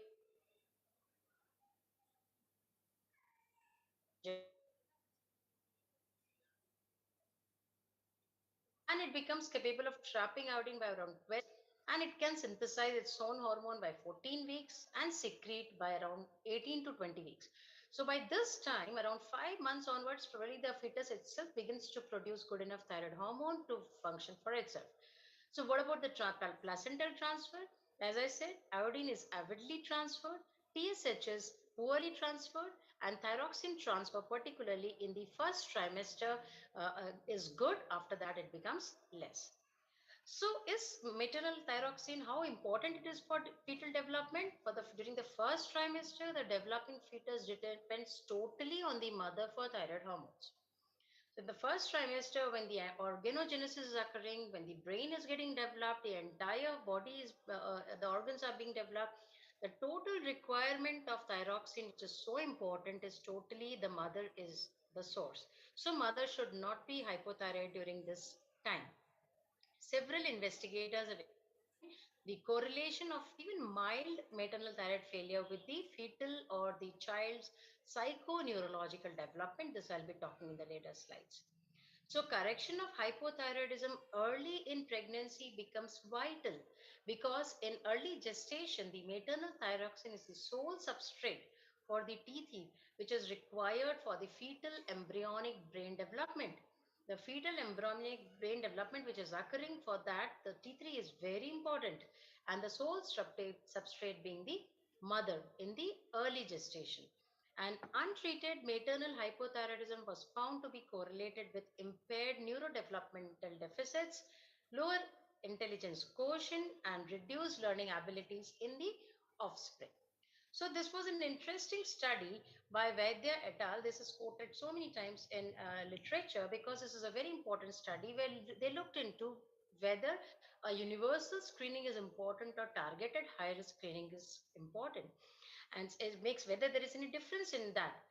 What should we have? And what they found was that the conclusion was that if we go in for a targeted high risk group screening, which we usually do, then probably we will be missing one third of the patients with overt and subclinical hypothyroidism. So around 30% of patients, according to Vaidya et al., they've found that 30% patients were falling in the low risk group and could have been missed.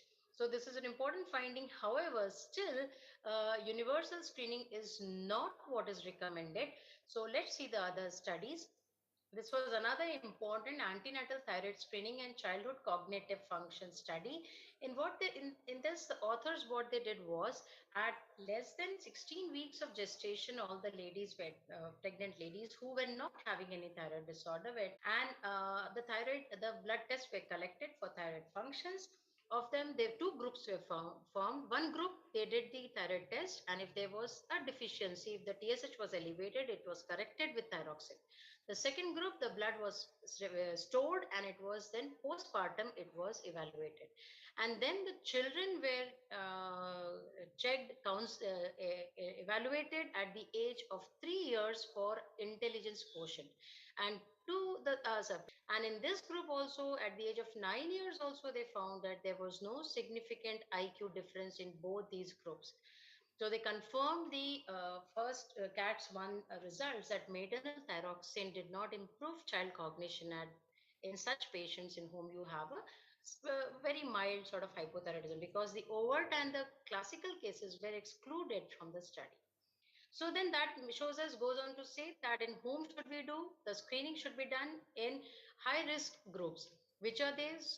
Those who have a history of thyroid disorder or thyroid surgery, who have a family history of thyroid disorder, who are thyroid antibodies positive, who have clinical features suggestive of thyroid disease, who have a goiter, who have other autoimmune disorders, who have history of past pregnancy loss or preterm delivery or eclampsia, who have a history of irradiation to the neck or head, who are residents of iodine deficiency area, who have mental retardation in the family or in the previous birth, who have a history of infertility, and or those on drugs affecting thyroid. So this, all these things, if we consider, or clinically if we think that the patient could have a thyroid disorder, you should definitely go in and check for a thyroid disorder. However, universal screening is not what the guidelines mention.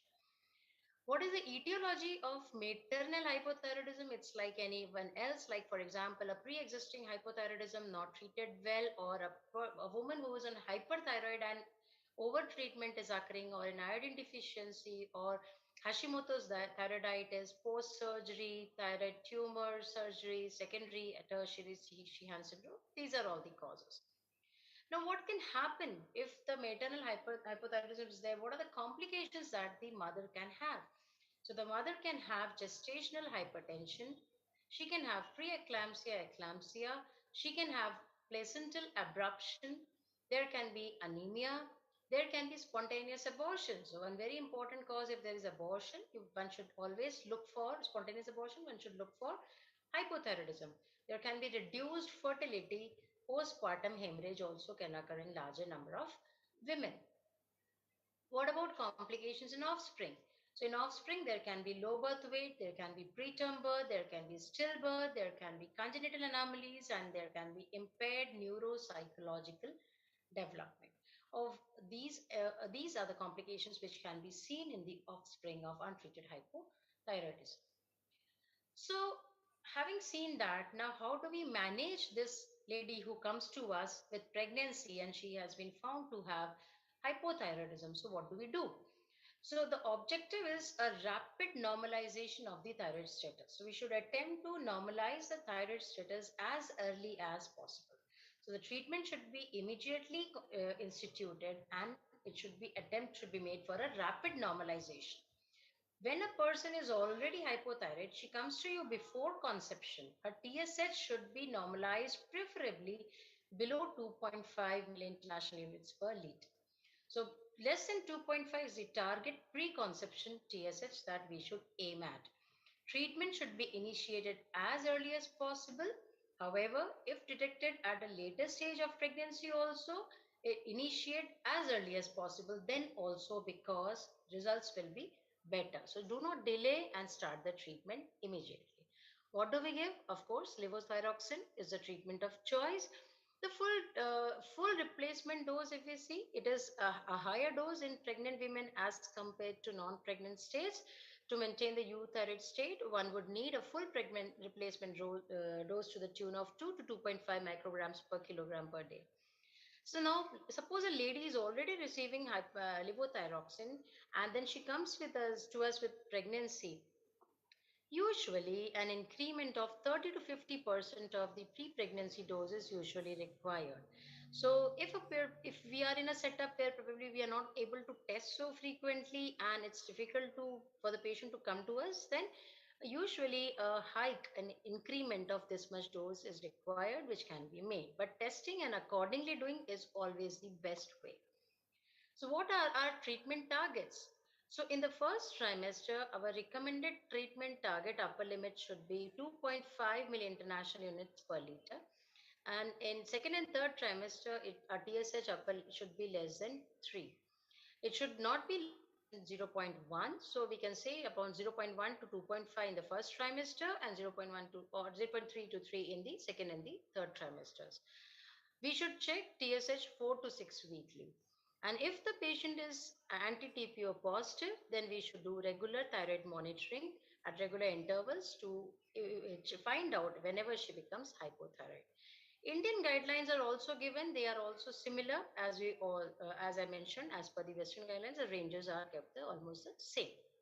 So now this is a very important algorithm for treatment of hypothyroid in pregnancy. So once the pregnancy is confirmed and the patient is high risk, then what should we do? We should go in for a TSH. If the TSH is less than 0.1, then evaluate for thyrotoxicosis and do accordingly. If the TSH is more than equal to 10, it is overt hypothyroidism and treat with levothyroxine as per what has been mentioned. Now, what about the TSH being between 0.1 to 10? That can be divided into 3 parts. If the TSH is from 0.1 to 2.5, it's in the normal range, no treatment required, review on clinical grounds. If the TSH is from the upper limit of normal range, I am talking about the right side of the rightmost corner, the rightmost bars, we can say, of the table, of the chart, sorry, flow chart. Then if the TSH is between the upper limit of normal to 10, for example, it is 8, then it is better to start treatment, because there is nothing like subclinical hypothyroidism in pregnancy. However, some schools of thought say that if it is anti-TPO positive, the treatment is mandatory. Negative, you may consider.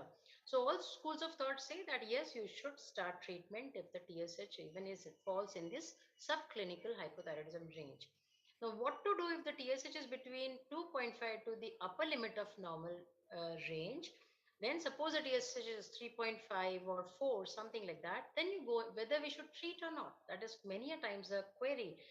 So we can go in for an anti-TPO positive, anti-TPO antibody levels. If they are positive, we may consider treatment. Negative, then treatment may not be started, and then treatment not started, and then it can maybe re-evaluated. So basically, subclinical overt hypothyroidism, one has to treat, and others one has to monitor. So after having seen about all this hypothyroidism and pregnancy, now let's just move on for a few slides for important points regarding pregnancy and hyperthyroidism. So when we talk about thyrotoxicosis and pregnancy, then the commonest causes are the Graves' disease, subacute thyroiditis, painless thyroiditis, toxic multinodular goiter, toxic adenoma, TSH-dependent thyrotoxicosis, which is extremely rare, exogenous thyroid hormone given in the overdose. So all these can be the causes. But there are some specific pregnancy-related associations, pregnancy-related problems which lead to thyrotoxicosis. So what are they? So hyperemesis gravidarum, in which the patient has excessive vomiting, these may be associated with increased HCG and there may be a thyrotoxic-like picture. Hydatidiform mole, that is a molar pregnancy, a struma overi, and HCG induced in multiple gestations like twin pregnancy. In such cases, there may be a thyrotoxic-like picture, which is primarily because of the pregnancy, and there is as such no problem with the thyroid gland. So these are what we say as gestational thyrotoxicosis, and these have to be kept in mind. So complications of thyrotoxicosis in pregnancy, if the patient remains thyrotoxic, what can happen? The mother can develop congestive heart failure. There can be thyroid storm. There can be pregnancy-induced hypertension. There can be spontaneous abortions. There can be high rates of stillbirth and preterm delivery.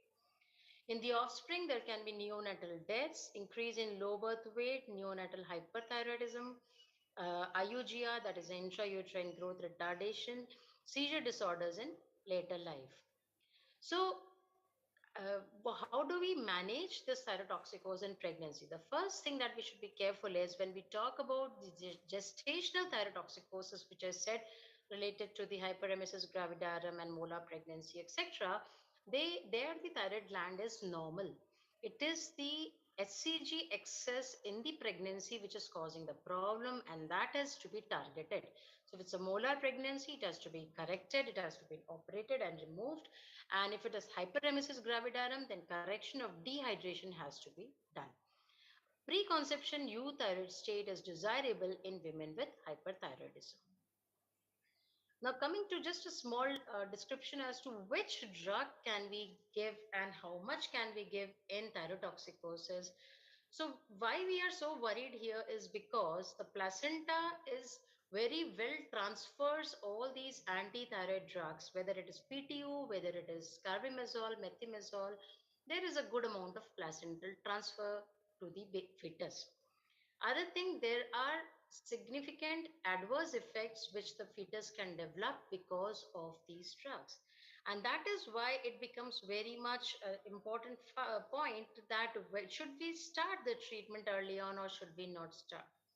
But literature has been extensively done on this, and it has been found that there is an extremely small risk to the fetus by the use of antithyroid treatment. At the same time, if we do not treat, and if the patient goes on with untreated thyrotoxicosis, the risk becomes much more. So it is better to give the drug and control the thyroid excess, and for having a good outcome for the mother as well as for the fetus.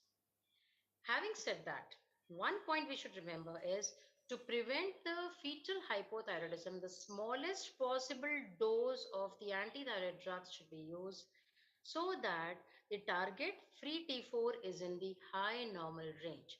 So our target should not be a normal T4, but the FT4 in the high normal range, and hence the smallest possible dose of the antithyroid drugs. We can use methimazole, propylthiouracil, both can be used, but propylthiouracil, some schools have thought prefer in the first trimester. The reason being they have a lesser transfer across the placenta as compared to the methimazole group drugs. But we should keep in mind that hepatotoxicity with propylthiouracil and is there, so we have to keep that in mind. And if needed, change over to methimazole in later pregnancy, but it can be done anyways. It's not a hard and fast rule, but this is what we should keep in mind. What happens to the natural course of thyrotoxicosis during pregnancy? There is a decline in the thyrotoxicosis condition. There's a regression and the patient improves, may not even require drugs, say after the 5th month. So a dose requirement reduces. A radioactive iodine ablation is absolutely contraindicated, and surgical excision, if required, should be done in the 2nd trimester. Now a word about postpartum thyroiditis. So alteration, we know in the postpartum state, there is an exacerbation of the immune status and all the autoimmune disorders increase. So similar for postpartum thyroiditis also, these patients are usually anti-TPO positive and they develop this postpartum thyroiditis. And what happens is initially there's a phase of thyrotoxicosis, then there's a phase of hypothyroidism and eventually normalization. Sometimes the patients may persist with the hypothyroidism. Treatment is symptomatic, beta blockers in thyrotoxic phase and levothyroxine in hypothyroidism. What about thyroid nodules? Thyroid nodules detected in pregnancy, if it can be done by thyroid ultrasonography can be done, if required FNAC can be done. And if a surgery is required, if suppose cancer is detected, then the second trimester of pregnancy is the most suitable. Radioactive iodine ablation is absolutely contraindicated. So summarizing the entire talk, I would like to say that the physiology of the thyroid gland changes during pregnancy. It is important that we use the trimester specific reference ranges for the thyroid function test during pregnancy so that we do not make any mistake with regard to the correction of what we may think is abnormal may be actually absolutely normal TFTs. So the trimester specific ranges, reference ranges have to be kept in mind. There's a recommendations for TSH early in pregnancy. As per the recommendations, only in women where we suspect that hypothyroidism may be there. So in high risk for overt hypothyroidism. And hypothyroidism as well as hyperthyroidism are associated with adverse maternal and fetal outcomes in pregnancy and should be corrected as per the guidelines and properly, not overcorrection, or there should not be any overcorrection when it comes to hyperthyroidism, and there should not be any undercorrection when it comes to hypothyroidism. So there should be adequately corrected. That is all I would like to say. Thank you so much for your patient listening. Thank you. Informative and telling us what to do to manage. To thank Vitul sir for providing me this opportunity. Thank you, sir. Thank you very much. So my topic of discussion today is neurocysticercosis. So we will be discussing it under the following headings, as well as regions of the Far East, including our Indian subcontinent, Indonesia and China, reaching an incidence of around 3.6% in some of these regions. Of note is the near absence of infected countries because the consumption of the pork is forbidden in these countries. Coming on to the geographical distribution in India, it has been seen that it is highly endemic in certain northern states. They enter the humans. Uncooked or improperly cooked pork which is ingested by the human of the adults. Now these adults, tapeworms, they will be having the proglotids. Now proglotids will be bearing the eggs. From the intestines, there is inoculation where the proglotids, they are regurgitated, and external auto-inoculation, that is from the fingers of the infected person itself. So we already know there are two types of the larvae. Now Cysticercus cellulose, it is less virulent, small, lodges in the parenchyma or subarachnoid space, and it often remains silent. Cystic stage, colloidal stage, granular, and the calcified stage. In cystic stage, we have a viable parasite along with the scolex. Colloidal is basically a degenerating scolex. Granular is a degenerated, and calcified stage, finally we will be having a calcified nodule. Classification, it is divided into diseases and the inactive forms which resides as calcifications and can result in hydrocephalus secondary to the meningeal fibrosis. Carpio et al. Further classified transitional and the inactive forms. Churubusky further classified into three groups, group 1, 2 and 3. Group estimated to occur around 3 to 5 years after the infection. The physical symptoms or the physical findings, they will be depending upon the location of the cyst. So depending upon the location, it can present with the mass effects, inflammatory response or obstruction effects. Massive initial infection.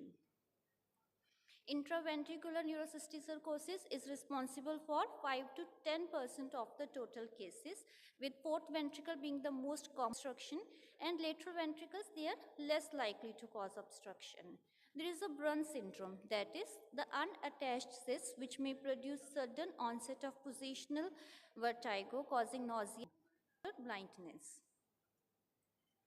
Coming on to the investigations. So in investigations, we have first is the stool microscopy. Secondly, we have the serological tests, CSF analysis. We have the radiological investigations in which we have CT, MRI and ultrasonography. And lastly, we have the biopsy and the histopathology. More specific and more reliable in CSF as compared to the serum. And it is 87% sensitive with 95% specific. Secondly, we have the enzyme-linked immunoelectrotransfer blot, which is the test of choice for detection of the anti-cysticercal antibodies. It is superior to both the PCR and ELISA, and the serum testing is slight eosinophilia and a high IgG index. Now, CT scan, we all know it is the preferred imaging study for detection of the parenchymal calcifications. In CT scan, again, we can further divide into three stages, that is the vesicular, colloidal, granular stage. So first of all, we have the simple vesicular stage. In vesicular stage, there will be a viable larvae present. We have the colloidal stage in which there will be ring enhancement with perilesional edema. And lastly, third, we have the granular stage. This granular stage is before and the post-contrast enhancement. Calcifications can be seen on the CT scan.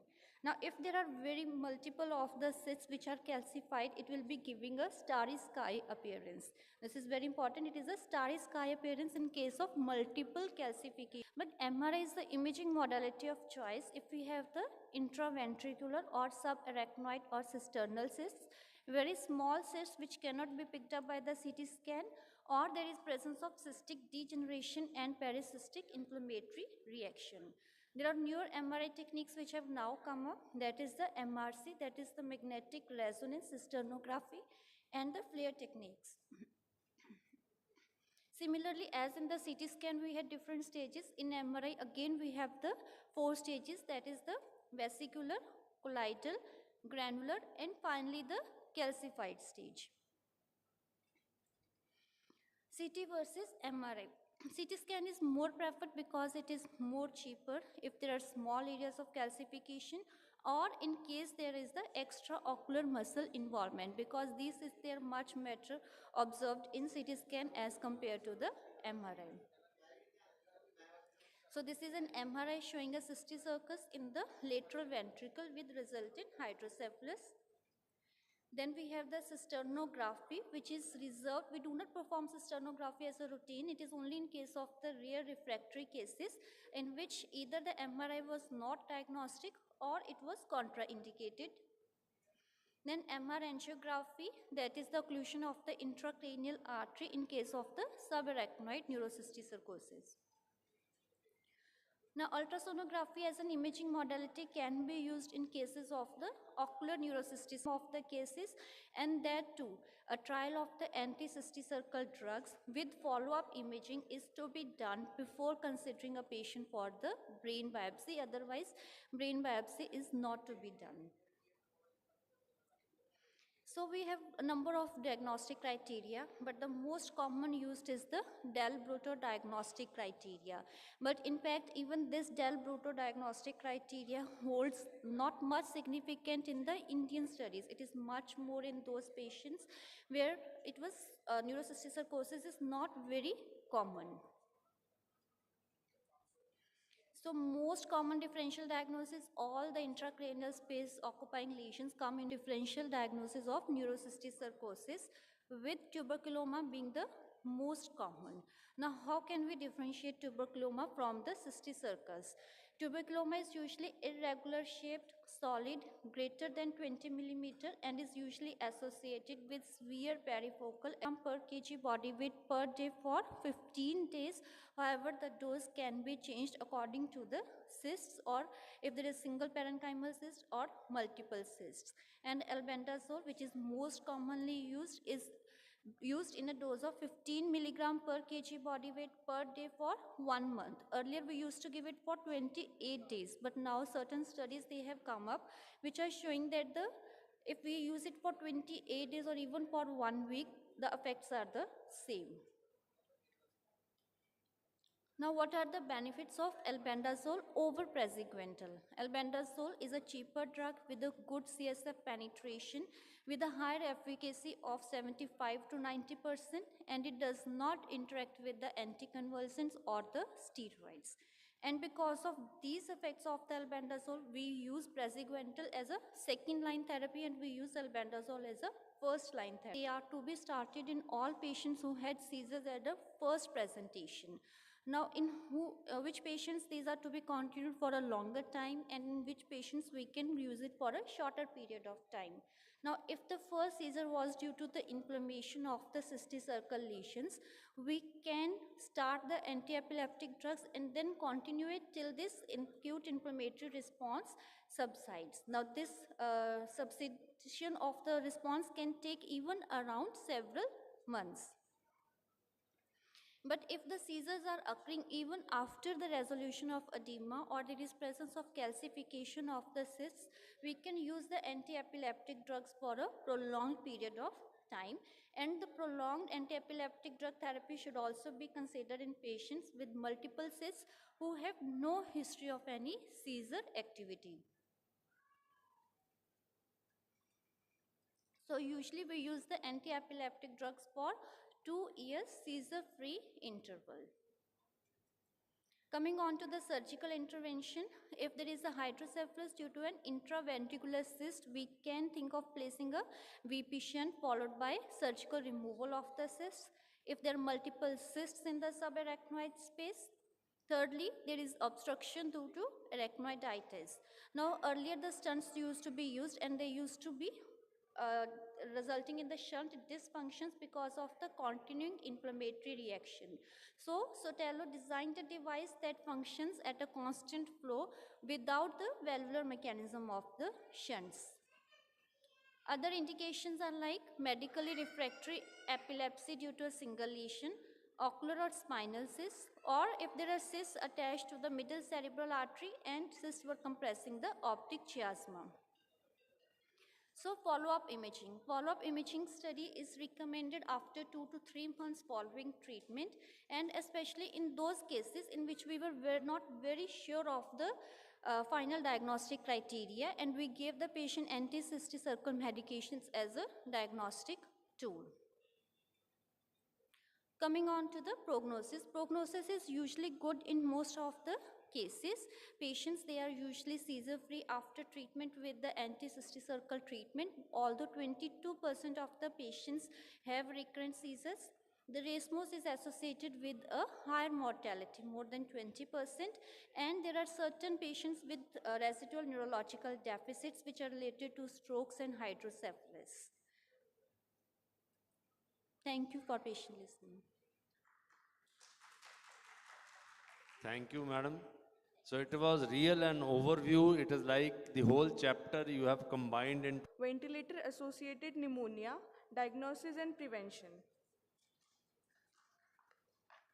So thank you, ma'am, for accepting our invitation. continuing with young enthusiastic doctors from AIMS. We are really, really very grateful and fortunate to have AIMS Bathinda here. And this is rather important topic. I think you have vast experience in this during COVID, ventilator assisted, complications. Yes, Thank sir. you for accepting. Thank you, sir. Thank you. I would like to extend my heartfelt thanks to you, sir, for giving me this opportunity.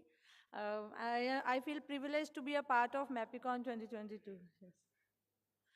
So we'll discuss about ventilator-associated pneumonia, diagnosis and prevention. The learning objectives will be what is ventilator-associated pneumonia, especially the burden of the disease, what is the pathogenesis, how to diagnose, what are the causes and consequences of retention of secretions in the critically ill patients, what onset VAP refers to, the pneumonia which develops after 96 hours or 4 days of patient's admission to the ICU or intubation or receiving mechanical ventilation. So it is the second most common ICU infection. Incidence in India is 15.5 to 47 per 1,000 ventilator days as reported in literature. In developed countries, however, it has reduced to 0.5 to 4.5 per 1,000 ventilator days. It carries a mortality rate of 20 to 50%, and it is responsible for approximately 50% of all the ICU antibiotics used. The mortality rate caused by Pseudomonas or Acinetobacter infestation is as high as 76%. So one point to stress is the ventilator-associated pneumonia is largely preventable. So we'll discuss various mechanisms how we can prevent VAP. The VAP complicates the disease course in 8 to 28% of patients on mechanical ventilation. Prolonged ICU stay, it can lead to an average additional stay of 7 to 9 days, increased duration of mechanical ventilation, and of course increased associated costs which can which is a great burden to the countries like India. So I'll repeat again, ventilator-associated pneumonia is largely preventable. So what is the pathogenesis? How does VAP occur?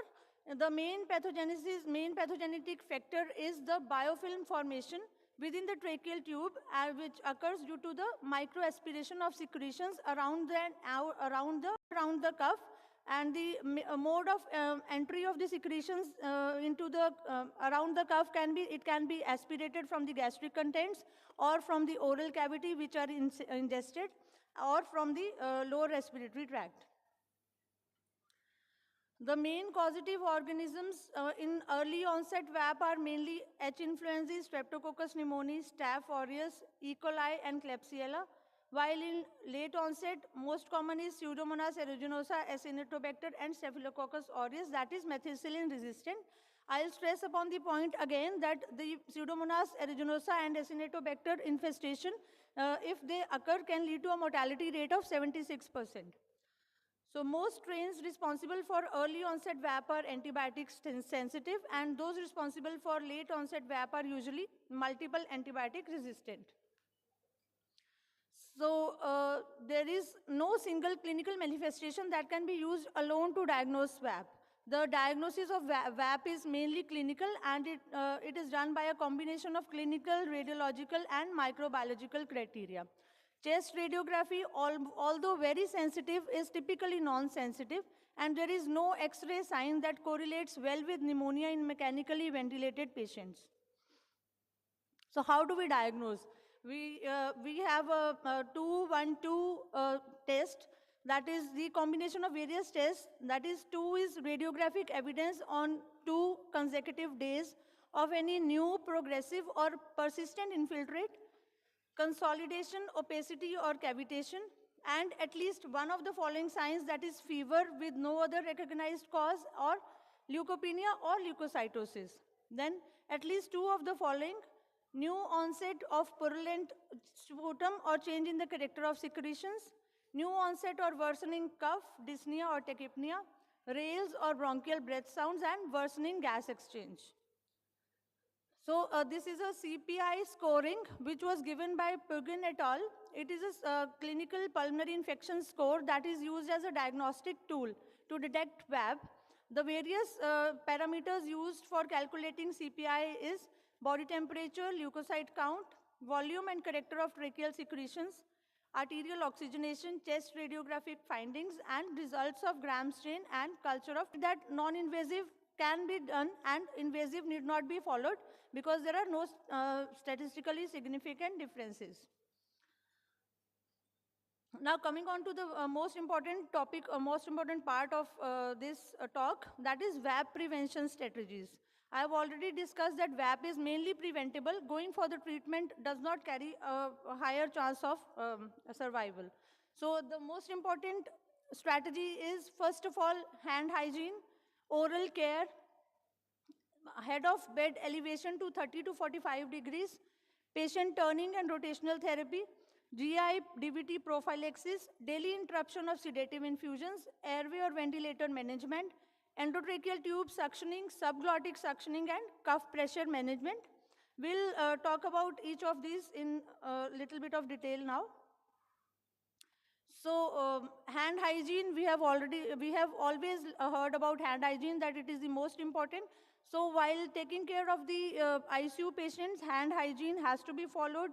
Remember to wash your hands before and after patient or ventilator contact, at the beginning and end of workday, before and after using gloves, and after touching contaminated surfaces. Next is oral care. The dental plaques contain multiple pathogens, mainly Staph aureus and Pseudomonas aeruginosa. And after 48 hours of ventilation, normal flora of typically ill patients moves to a more virulent gram-negative organisms that mainly lead to VAP. So aspiration of oral secretions around the cuff and endotracheal tube occurs, which are a main causative factor of biofilm formation. Nowadays, we have chlorhexidine oral rinse, and we should make a point to do chlorhexidine oral rinse of all the patients at least once a day.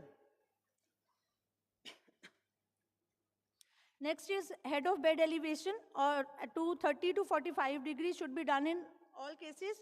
If not contraindicated otherwise due to any disease per se, it will lead to prevention of aspiration. A most important point, sedation break, that is daily wake up, that is done in all patients that should be done in the morning. Sedation should be turned off, and weaning trials should be given to all patients daily, so that there is an early change from ventilated patients can be removed from the ventilator. An important point, removal of secretions which have accumulated around the cuff. Tenacious secretions indicate pulmonary disease, infection, or dehydration. So knowing the type of secretions is not enough. What we have to do, we have to act. So what we have to do is, we have to do the suction regularly, and before doing suction, we have to maintain proper hand hygiene. All suction materials should be kept and shown to the most experienced personnel before discarding, so that in case a culture is needed, a sample can be sent before starting antibiotics or changing the antibiotics. Be alert and notify even if the secretion is just thicker than the previous secretions. Corrector of suction material may be documented to note any difference. At least one suction a day must be performed in the presence of ICU in charge. Now, endotracheal suctioning. Why is it important? It prevents harmful consequences of retained secretions. It prevents tube occlusion, atelectasis, impaired gas exchange, increased work of breathing, and infections. So suctioning in an intubated patient, when we have to do it? When there is a visible or audible secretion in the endotracheal tube, a coarse or completely absent respiration sounds on stethoscope, there is desaturation, and there is increased respiratory work shown by tachypnea to the patient. What are the common errors which can occur during catheter insertion? We have to avoid them. Do not touch the carina to elicit a cuff reflex while doing suctioning. This can be dangerous, and it can lead to arrhythmias. Follow the markings on the catheter to guide about the depth. For catheters with no markings, the depth of insertion should be no more than the distance between the angle of the mouth to suprasternal notch. Pre-oxygenation prior to the suctioning event must be done for 30 to 60 seconds to prevent desaturation with 100% oxygen. Now there are two types of suctioning, open versus closed suctioning. The open circuit suction catheter, the patient needs to be disconnected from the ventilator and there is a risk of contamination with patient airway microorganisms. And there is a closed circuit suction catheter, which the patient need not be disconnected from the ventilator while performing suction. These days, the CDC recommends performing closed suction basically to prevent VAP. So the closed suctioning, there is reduced hypoxemia because there is no disconnection from the circuit. There is maintenance of PEEP. It prevents loss of lung volume and it prevents alveolar de-recruitment in severely hypoxemic patients. So what is the duration of suctioning event? Duration of suctioning event should be limited to less than 15 seconds and the severity of adverse effects is linked to duration of suctioning event. Now important factor in reducing VAP is subglottic secretion drainage. As we have discussed that the secretions, the biofilm occurs around the tube and not inside the tube, the biofilm formation occurs around the tube, around the cuff. So we have to remove the subglottic secretions also. This procedure is done usually using specially designed tubes with separate lumen which open above the cuff. It aids in removal of oropharyngeal secretions that have pooled above the tracheal tube cuff and reduce microaspiration. Suctioning can be carried out at 20 millimeter of mercury as an intermittent suctioning, or we can do continuous suctioning with subglottic port at 5 millimeter of mercury pressure. To ensure correct pressure, it is advisable to use an 15 to 20. So in literature, it has shown a 49% reduction in the incidence of VAP, a decreased time on mechanical ventilation, reduced length of ICU stay, and 50% lesser incidence of VAP in per 100 mechanical ventilated patients. Another point, cuff pressure management. The cuff pressure should not be high enough and should not be low enough. So the risk of VAP increases with movement of secretions from oral cavity into the subglottic space and lungs. The movement of secretion can be effectively contained with the use of ETT cuff seal. So the recommended pressures are the range of 20 to 30 centimeters of water. High endotracheal tube pressure can lead to tracheal necrosis, rupture, tracheoesophageal fistula, while the low endotracheal tube pressures less than 20 centimeter of water, they are associated with pooling of secretions and leading to aspiration with having a greater chance of developing VAP. Now coming on to airway clearance. It is an integral part of respiratory care and chest physiotherapy is one of the most important methods that was introduced in 1950s as a standard part of care. The benefits are decrease in mucus plugging, removal of secretions containing inflammatory cells, and reduction in airway obstruction and atelectasis. We'll discuss about the methods of airway clearance, which is active expiration against resistance. Then next is vibratory positive expiratory pressure therapy. This is the positive expiratory therapy that is done with specialized devices that can cause vibrations, and it mobilizes the mucus up the airway and they create short bursts of increased expiratory airflow which will help in mobilizing the secretions. So the indications for vibratory PEP therapy are to prevent atelectasis, post-operative abdominal or thoracic atelectasis, COPD, bronchiectasis, asthma, neuromuscular diseases, cystic fibrosis, and mucociliary clearance disorders. So after discussing about the diagnosis and prevention of VAP, let's see the key points once again. Endotracheal suctioning-based clearance of secretion forms an important strategy for VAP prevention. Use of closed suction catheter is widely recommended. Closed suctioning may be advantageous in reducing the incidence of VAP, particularly late onset VAP in ICU setting of developing countries. Subglottic secretion drainage in critically ill patients causes a decrease in VAP and decreased duration of mechanical ventilation, as well as intensive care unit changes you would like to implement in the care that you would take to prevent VAP in your patients. So I would recommend not to forget hand hygiene, not to forget the regular suctioning of the secretions. These are the most important, and the time in each shift in all the ICUs. So that contains the CPIS scoring, the oral care, whether it has been done or not, backrest elevation, endotracheal tube cuff pressure monitoring, endotracheal suctioning with all the points of the techniques and the type of suction catheters we have to do. And next is subglottic secretion drainage has been done or not. This is a very important factor in reduction of VAP. It has been shown in literature that it can show up to 49% reduction in VAP while doing subglottic secretion drainage. So once again, the repetition, wean off the patient, hand hygiene, aspiration precautions, and prevent contamination. That is VAP. VAP has been given by the CDC guidelines. Thank you all for your patient hearing. Thank you, ma'am, against an excellent lecture.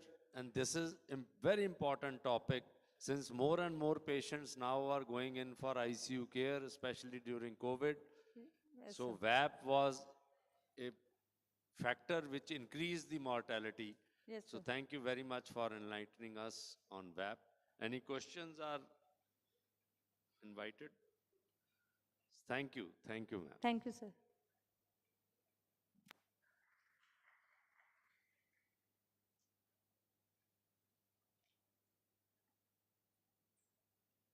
Exercise, I think, is the most important to increase the longevity, to increase insulin sensitivity, to decrease weight. And I think exercise has to be stressed upon in every patient, especially in diabetes. Thank you very much. Thank you, sir, for inviting me to this conference. And good evening, good afternoon, everyone. So today we will discuss on diabetes and exercise. As sir has already told, exercise is very important part in diabetes management because it has multiple benefits. So we will discuss this today.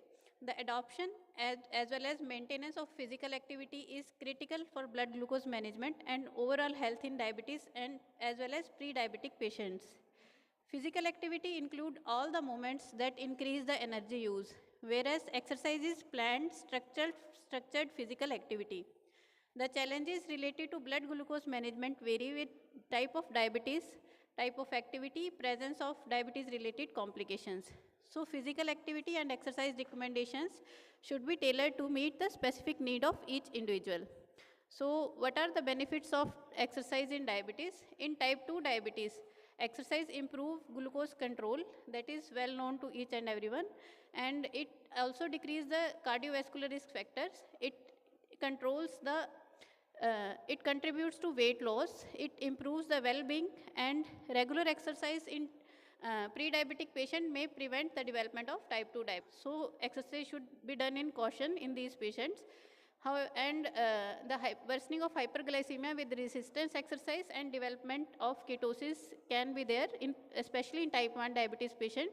Hypoglycemia can occur in both type 1 and type 2 diabetic patients if blood sugar is not checked before doing the exercise. Musculoskeletal injuries can occur especially in the presence of peripheral neuropathy. So if prolonged exercise is done without breaks, the patient may develop foot ulcers, skin breakdown and infection. And in the patient who have Charcot joint destruction and prolonged weight bearing exercises can lead to accelerated degeneration in joints. So exercise should be done with the special precautions and recommendations. And if the patient has proliferative diabetic retinopathy or severe non-proliferative diabetic retinopathy, anaerobic exercises and exercise that involve excessive straining, jumping and Valsalva-like maneuvers, they increase the BP and they may lead to vitreous hemorrhage and retinal detachment. So caution should be taken care in these cases. So as it has been seen the patients with diabetes are undiagnosed for the ischemic heart disease, peripheral vascular disease, hypertension and diabetic retinopathy. So screening of these complications should be done before starting the exercise program. And besides screening of these complications, so besides improving the insulin action, the aerobic exercise increase the glucose uptake in the muscle by the insulin independent mechanism also. And this glucose uptake is increased up to 5 times. And this uptake remain elevated for about 48 to 72 hours. So 1 hour of exercise has its effect for up to 48 hours, that is up to 2 days. It can improve the it can improve the glucose control. So regular exercise should be the goal to maintain the glycemic control, benefits of exercise. So what are the recommendation? How the exercise should be done, how much it should be done? The ADA as well as WHO recommends to do 150 minutes of exercise per week in adults with type 2 diabetes mellitus. And this exercise should be spread over at least 3 days in a week. And we have seen that, we have discussed that in this effect of 1 hour of exercise can last up to 2 days. So there should not be gap of more than 2 consecutive days without activity. Besides doing aerobic moderate to vigorous intensity exercise, the recommendation is also to do 2 to 3 sessions per week of resistance exercise on non-consecutive days. So this was a recommendation for adults with type 2 diabetes. However, for the children and adolescents, whether it is type 1 or type 2 diabetes, they should do exercise for at least 60 minutes per day. And the intensity should be moderate to vigorous intensity. So, and they should also do resistance training, that is muscle strengthening and bone strengthening activities for at least 3 days per week. And the care should be taken for the type 1 diabetes patients, and as they have increased chances of hypoglycemia, so frequent blood glucose testing should be done. The insulin dose should be reduced beforehand of starting exercise, and additional carbohydrate intake may be required, so they should carry carbohydrate with them. Frequent blood glucose monitoring or use hypoglycemia. For older adults, flexibility training and balancing exercise are recommended for at least 2 to 3 times a week to decrease the risk of falls. And yoga, stretching exercise, balancing exercise fit, and there is not much benefit of, there is little additional cardiovascular benefit from exercising more than 5 days a week. And since the exercise has a benefit for up to 72 hours, so there should not be a gap of more than 2 consecutive days without physical activity. And thus the recommendation is to do at least 3 to 5 days of exercise per week in diabetic patient. What should be the intensity of exercise? As higher intensity has its own risk, so and it can lead to greater cardiovascular decompensation in the patients who have hypertension or CVD. And it also can lead to greater chances of injuries to the feet. And higher intensity exercise, higher is the intensity of exercise, lower is the compliance. So moderate intensity exercise is recommended, but if the patient is not used to it, patient may start with low to moderate intensity exercise at the beginning, and it can be increased gradually. It can be increased gradually as per the patient's ability. It can be increased in a weekly manner, or it can be increased in a daily manner. In frail patients, it can be increased in a monthly manner also. So monitoring of intensity of physical exercise in the person with diabetes may also require monitoring of heart rate during the exercise, or the rating of perceived hardening by the patient. What should be the duration? And duration of exercise is directly related to the requirement of calorie. Exercise should be done at least once, and it can be done at a 2 to 3 sessions per day. It will lead to long-term maintenance of exercise. What should be the timing of exercise? And exercise should not be done at the peak of insulin action, that is just after the meal or up to 2 hours of the meal. So patient should be recommended to do exercise 2 hours after the meal, not within the 2 hour of meal, and to avoid the exercise in the late evening as it may lead to increased risk of nocturnal hypoglycemias, and to avoid the exercise at the time of dim lightning, especially in the older patients, because it may increase the risk of fall and injuries. So now the question is whether there are any contraindication to exercise according to blood sugar level. So if pre-exercise blood glucose level is less than 100, the patient should be advised to take at least 15 to 30 gram of fast-acting carbohydrates before the start of exercise, which can be 1 banana, or it can be 2 to 3 candies, or if it can be around 200 ml of juice. So before starting exercise, they should take some carbohydrate, because during exercise patient may develop hypoglycemia. So however, if the patient has blood glucose more than 300, then the recommendation based on type of diabetes. If the patient has type 1 diabetes, then advise the patient to do better control before starting the exercise. And the patient is symptomatic. Aerobic exercise includes walking, running, swimming, cycling, etc. And resistant training exercise are also known as anaerobic exercise. Anaerobic mean without oxygen. So in this type of exercise, muscle doesn't get adequate, large muscle group doesn't get adequate oxygen to sustain it for the long duration. So they can be done at a shorter bouts only. They include the weight bearing exercises like weight lifting. They can include the push-ups. They include the pushing, like in the older adult, they can do push the wall exercises. So these are the resistance trainings. And what are the recommendation? The resistance training exercises should be done at least 2 to 3 sets of 8 repetition in one muscle group. And there should be 1 to 2 minutes of rest in between these sets. And they should be done at least 2 to 3 days per week.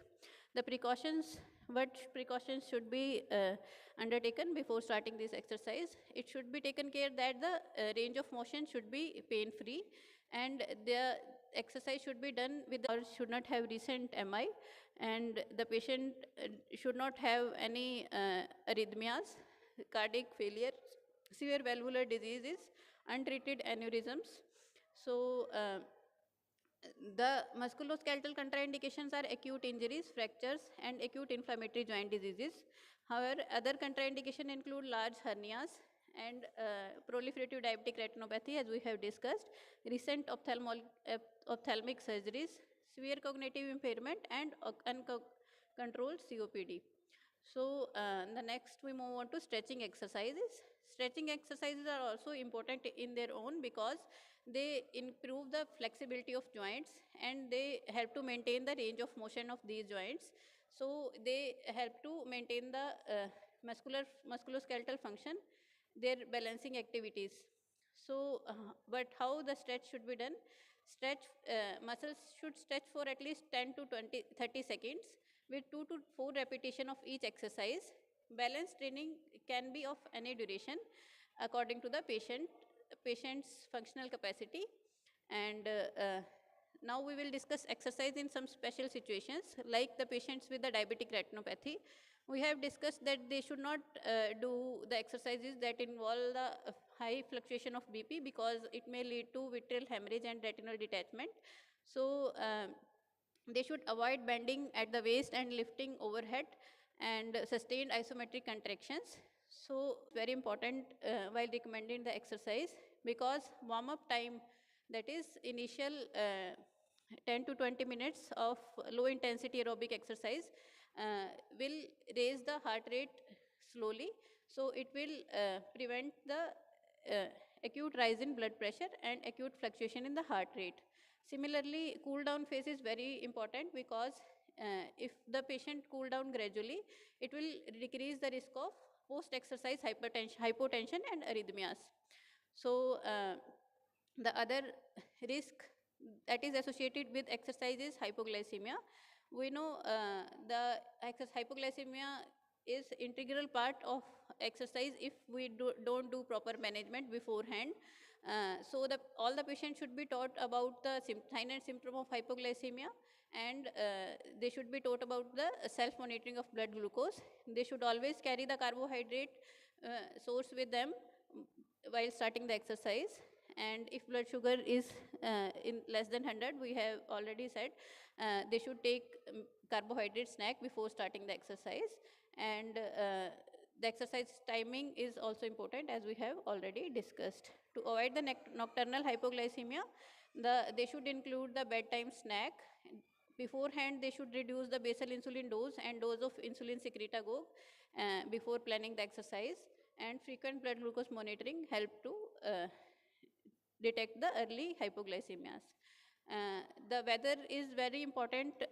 Older adult, the patient with the autonomic neuropathy, and those with the CV and pulmonary diseases can develop the heat-related complications, because heat loss is left, or as a general guide, 250 ml of fluid should be taken every 20 minutes while doing the exercise.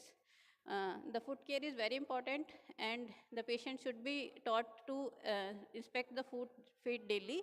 They should keep the 2 pair of shoes, and they should alternate between these pairs in order to keep the feet dry. They shouldn't do walking barefoot, as they may lead to foot injuries without even sensations, because they have peripheral neuropathy mostly.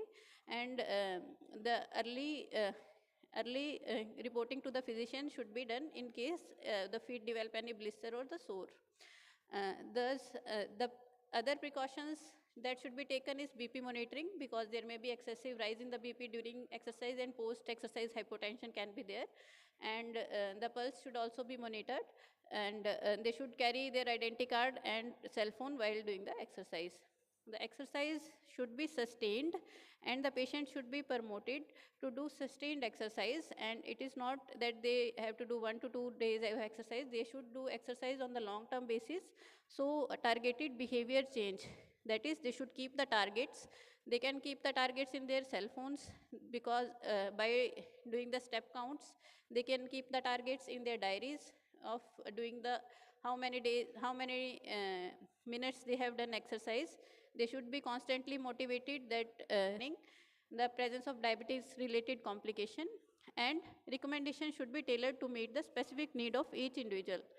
All the adults should be encouraged to decrease the total amount of daily sedentary time, to break up the sitting every 30 minutes, and the behavior change strategies can be used to promote the adoption and maintenance of lifetime physical activity. So exercise is walking away from the diabetes, and it should be recommended to each and every patient with the diabetes. Thank you. Thank you, Dr. Shivani, for your informative lecture. Details about what subtype of patient should go for exercise, how much they should exercise, what precautions they should take when exercise was nicely covered. Once again, thank you, ma'am, for your guest lecture in MAPICON. Thank you.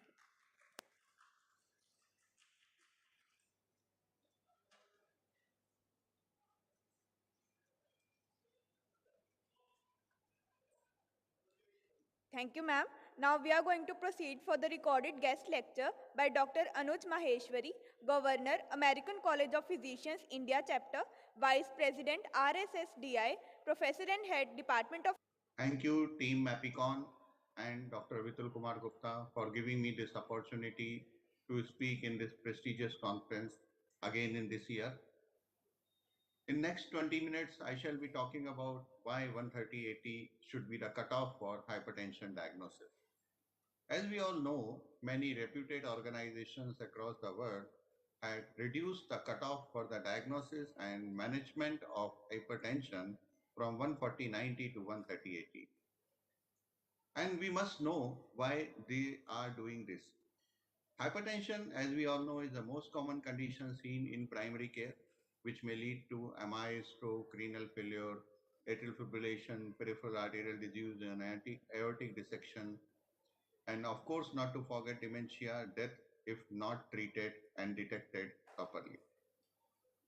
If we go in the history of hypertension, we know that once upon a time, hypertension was not supposed to be a disease.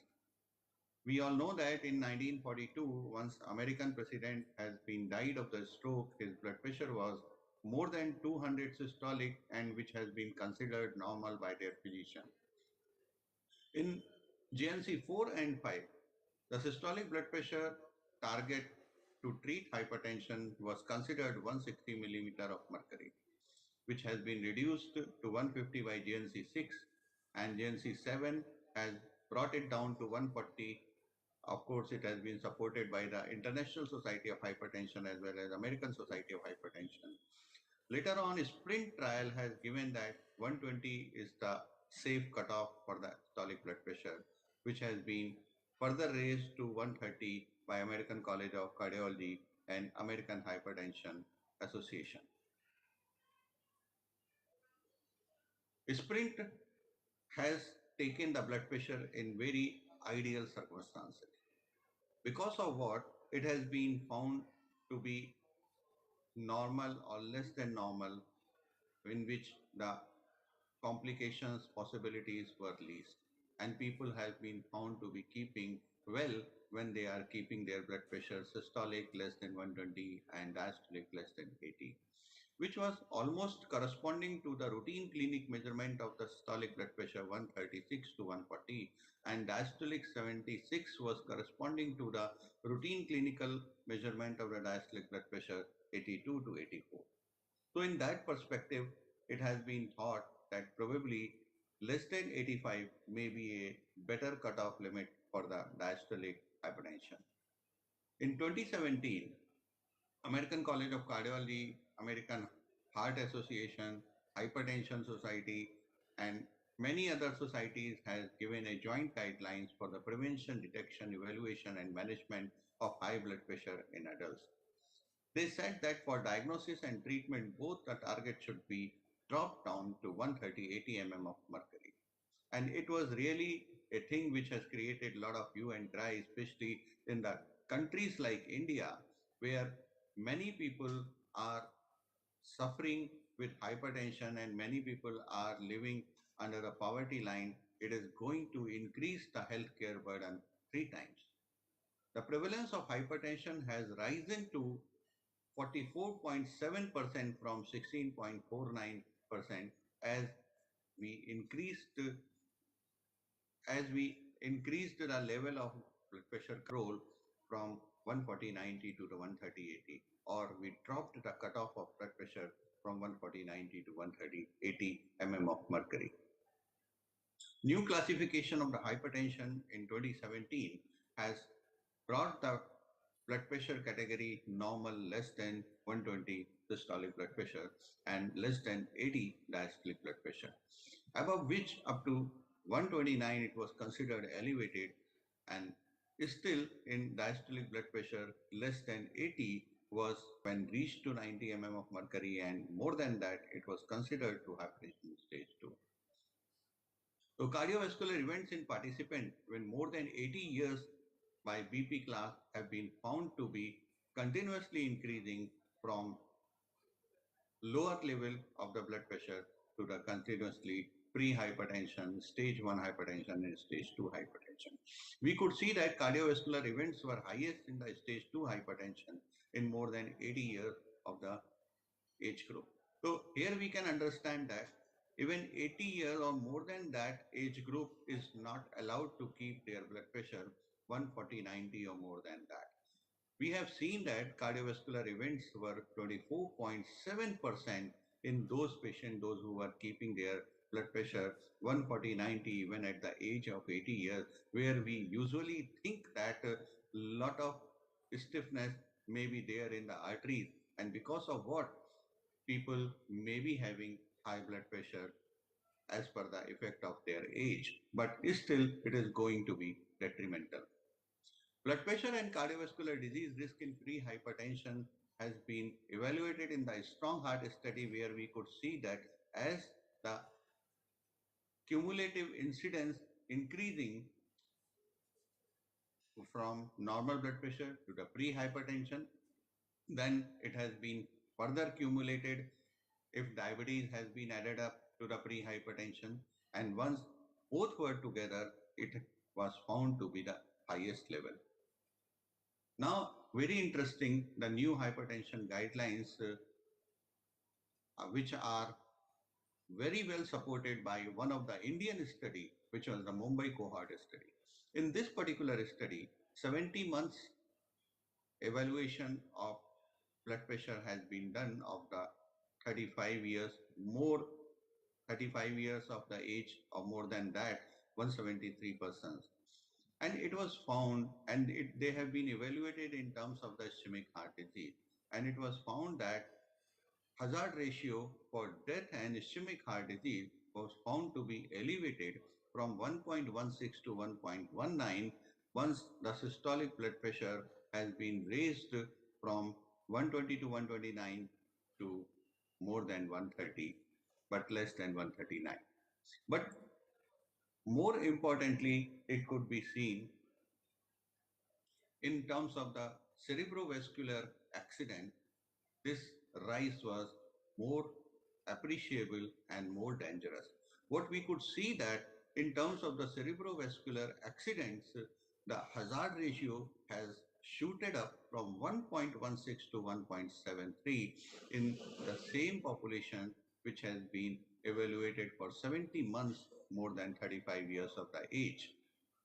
So we can think about that. Although ischemic heart disease was also increasing the rise in the risk, and we could see that 1.16 to the 1.19 only the hazard ratio increasing, which was not very high. But in terms of the cerebrovascular accident or the stroke, the rise of the risk was much higher simply by switching the category from 120 to 129 to 130 to 139. Cardiovascular mortality risk doubles with the each 20 to 10 millimeter of the mercury PP increase. Here you can see very importantly 135/85 blood pressure, 2 times cardiovascular mortality risk could be registered. So 135/85 is also not considered as a safe blood pressure. Prevalence and correlates of hypertension in a semi-rural population of the southern India in 2017 has given the similar kind of the results. What we could say that what we could motivate 39.1% people were keeping themselves under pre-hypertension and 27% have been found to be the hypertension. Only 15% have been treated with medication for their hypertension. Here we could see that several meta-analyses have reported a gradient of progressively higher cardiovascular risk going from normal blood pressure to the here we could see that in the category of 120 to 129 and 80 to 84, the risk for the coronary heart disease and as well as myocardial infarction were high, but it has been much higher when this category has been shifted to the 130 to 139 systolic and 85 to 89 diastolic. Let's talk about the BP goal. Major outcomes by achieved systolic blood pressure category in the accomplished trial. Here what we could see, going further down in the blood pressure means if we are trying to reduce the blood pressure further lower than the 120, then again the risk of the primary events was found to be increasing, as well as cardiovascular death risk was also seen to be increasing. So it was a U-shaped relationship with the blood pressure as far as the primary endpoints in terms of the cardiovascular events and cardiovascular death is concerned. Blood pressure control can reduce the CV risk, which has been very well proven in the value trial, where we could see the people, those who could get their control of their blood pressure in the 6 months could be found to have their better cardiovascular risk reduction as compared to those who could not. And blood pressure control defined as systolic blood pressure less than 140 mm of mercury or more, found to be benefited from more intensive blood pressure control, not only in terms of the primary outcome, but also. We have also seen that endpoint hazard ratio associated with increase in systolic blood pressure was more when the diabetes was there. Death related to the diabetes were further seen to be more than the all-cause mortality.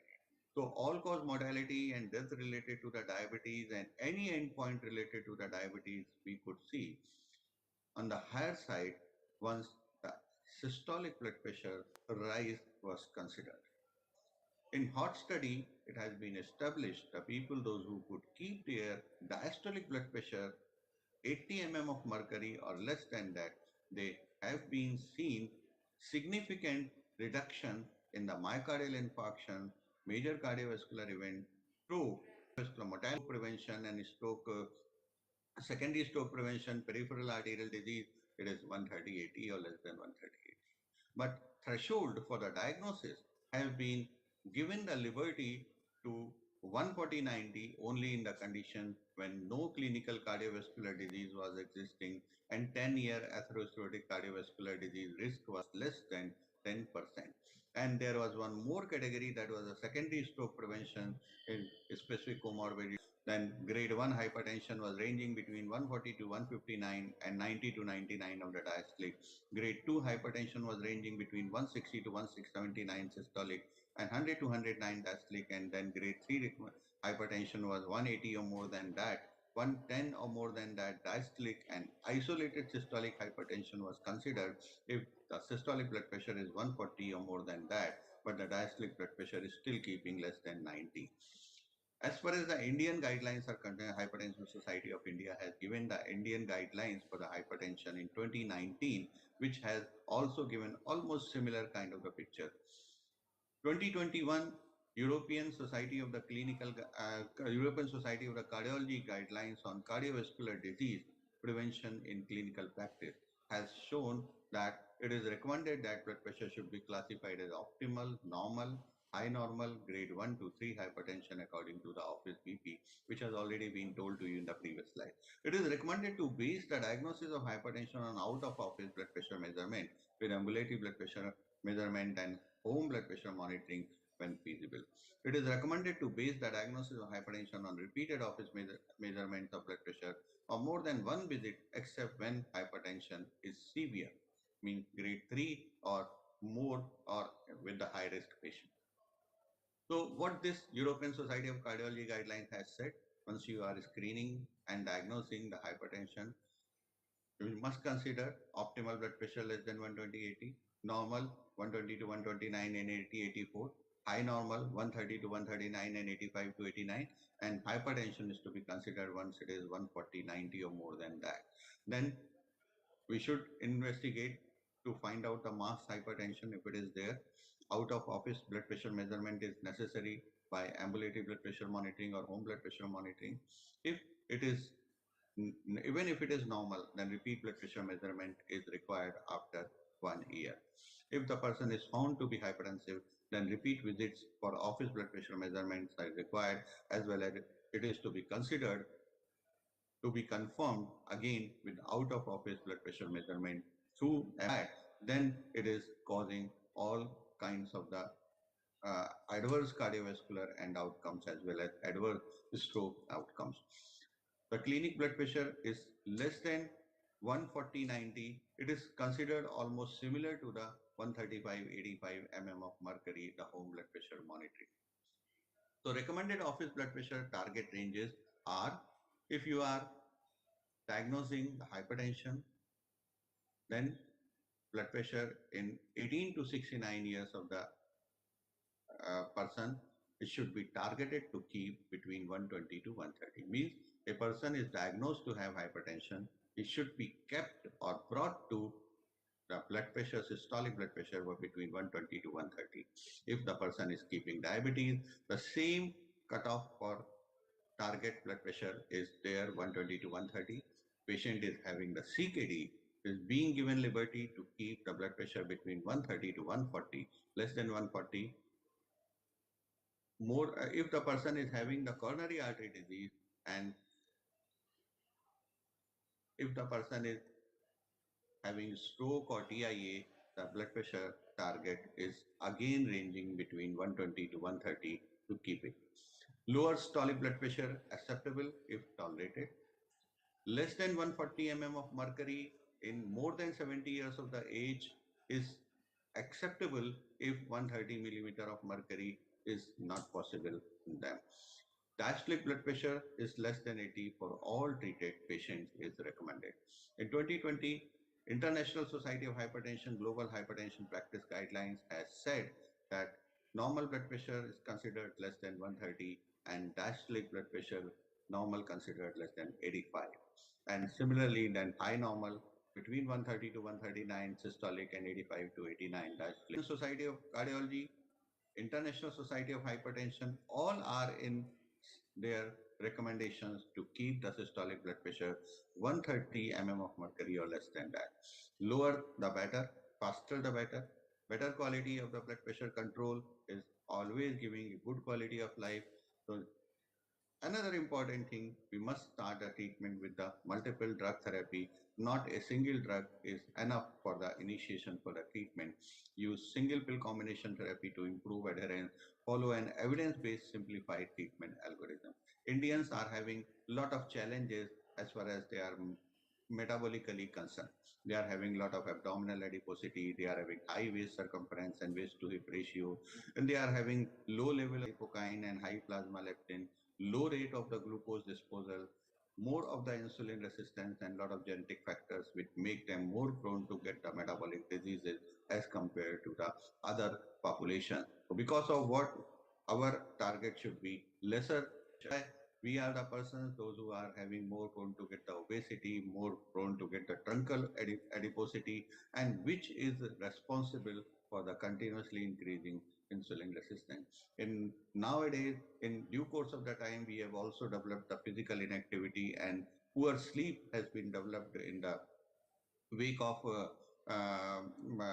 development, or we can say that in the years where people kept on rising throughout the night, and sleep duration has also came down with the continuously increasing stress, which has impacted adversely on our blood pressure. The target blood pressure is recommended to keep less than 130/80 mm of mercury. Multiple antihypertensive agents may be needed to achieve the desired target. Lifestyle interventions to be started since from the very beginning when the blood pressure start crossing the 120/80 in terms of the dietary approaches to stop hypertension, a very specific DASH style eating pattern that includes smoking cessation, reducing the sodium salt, increasing the potassium intake, moderation of the alcohol, and increased physical activity. Apart from that, one, we must consider what should we do as an Indian nowadays. The most important as an Indian clinicians for us that we should develop robust data backup for our own population so that we can understand what cutoff blood pressure is required for our own population. Although throughout the world we are recommended to keep less than 130/80, but we must be backed up by our own data. Guidelines should always be based on that data backup, not on the simply sayings. Lower systolic and diastolic blood pressure targets such as 130/80 may be appropriate for individuals at high risk for cardiovascular disease if they can be achieved without undue treatment burden. And poor treatment adherence and clinical inertia is a big problem which is to be addressed while treating the blood pressure, while lowering down the cutoff for the blood pressure. Thank you very much for the kind opportunity. Thank you, Dr. Anuj Maheshwari, Chairman and the organizers of MAPICON for giving me this opportunity to talk about topic which is very close to my heart. That is common pitfalls in blood pressure measurement. This particular topic, why it is close to diagnosis of hypertension, of course, and allow titration of antihypertensive medication, those who are having hypertension, to have good control and to monitor the stability of control over a lifetime. And we all will agree to this point that by measuring blood pressure once in a clinic is not enough to diagnose hypertension. Hypertension burden, if I talk about, this is around 1.1 billion adults are living with hypertension. And the misery is that less than 1 in 5 all over the world who are hypertensive have its good control. Very, very important, but hardly 1 in 5 all over the world, even in the developing countries, have this. Why it is occurring? Because most hypertensive people have no symptoms. Heart disease, stroke, and chronic kidney disease are attributable to high systolic blood pressure, and that accounts also includes the heart failure. About 10.8% of all death in India are due to hypertension and its complications. Hypertension situation in my country, around 218 million persons are having high blood pressure. Only 74 million are aware of it, and only 60 million are being treated, and only 24 million have good control. So the control is even less in my country. Only around 11% have good control. So barely 1 in 10 of the 218 million adults with hypertension in India have it under control.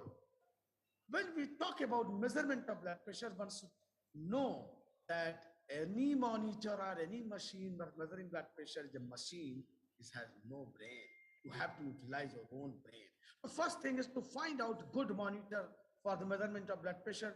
That can be helped by one particular website, that is BIHS website. Why this is important? Because in my country, a lot of monitors are being sold. They don't have the validated one. To know the validated monitor, I cannot name anybody here, but the validated monitor, only 2 monitors in my country are validated. One doesn't. The website which can help you to find out the validated monitor is GABL website. That is also very important. You can find out more. So whenever you are going to measure blood pressure, the first thing is that feel the pulse. This is very, very important. In medical science, feeling the pulse is very important. After COVID era, a lot of doctors have gone to the computers and they talk about a lot of things that without touching patient, they can see the patient. No, my dear, it is not possible. Whole medical science is dependent upon history and examination. That is not possible by AI. The artificial intelligence can help us, but cannot replace us. So first thing is to feel pulse. Whether it is regular, then go for the monitors. If it is not regular, then you have to go for the manual one, because all monitors do not have that equipment that you can do even in irregular pulse or atrial fibrillation patients. How to measure in that particular condition? Before measuring blood pressure, you must decide that blood pressure had to be taken the sitting position, but sometimes we need both sitting and standing position, especially in diabetic individuals or those who are having autonomic neuropathy. So ideally it is sitting, but standing blood pressure may also be required to rule out postural hypertension. And you have to monitor and you have to record that what is the difference in sitting and standing position. Before measuring blood pressure, one should follow that the patient had to be educated regarding this process, and it must be sure that patient has not taken tea, coffee, or any other thing before half an hour, and he has evacuated the bladder and bowel and not having tight clothings and had taken adequate rest. Then we palpate the pulse, remove tight clothings, and patient arm should be at heart level and arm relaxed and back support. Back support is very, very important. Arm relaxed and remove tight clothings. Choose the correct monitor. Choose correct size cuff. That's very important. And check placement of cuff, whether the placement is correct or not. Patient must keep still, not talk during readings. I have seen that both doctor and patient are talking together while blood pressure is being measured. They continue their history taking. That is not correct. That can change the blood pressure of the subject. 5-minute rest is more important. 30 minutes without smoking, caffeine, or eating, having tobacco, or eating a meal, and no alcohol, and seated, back supported, arms supported on table and desk, should not be hanging. A hanging arm will change the readings. Leg uncrossed and both feet on ground. They should not hang. If the leg are crossed or they're hanging in the ground, that will change the reading. So cuff size is very important. You correct size are written here, and you see that 5 type of cuff may be required in different population. Here, one thing what I do, I can advise to you as well, that is that I ask my patients that you have to bring your cuff with you. Why? Because no clinic can have the five size of cuff.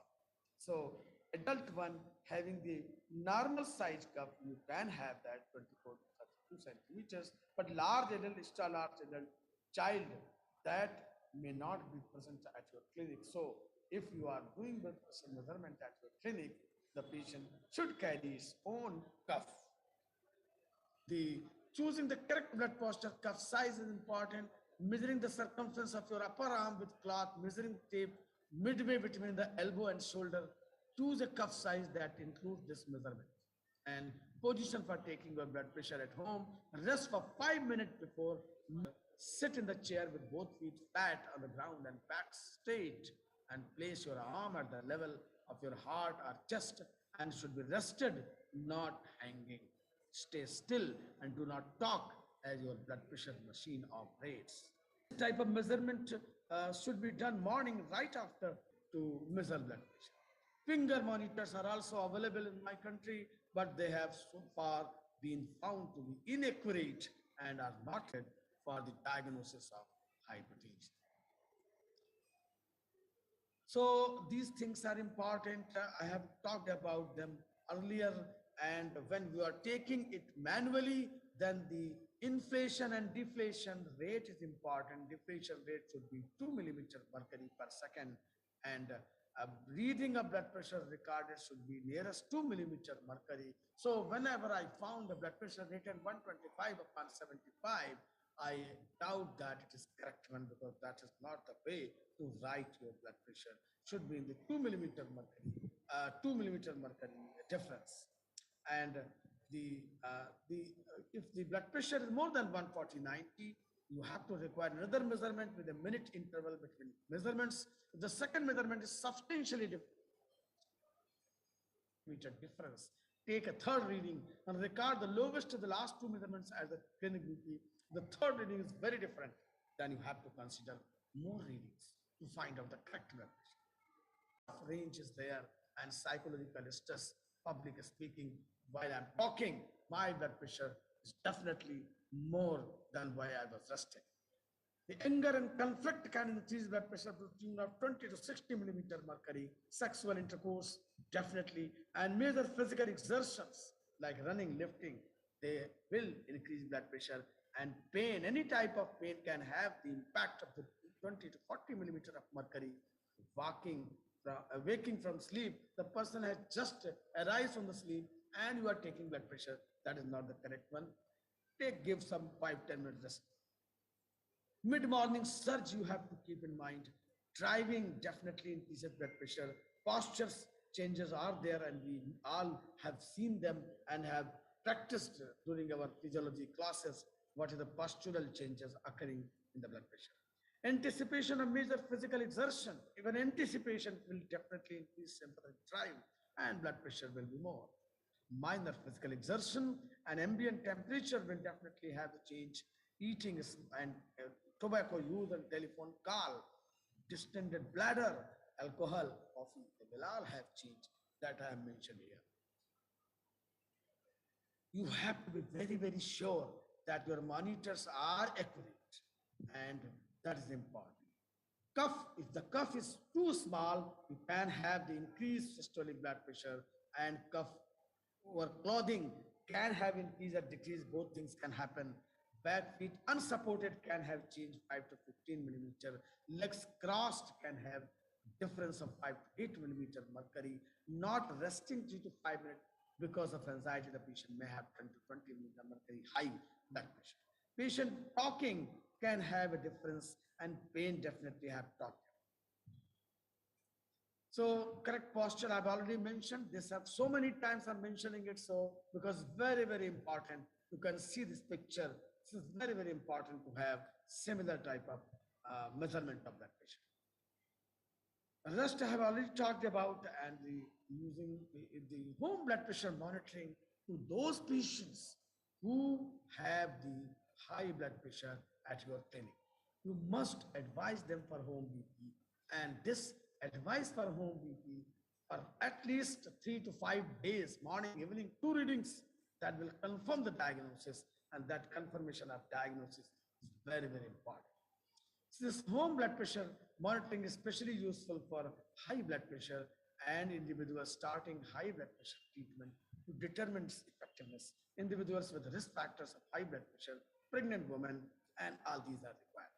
The screening and diagnosis for that, when you have found blood pressure more than 120/80, repeat BP at least every 5 years, and normal BP, if it is in normal range, repeat BP at level of at least every 3 years. And when you are having blood pressure 130 and 139 and 85/89 systolic and diastolic, then you can consider the mask hypertension, and out of office BP measurement is required either by home monitoring or ambulatory monitoring. Repeat BP at least annually when you type this type of reading is there. And if you have diagnosed hypertension, reading is more than 140/90, you have to confirm it by home monitoring, and you have to use either to confirm diagnosis by repeated visits for office BP or go for home monitoring and ambulatory monitoring. So current status about home, and you will see here that if you compare from other countries, the India do not have any published home blood pressure monitoring guidelines. And you will be happy to note that Indian Society of Hypertension is doing a grand study from most of the countries to perceive the high awareness among general practitioners except for India. So in India, the situation was different. Educational initiatives and other things have been there, and by that we are educating people regarding that. This is one publication which was published. The data is also from India, and I was also one of the author. And in this particular publication, we have published data from 10 countries, and we have seen that still India is not using home blood pressure monitoring as it would have been using.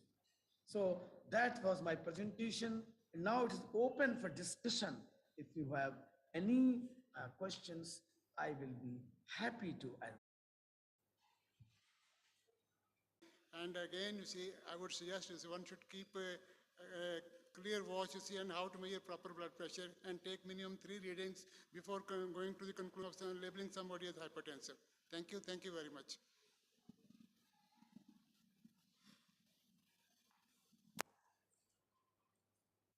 Today we are discussing goal-directed medical therapy for heart failure patients in the year 2022. We know heart failure is a very common clinical problem that we come across in our day-to-day clinical practice. How do we define after heart failure? Heart failure is not one disease. It is a complex clinical syndrome with symptoms and signs that result from any structural or functional impairment of ventricular filling or ejection of blood. So the main thing is signs and symptoms, underlying structural and functional abnormality of ventricular filling or ejection of blood. In the previous ACC guidelines, we used to divide heart failure into 4 stages: stage A, B, C, and D. Stage A was when heart failure at risk, and stage 2 was when it was a preclinical stage, and stage 3 was clinical heart failure. In the new guidelines of ACC, A and B are not clinical heart disease, whereas the stage A is at risk heart failure and pre-heart failure is stage B now. The classical symptoms of heart failure patient are usually breathlessness, orthopnea, paroxysmal nocturnal dyspnea, reduced exercise tolerance, fatigue, tiredness, increased time to recover after exercise, and ankle swelling. Whereas the more specific signs are elevated JVP, hepatojugular reflux, presence of third heart sound, and laterally displaced apex impulse. This is the staging of the heart failure as per the ACC guidelines. Stage A is at risk heart failure. Stage B is pre-heart failure. Stage 3 is the symptomatic heart failure when the patient is having symptoms of heart failure. And stage D is when the person gets advanced heart failure, that is marked heart failure symptoms that interferes with daily life and with recurrent hospitalization despite attempts to optimize the guideline directed medical treatment. So you can understand the stage A and stage B are not clinical heart failure, whereas stage A, the person has got only the risk factor which can in future lead to heart failure, like diseases like hypertension, diabetes, obesity, exposure to cardiotoxic agent, genetic variants for the cardiomyopathy or family history of cardiomyopathy, etc. Whereas the stage B is the preclinical or pre-heart failure, when the patient has got underlying structural heart disease, evidence of increased heart failure on investigation, and the risk factors like increased BNP or persistently elevated cardiac troponins. Stage 3 is what we see clinically in our clinical practice. So in today's discussion, I'll discuss basically about the symptomatic heart failure, stage 3. I will not discuss about the advanced heart failure or stage D, as these are the patients which are usually treated in the tertiary care settings by the heart failure specialists. So whenever a patient of heart failure comes to us, we have to first assess the patient clinically. And that is on the basis of clinical history, physical examination, routine investigation, and laboratory investigations like routine CBC, blood urea, liver function test, blood sugar test, etc. And once we suspect that patient has got a heart failure, we proceed with investigations like transthoracic echocardiography and biomarkers like BNP levels. Once the diagnosis of heart failure is confirmed, we can label the patient into different categories. We label the patient as heart failure with reduced ejection fraction when the LV ejection fraction is less than 40%. We label the person as heart failure with mildly reduced ejection fraction when the ejection fraction is 41 to 49%, and we call the patient heart failure with preserved ejection fraction when the LV ejection fraction is more than 50%. So having labeled the category of the patient on the basis of left ventricular ejection fraction, we further evaluate for the presence of precipitating factors and then initiate our treatment. So these are the various classes: the heart failure with reduced ejection fraction, that is LVF less than 40%. There's another class as per the American guidelines, and that is heart failure with improved ejection fraction.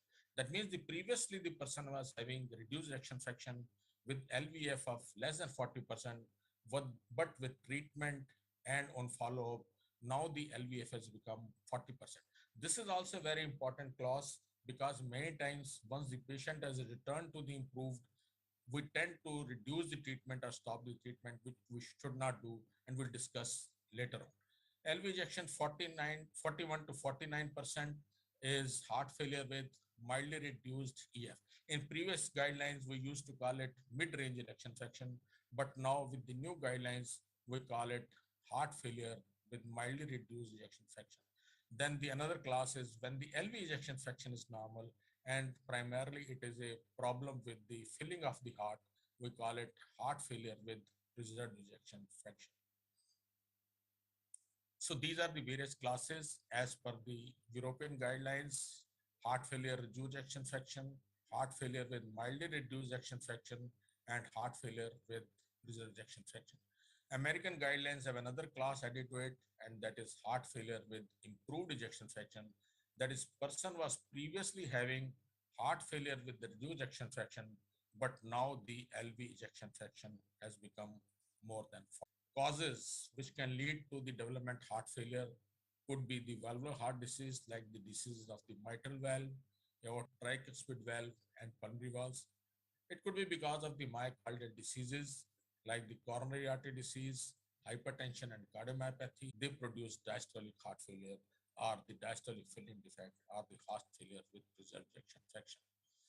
The pathophysiology of heart failure basically revolves around injury to the myocytes, which could be because of the myocardial infarction or other causes, which leads to ventricular remodeling, leading to electrical instability and reduced ejection fraction, which lead to neurohormonal in this vicious circle of life. Then our focus should be on prevention of recurrence of myocardial damage, prevention of progression of myocardial damage, and recurrence of symptoms and fluid accumulation, and also to prevent repeated hospitalizations and repeated hospitalization. The general therapeutic approach to a patient of chronic heart failure should be to determine the etiology, look for the precipitating factors, start the non-pharmacological treatments with sodium reduction. Sodium should be reduced to less than 2 gram per day. Patient should be advised aerobic exercises. Weight loss should be suggested to patients who are obese. Treat hypertension and other comorbidities like diabetes, kidney disease, etc. Then we have to give pharmacological treatments, which can consist of ACE inhibitors, ARBs, ARNI, MRAs, beta blockers, vasodilators, diuretics, and digoxin. And then we have devices to treat these patients like CRT, ICD, and left ventricular assist devices. Let us discuss in detail about the treatments that are available to us. So our goal should be to give guideline-directed medical therapy to all the patients. We have recently two guidelines, European Society of Cardiology guidelines in 2021 and ACC guidelines in the year 2022. And our treatment approach to our patients should be based on these two guidelines. Historically, our approach used to be that first we used to give ACE inhibitors, then add beta blockers, or give both of them simultaneously, wait for a few months, and then add the MRAs, and now the ARNI when they have become available. And this may take weeks or months to initiate and up titrate all the appropriate guideline-directed medical therapy. And this order of drug therapy is a historical construct, and it's not a biological or physiological one. Now, with the recent guidelines to the existing basic treatment of beta blockers, RAS inhibitors, MRAs, another class of drugs have been added, and that is the SGLT2 inhibitors, which primarily came as anti-diabetic treatments, but because of various trials like DAPHF trial, they have become now one of the primary drugs in treating patients of heart failure. So every patient of heart failure should receive RAS inhibitors, MRA mineralocorticoid receptor antagonists, beta blockers, and SGLT2 inhibitors. And that should be our aim, that these four drugs, which form the pillar of treatment of patients of heart failure, should be initiated as early as possible, and target level should be achieved as early as possible. So all of these are now class 1 drugs, and ACE inhibitors is recommended for patients with heart failure with the reduced ejection fraction to reduce the risk of heart failure, hospitalization, and death. It's a class 1A indication. A beta blocker is recommended for patients with stable heart failure, reduced DF to reduce the risk of heart failure, hospitalization, death. Again, it is heart failure, reduced DF to reduce the risk of heart failure, hospitalization, and death. And this is again class 1 indication with a level of B. So far as both the guidelines concerned, the European Society of Guidelines, European Society of Cardiology guidelines, and AHA guidelines, all these four pillars are class 1 indication, and they are very important in treating patients with heart failure. So our therapeutic regimes as per European Society of Cardiology guidelines, whenever a patient of heart failure is diagnosed, we have to first give these four drugs, the ACE inhibitor, beta blockers, MRA, and dapagliflozin or dapagliflozin, that is SGLT2 inhibitors. And to that we have to add loop diuretics if patient has got fluid retention. This is class 1 indication. And after having given these treatment, we assess the patient, and if the LV ejection fraction is less than 35% and QRS duration is less than 130 milliseconds, whenever appropriate, patient should be given ICD. And in ischemic heart disease, it's a class 1 indication, and in non-ischemic heart disease, it is class 2 indication. But if the QRS duration is more than 130 milliseconds as per European Society of Cardiology guidelines, it's a class 2A indication if the QRS duration is between 130 to 149 milliseconds. Patient should receive a combo device, that is CRT-D. And if the QRS duration is more than 150 milliseconds, it's a class 1 indication to receive CRTD. And if after these devices also the symptoms persist, and will come shortly, which are these two class recommendation therapies. And whenever these class 1 therapies are given, we should ensure that the patient receive the target dose which was proved to be beneficial in various trials. And as we've seen, we start with 2.5 milligram twice daily and try to achieve the target dose of 5 milligram twice a day. Tenofovir, we start with 0.5 milligram daily and try to achieve the target dose of 4 milligram once daily. Sacubitril/valsartan, we have to give 100 milligram per day, but in patients who have got hypotension, etc., we may start with 50 milligram and try to achieve a target dose of 200 milligram twice daily. Amongst beta blockers, bisoprolol is started with a dose of 1.25 milligram once daily and try to achieve the target dose of 10 milligram once daily. Carvedilol is started in a dose of 3.1 to 5 milligram twice daily and try to achieve the target dose of 25 milligram twice daily. Metoprolol starts with 12.5 to 25 milligram once daily and try to achieve the dose of 200 milligram once daily. Very rarely we see doctors using these high doses in patients of heart failure, but our aim should be to reach these target doses so that the maximum benefit can be achieved in these patients. Nebivolol is given 1.25 milligram once daily and try to achieve the target dose of 10 milligram once daily. The mineralocorticoid receptor antagonist, eplerenone 25 milligram once daily and try to achieve the target dose of 50 milligram once daily.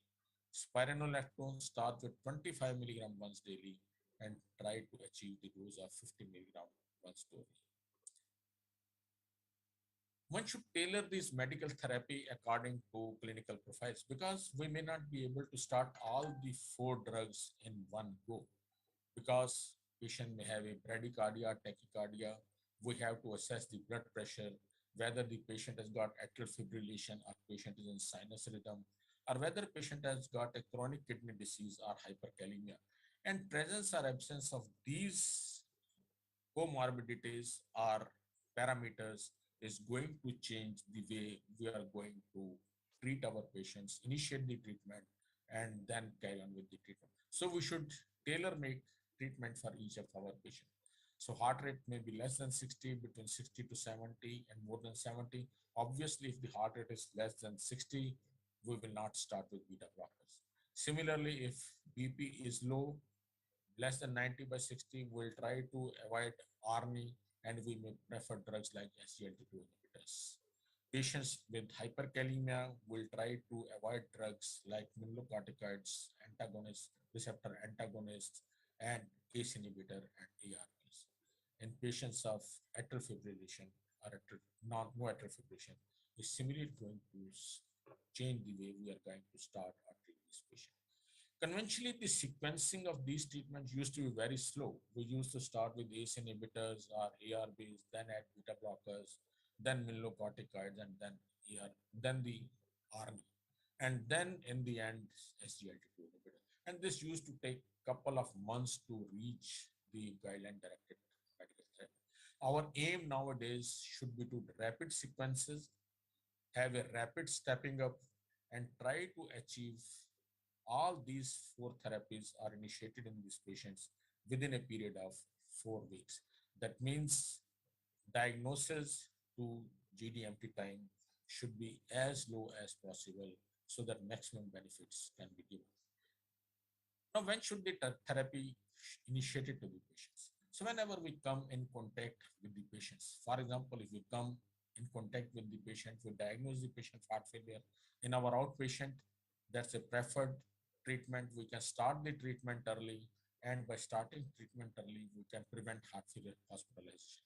If patient is first episode is acute heart failure, pulmonary edema, etc., we have to stabilize the patient, and at the earliest opportunity, we have to start the guideline-directed medical therapy.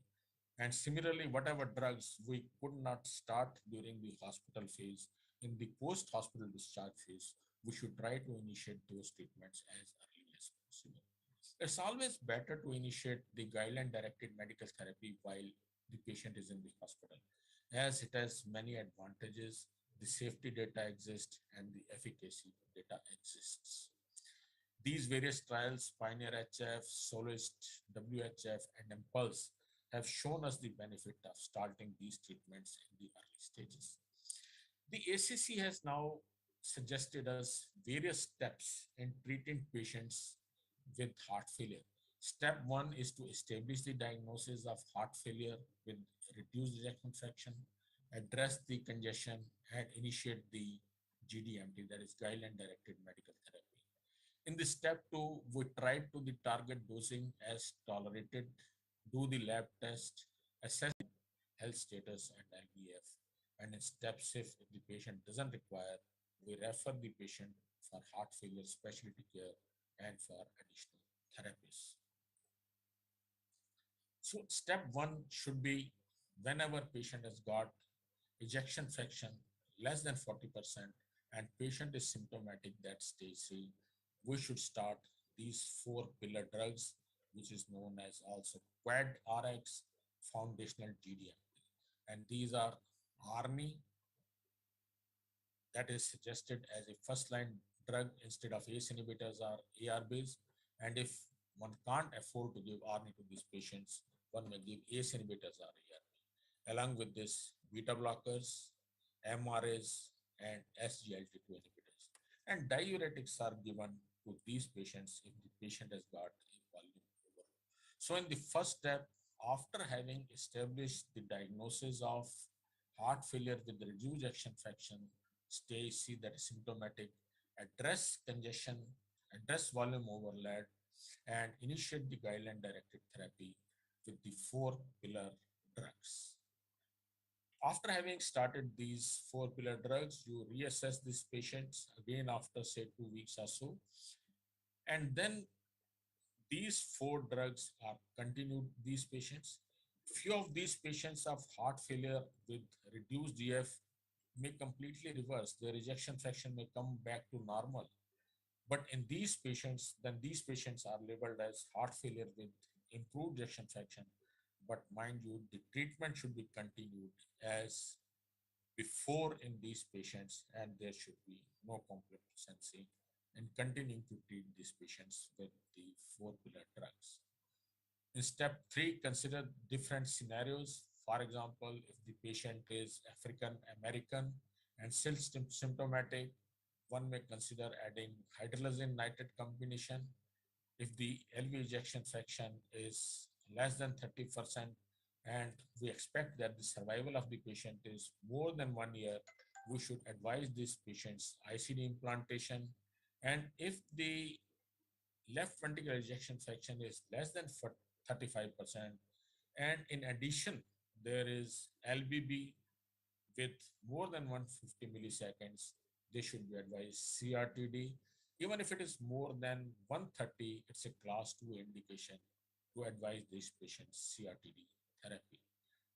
After these class 1 have been given to these patients, if patients are still continuing to be symptomatic, then we should consider adding other drugs like loop diuretics if patient has got volume over, ARBs if patient is not tolerating ACE inhibitors, ivabradine, which is a funny channel inhibitor, it should be considered in these patients to reduce the heart rate if the heart rate is more than 70 beats per minute. In that case, again, it's a class 2A indication. The other drugs like the newly added vericiguat, which is a soluble guanylate cyclase stimulator and less than 45% combined with dilated LV, and it should be given along with ACE inhibitors, beta blockers, and MRAs. And if the other drugs are not given, patient is not, etc., because of hypertension, etc., one may give these drugs as a class 2B indication.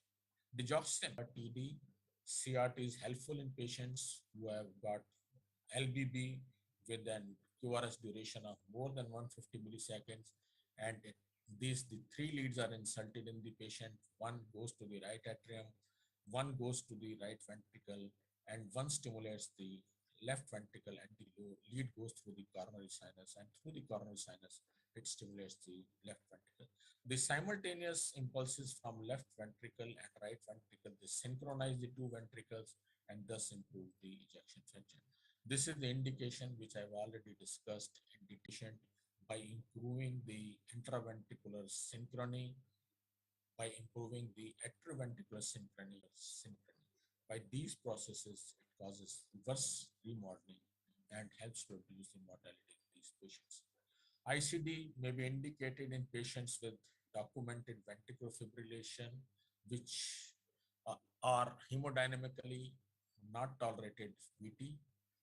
It is also indicated in patients of absence of reversible cause of death within 48 hours, myocardial infarction, and if patient has got a reasonable expectation of survival with a good functional status of more than 1 year. So if these three conditions are met, then patient should be given ICD therapy. In ischemic cardiomyopathy, it is class 1A indication, and in non-ischemic cardiomyopathy, it is class 1B indication.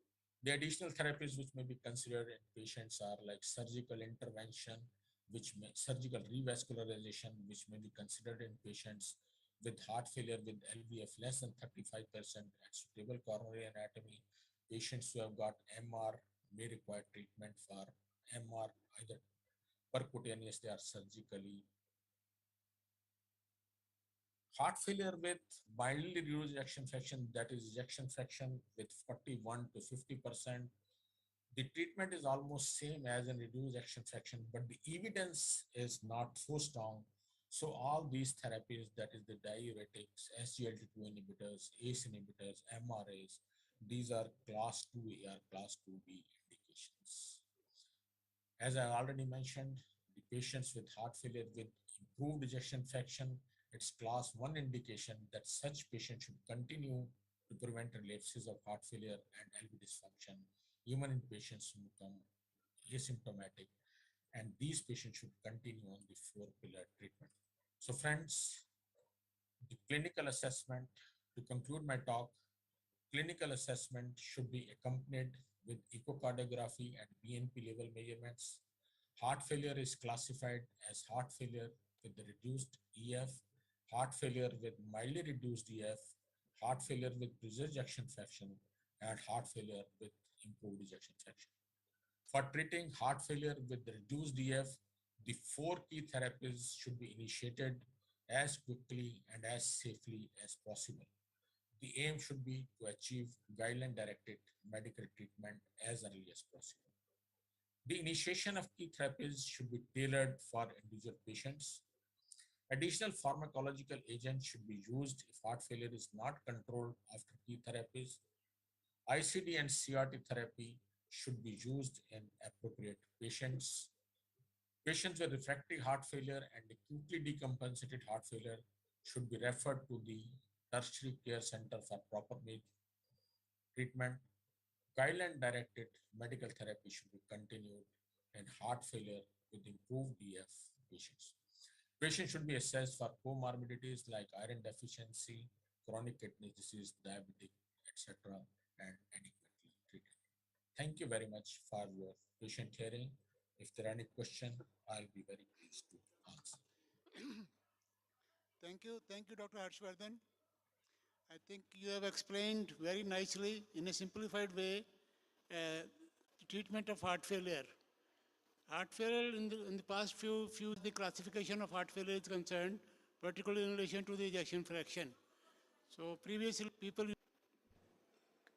Now, for the next recorded lecture, Dr. Malay Parikh, consultant diabetologist, Rajkot, Gujarat, and the topic is diabetes in elderly, challenges and management. Is different in young versus old, and what should be the main goal in the older patients, and what novel strategies can be used to manage the diabetes in older adults. So first agenda is magnitude of the problem. elderly population is growing at challenging rate in India, and this number has steadily grown over the past few years and is steeply growing. Of all the disease, type 2 diabetes mellitus is the single most disease affecting a large number of the elderly population.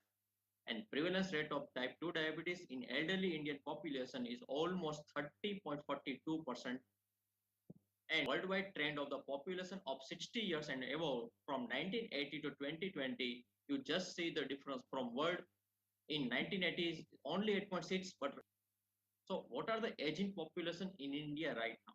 The size of India's elderly population less than or equal to 60 is expected to increase from 77 million in 2001 to 2031 and further to 301 million in 2051.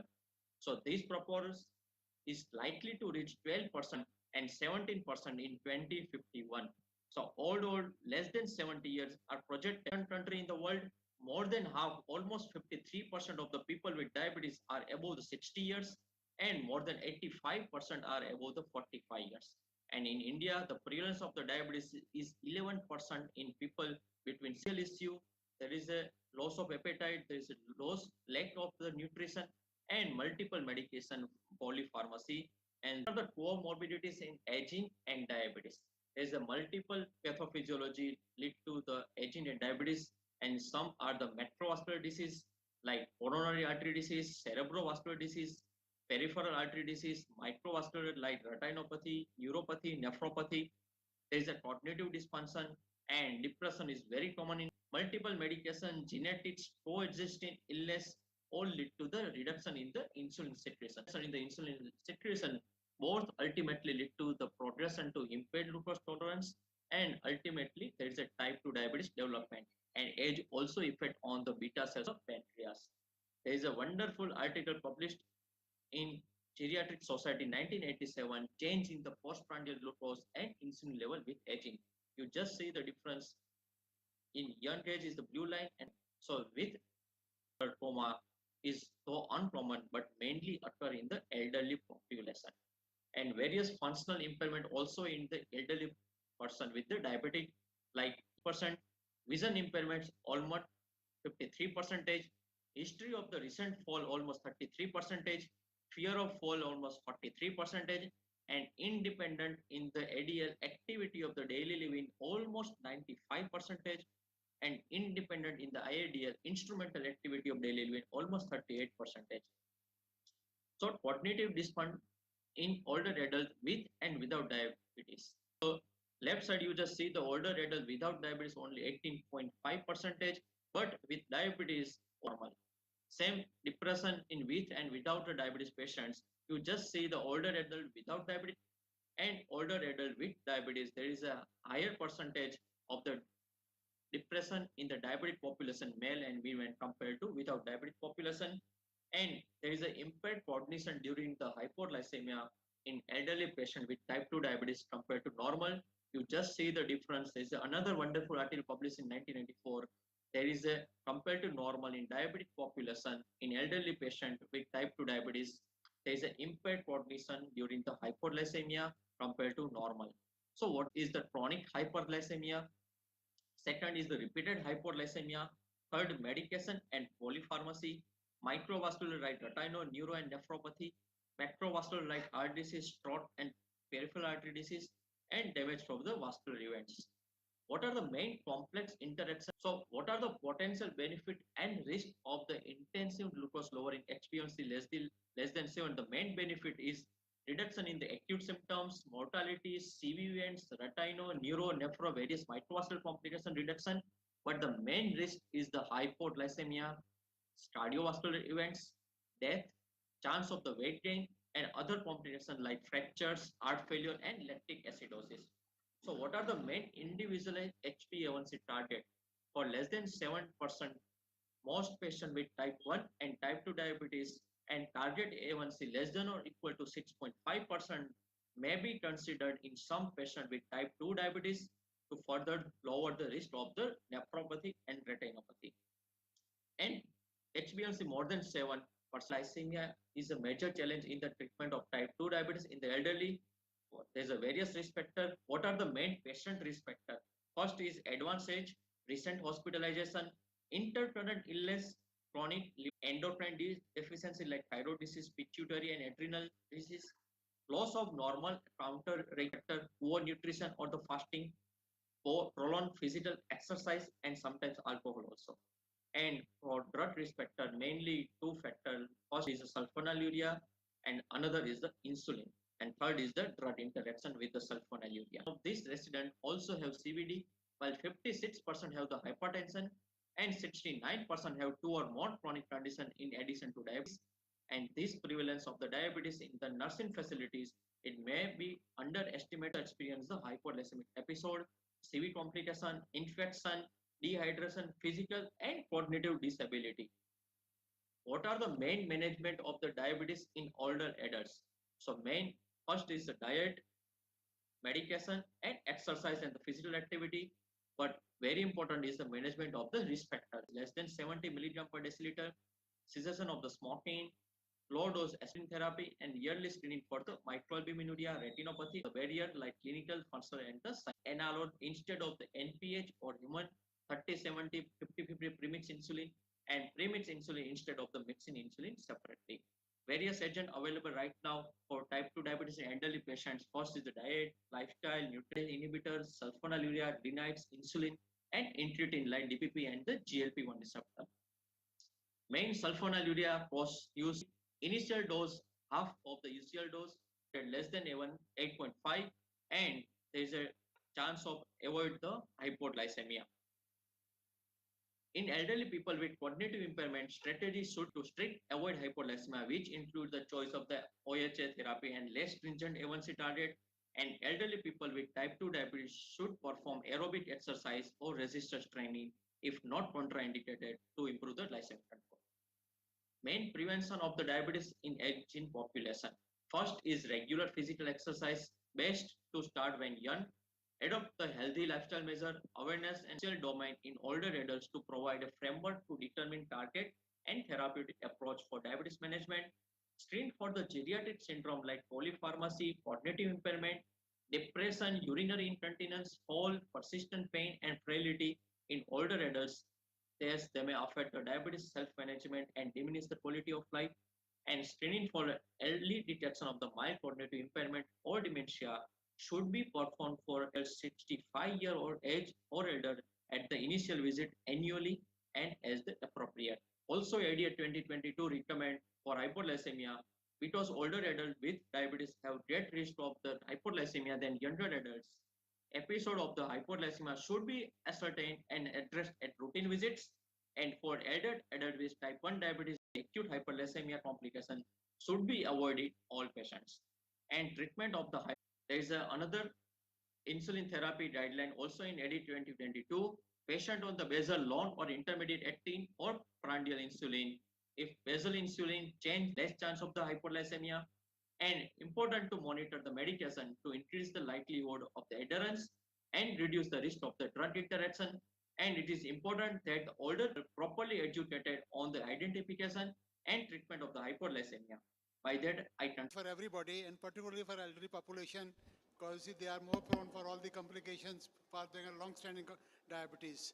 So you have very plain all the complication and all the problems facing the diabetic and elderly people. Thank you very much. Thank you, sir. To do the fundamentals.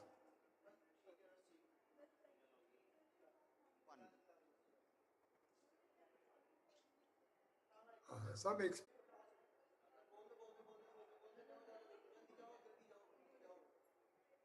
roots, anterior root and posterior root, and the insert clearly says that axon, which is a cylinder, and nodes of Ranvier and swan shell are winding up the entire, you can see the winding up of swan cells, and this is the basic structure of the peripheral nerve. And it goes ultimately to muscle and to the skin and to the other receptor sites. A simplified view of the peripheral nervous system is we have motor fibers which are myelinated, which are quite large, and that has a muscle control. The second one is smaller, little smaller, is touch vibration and position perception. And much more smaller is thinly myelinated A delta fibers. They got cold perception and pain. And unmyelinated is warm perception and pain. And thinly myelinated A delta, which controls the heart rate, blood pressure, sweating, GAT, and gut function. And unmyelinated C fibers also share the same thing. If you look at the peripheral neuropathy syndrome, this is by understanding the clinical presentation. Size is a large and small fiber. Location is proximal and distal. Function type is motor, sensory and mixed and autonomic, and focal, and it can be multifocal. Large fiber neuropathies are impaired vibration. The clinical symptoms are impaired vibration, pain which is deep-seated and gnawing, numbness, sensory ataxia, wasting of intrinsic muscles of hand and feet, and weakness, warm foot due to high vascularity. If you look at this picture, you can see beautifully the wasting of small intrinsic muscles, and the other leg shows a claw foot. Small fiber neuropathy is a C fiber type, which is pain with a burning nature, early hyperesthesia and hyperalgesia, decreased sweating, but normal power and reflexes, and the EMG is quite normal. Peripheral neuropathy by pattern of involvement can be focal and it can be multifocal. Some of the examples of focal is entrapment neuropathies, compressive neuropathies, trauma, Hansen's disease, myxedema, rheumatoid arthritis, and etc. And others are diabetes mellitus, Hansen's, HIV, infective polyneuropathy, and immune vasculitis, and SLE, Sojourner syndrome, and sarcoidosis. Pathogenesis of diabetic neuropathy, conventionally we were all thinking that it could be 4 major hypotheses. One is increased polyol pathway flux, and second is increased advanced glycylation end products. The third is activation of protein kinase C, and the fourth is increased hexosamine pathway influx. Genetic factors of peripheral neuropathy in diabetes mellitus, I'm confining myself to the diabetes mellitus. It is polymorphisms of the AKR1 and B1 gene, which codes the aldolase reductase, are strongly associated with diabetic peripheral neuropathy, especially in type 1. These are all the concepts which are currently available, but the recent research facts are of peripheral nerve injury due to diabetic peripheral neuropathy shows a different focus of understanding, which will be rationalizing the treatment and also understanding the pathology in future, is immune inflammatory response of TNF-A and human macrophage chemoattractant protein 1 and interleukin 10. And there is one more protein called heat shock protein synthesis under stress, and poly-ADP ribose polymerase, and immune-mediated lymphocytes infiltration into the neural and epicardial lymphocytes are present in diabetic nerves, and many other immune mediators infiltrates and destroys the myelin and axon. Further information is beyond the scope of the presentation. But overall, we can think that it is not only metabolic, a gross play of immune response is going on, and that will be the future understanding of peripheral neuropathy. The role of TNF-alpha in development of genesis of myelin destruction, that is a major issue now. And these are all experimental facts, which is going to be applied in human also. The role of inflammatory mediators are based on the accumulation of inflammatory reaction in myelin and axon, and prevention of such immunomodulatory etiology will be the future principle of management of diabetic neuropathy syndromes, apart from metabolic causes and ischemic causes. Currently, we are thinking about metabolic causes and ischemic causes, but future revolution, within a period of 3 to 4 years, I think we will be having a different type of response of diabetic neuropathy as mostly immune mediated. This is a picture which shows no symptoms, better to have neurophysiological studies periodically in diabetic neuropathy. Neurophysiological studies are axonal degeneration, where nerve conduction studies are normal, compound action muscle potentials are low, sensory nerve action potentials are low, and motor motor unit potentials are normal. Fasciculations are sometimes present. In a demyelinating neuropathy, the nerve conduction steady velocity is grossly reduced and compound action potentials are normal, sensory nerve action potentials are normal, and motor unit potentials are normal, and fasciculations are nil. These are the findings we see in neurophysiological studies. Imaging studies and ultrasound and MR neurograms are much more useful in wherever there is entrapment neuropathy. The sensitivity and specificity is very fair, and visualization of the lesion is direct, guide the surgical management, and complementary to neurophysiological studies. You can see that this is a picture of the midi now, where it is a compression is going on, and you can see in the MRI, you can see the arrow shows the entrapment of the nerves, and very visually clearly it shows that there is a fibrous tissue compressing the nerve. This is also another normal ulnar nerve T1 axial sections, wherein this is normal ulnar nerve. On the right side, you can see the entrapped ulnar nerve, what is called cubital tunnel syndrome. You can see the entrapment with the fibrosis. These are the very advantageous imaging studies. And unexplained plexopathy of MR neurogram reveals in Fancos tumor a mass infiltrating into the lower brachial plexus. These things are very important because we may be mistaking a peripheral neuropathy, but the lesion is quite proximal. Skin biopsy shows intraepidermal nerve fiber density, we call IENF. And you can see on the skin biopsy, normal, small, unmyelinated, beautifully to see, and with the frequent abnormal axonal swellings, indicating ongoing degenerative process. And dermis and epidermis are completely devoid of nerve fibers in case of diabetic peripheral neuropathy. You can see the difference between these two. The nerve endings are totally absent. The arrow shows the axonal bulb, and here on the right side, you don't see anything there. This is a much more lymphoid shows in Hansen's disease. Control shows, you can see the normal control shows beautifully well delineated nerve fibers, and the diabetic neuropathy shows, you can see on the right side, the diabetic neuropathy shows no nerve fibers at all. You can see the loss in diabetic neuropathy. The control is on the left side. Metabolic syndrome, you can see on the middle. And in diabetes, you can see the nerve fibers are totally lost in a skin biopsy in a fluorescent staining. The prevention of peripheral neuropathy, diabetic peripheral neuropathy especially, prevention plays a major role in diabetic neuropathy. Adequate blood glucose control determined by A1C hemoglobin. Never wait for overt symptoms. Earlier submission of periodical neurophysiological studies of peripheral nerves are very important. But what we mistake for neuropathy is claudicating pain, fibromyalgia, plantar fasciitis, osteoarthritis, Morton's neuroma disease, inflammatory radiculopathy, inflammatory demyelination, and Charcot's neuroarthropathy, and dorsal tunnel syndrome.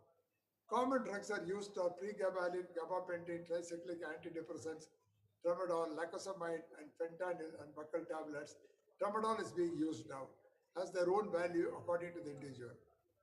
Pregabalin is up to 90 milligram OD, and topiramate is 50 to 100 milligram. Anti-epileptic drugs of zonegran and carbamazepine are being used. Capsaicin in topical preparation, specific drugs in infective causes, and PUFA, MUFA, and DHA. WHO has got a three-step ladder. That's what is mild is acetyl salicylic acid, acetaminophen, NSAIDs, and adjuvants. Second two is moderate diabetic neuropathy, codeine, oxycodone, and dihydrocodone adjuvants. And third is severe is hydromorphone and methadone, so on and so forth.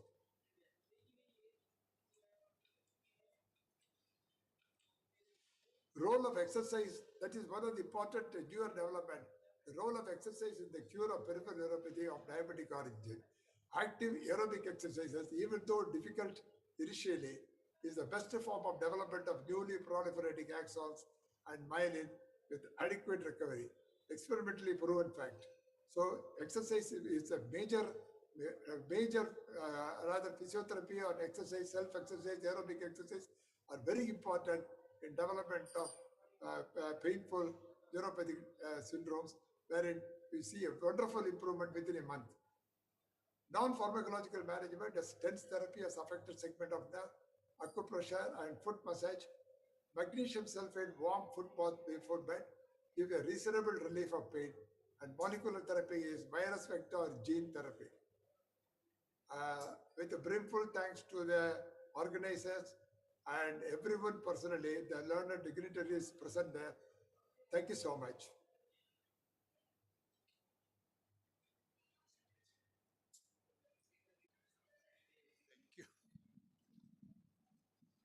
So it's a very, very difficult situation at times, and I'm sure I agree with you, and probably we still try hard to neuropathy. Thank you very much.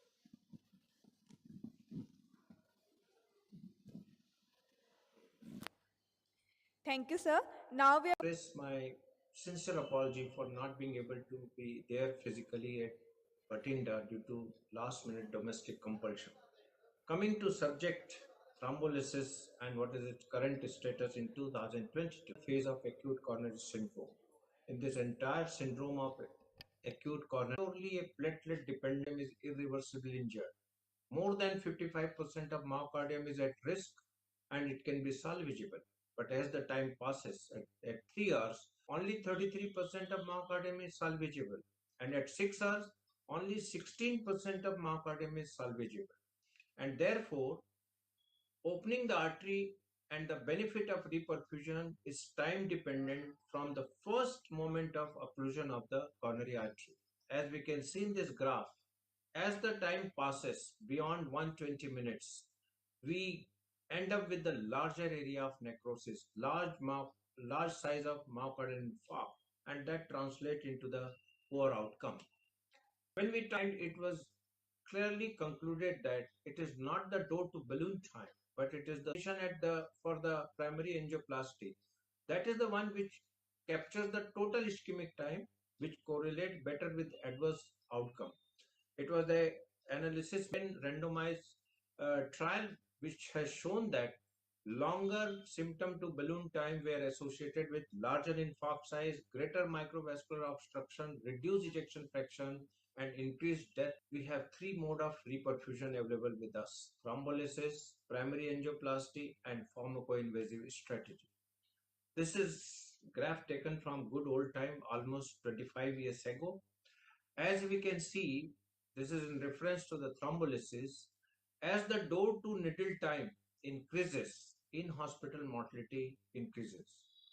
Therefore, as the patient present in the hospital, quicker we reperfuse with the thrombolytic drug, we reduce the door to needle time and therefore we reduce the overall mortality.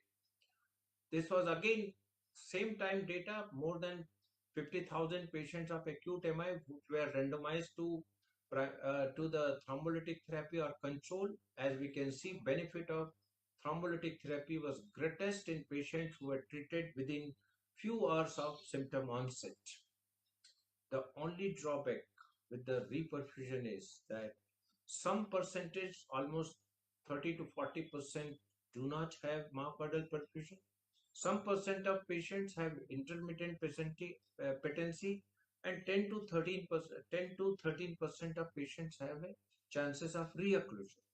So this issue was addressed when we had primary angioplasty way back in 2000. And in 2003, this was a meta-analysis. There was a better survival benefit, and obviously the risk of intracranial bleed, which was a concern with the thrombolytic therapy, that was obviated.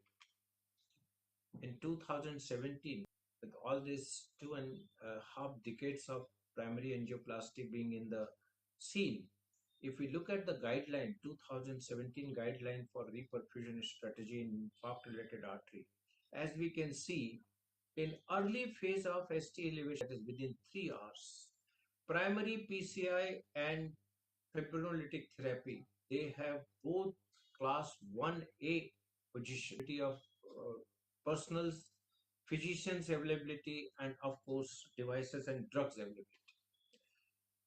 If we look at the scenario as on today about the primary PCI, majority of hospitals are not PCI enabled. Most of the PCI enabled hospitals do not have in-house interventional cardiologists and paramedics to carry out interventional procedure round the clock. Availability of transport, long transportation time, traffic congestion, and weather condition affects access to PCI enabled center.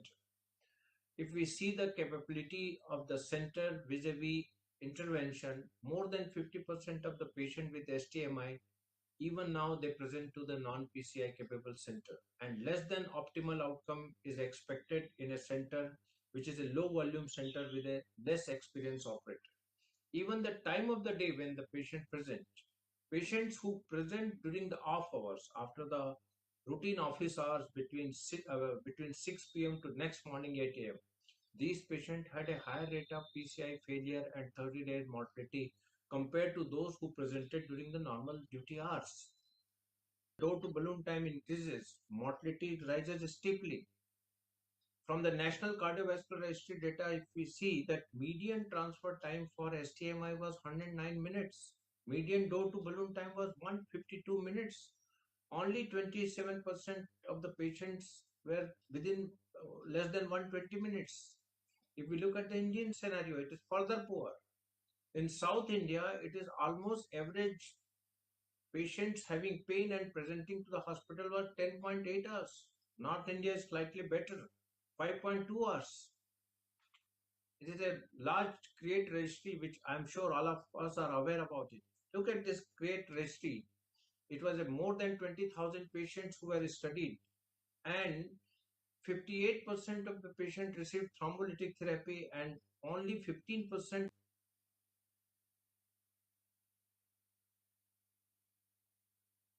I fully agree with you that thrombolysis is still not dead. I think it all depends, you see, if you have the facilities around you for primary PTC, from primary intervention, I still feel that primary intervention is probably more helpful than thrombolysis. But if you don't have the facilities, as from home to hospital time is, as you said, is 360 minutes. In that case, thrombolytic therapy probably is the treatment of choice. Thank you very much.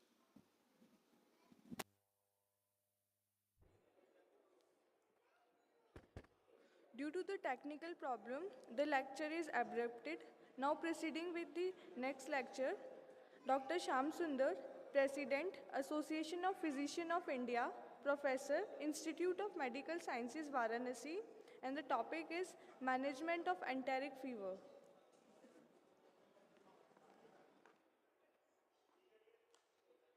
Good morning, everybody. I'm really grateful to Malwa chapter of API and Dr. Gupta, Dr. Vituli Gupta, for inviting me for this talk. I will be discussing typhoid fever, its management, and antimicrobial resistance.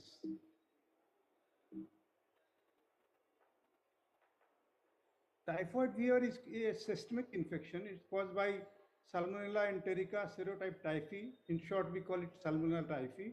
And it is transmitted by contaminated water or food. So that is it is a fecal-oral transmission.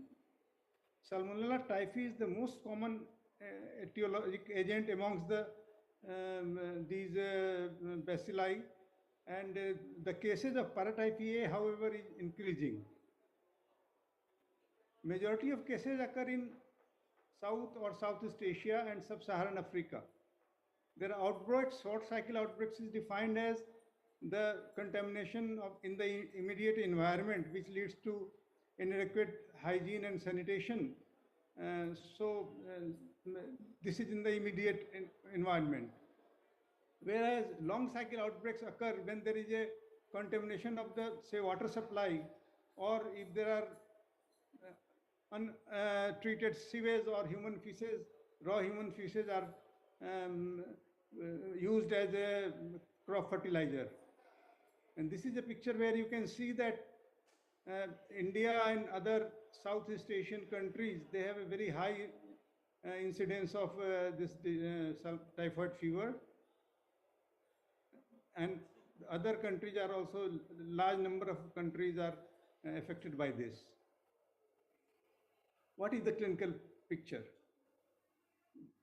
Typically, the fever is high grade, but however, initially it was described as that in the first week there is a step ladder pattern, but that pattern may not be there, although the fever tend to go higher as the disease progresses.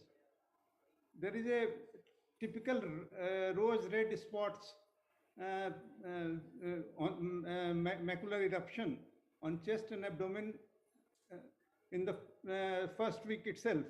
However, these blanch with pressure and are fleeting in appearance. But in dark-skinned individuals like us, it is difficult to detect. Splenomegaly, constipation, and relative bradycardia are common, but not necessary for the diagnosis. Salmonella typhi can involve any organ of the body, and some of the red flag symptoms are altered state of consciousness with eyes open, what is known as coma vigil, if CNS is involved. In the cardiovascular system, palpitation, cardiac arrhythmias, bradycardia. In respiratory system, pneumonia, pleuritic pain. Musculoskeletal system, swelling and pain in the joints, tenderness of the joints, rigidity, and even pain in the limbs leading to loss of functionality. Gastrointestinal system involvement it can cause nausea, vomiting, diarrhea, abdominal pain, even constipation or jaundice. Genitourinary, there can be dysuria, increased frequency, and suprapubic or pelvic discomfort. The diagnosis is done by the gold standard for diagnosis is blood culture or bone marrow culture. So you demonstrate the bacteria in the culture. Unfortunately, it takes longer time, about 3 to 4 days to culture to become positive. So there is a high turnaround time. PCR is another upcoming way of diagnosing this disease, and it may replace soon as a gold standard. Unfortunately, PCR is not available in many of our laboratories. So still, I think we have to depend on the conventional tests like culture and serological tests. I want to mention a word about Vidal test. Although the somatic antibodies, they appear within first week, and the flagellar or H antibodies, they appear on second week after the onset of the disease. This test is of moderate sensitivity and specificity. It can be negative in 30% of the culture-proven cases of typhoid fever.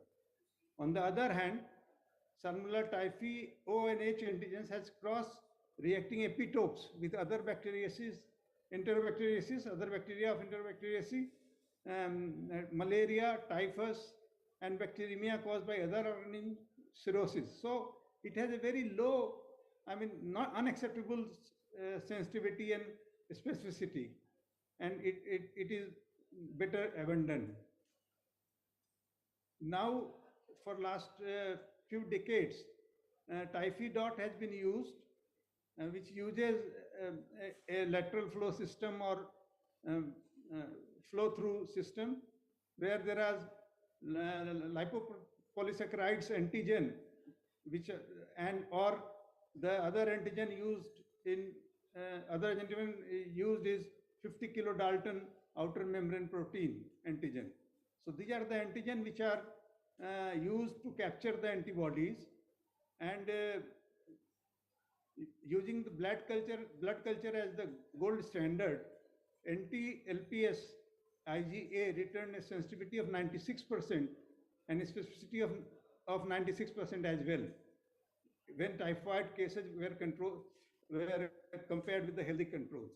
Combination of LPS and antiflagellin total IgAM and gave the highest sensitivity of 93% and a specificity of 95%.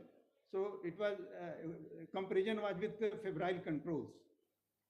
So you can see that these serological tests have very high sensitivity and specificity and are increasingly being used in the diagnosis of enteric fever.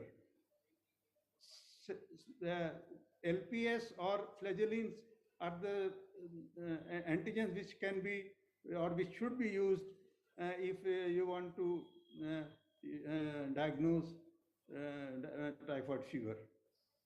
Treatment of typhoid fever. Traditionally, chloramphenicol, amoxicillin, and trimethoprim sulfoxamethasol used to be used as a first-line treatment for enteric fever. Usually with chloramphenicol, there is a quick defervescence and fever resolution within 4 to 6 days. It has a low case fatality ratio. But the disadvantage is that frequent administration of the drug 4 times daily, or you need to give it for at least 2 weeks to reduce the 10 to 15% risk of relapse. Earlier, we used to say that it should be used 7 days more after the defervescence. Amoxicillin is another good drug, but the dose is very high. It is 1 to 2 gram QID for 14 days, although the risk of toxicity is quite less. And it has to be given for an extended period, 2 weeks. Cotrimoxazole has comparable efficacy with chloramphenicol, and there is a less risk of toxicity. It again has to be given for 2 weeks to avoid relapses. Antimicrobial resistance. Now coming on to this topic, after sporadic outbreaks of chloramphenicol-resistant typhoid between 1970 and 1985, many strains of Salmonella typhi developed plasmid-mediated multi-drug resistance. So there were plasmids which were carrying the resistance nucleic acid. Whereas resistance to 3 first-line antimicrobials used defines the multi-drug resistance in Salmonella. So if there is a resistance to these 3 first-line antimicrobials, it is known as MDR in Salmonella. And now a new term is there, which is extensively drug-resistant Salmonella typhi, XDR of typhi, where typhoid fever has strains that are resistant to all recommended antibiotics for typhoid fever, including 3rd generation cephalosporins like cefixime and ceftriaxone. Recently, chromosomally, earlier I discussed about the plasmid mediated, but now chromosomally acquired quinolone resistance in Salmonella has been described in various parts of Asia, including India, and possibly related to widespread and indiscriminate use of quinolones. In fact, the resistance developed to the first-line drugs also because of the indiscriminate use. Resistance to fluoroquinolones may be total or partial, and the so-called nalidixic acid-resistant Salmonella typhi NAS is a marker of reduced susceptibility to fluoroquinolones compared to the nalidixic acid-sensitive strains. Nalidixic acid resistance is a reasonable marker for decreased sensitivity to fluoroquinolones, and for enteric fever acquired in Asia, more than 90% of the isolates are nalidixic acid resistance. So ciprofloxacin or ofloxacin should be avoided. In general, fluoroquinolones should be used as a first-line drug for typhoid fever in patients from South Asia only if the antibiotic susceptibility data demonstrate that it is still sensitive to fluoroquinolones, otherwise not. Coming to the fluoroquinolone resistance, in a study, 90 out of 581 patients with severe illness had infections with intermediate resistance to ciprofloxacin. And severe disease was associated with this, with the high p-value. So conclusion of this is that typhoid fever caused by nalidixic acid-resistant bacteria infection is associated with severe disease, poor clinical outcome, and probably this occurs, this delays the initial appropriate antibiotic therapy and thereby inviting complications. This is a map of antimicrobial resistance worldwide, and the dark blue colored India and other countries, they suggest that there are ESBL, extended spectrum microbial, uh, extended spectrum beta-lactamase producing bacteria are there. So, I mean, it is a very ominous sign. Of course, at other places, also the resistance is there to some of the antibiotics. Sensitivity of salmonella to chloramphenicol. What is the Indian scenario? Efficacy of chloramphenicol was evaluated against Salmonella typhi isolates in India. In 1991, all isolates, 100% were found to be resistant. However, sensitivity increased between 1996 to 2001, and this re-emergence of sensitivity and reduced resistance was observed in other studies as well. Then resistance of S. typhi to chloramphenicol reduced from 52% in 2002-3 to 22% in 2005-9. So some scientists think that chloramphenicol should be now considered as the first line drug of choice for treatment of enteric fever. As I was discussing about chloramphenicol, there are evidences of other drugs also showing sensitivity against Salmonella typhi, and they are chloramphenicol, ampicillin, and cotrimoxazole. All three of them had a very high sensitivity, 95% or 94.5%, practically 95% in the study by National Salmonella Center, Kasoli. The changing trends of Salmonella typhi resistance pattern necessitates, as I told you in chloramphenicol description, necessitates reconsideration of conventionally used drugs in typhoid fever treatment in India. So we have to rethink how we should use these first-line antibiotics as the sensitivity of these antibiotics is reappearing. Then coming to azithromycin in typhoid, it is increasingly being used in empiric treatment of uncomplicated enteric fever, especially in MDR and fluoroquinolone-resistant infections. It has a long half-life for 2 to 3 days, so you can give only once daily, and that will be sufficient. It is safe to use in children, and it is equivalent or superior to the chloramphenicol, fluoroquinolones, and extended spectrum cephalosporins. Low prevalence of relapse and conventional fecal carriage is another advantage of azithromycin in typhoid. In a study by US Navy from Egypt, they compared azithromycin and ceftriaxone, and they found a cure rate of greater than 97% with ceftriaxone and slightly less, 91% with the azithromycin. In another multi-center trial from 4 cities in India, azithromycin and chloramphenicol cured 194% patients. So it was a very high sensitivity of these bacteria. In another study from Egypt, azithromycin and ciprofloxacin, both drugs returned with a cure rate of 100%. So it shows that the sensitivity to the different antibiotics varies according to the different regions of the world. Now, what should be the treatment? In patients, in the isolates who are fully sensitive, fluoroquinolones should be given, but only once you are confirmed that these isolates are sensitive to fluoroquinolones.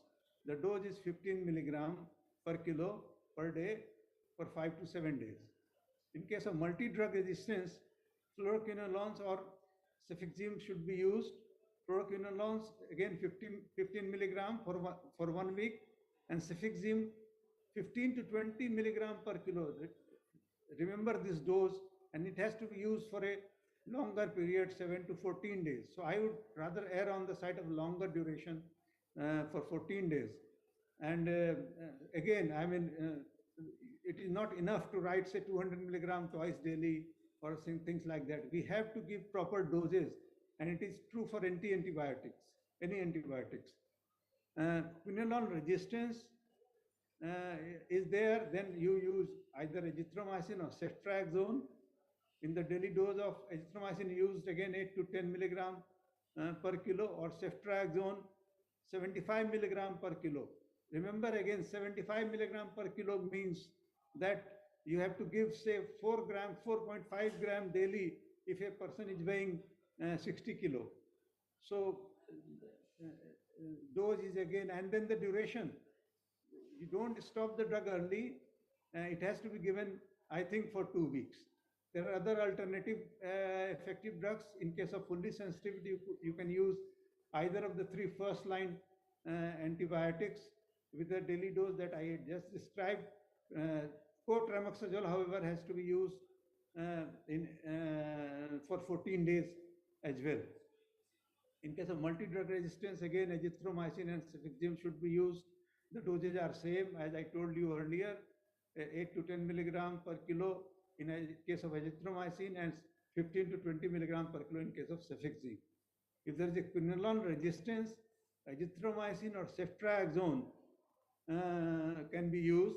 Azithromycin is used again for 8 to 10 days, 8 to 10 milligram per kilo for 7 days.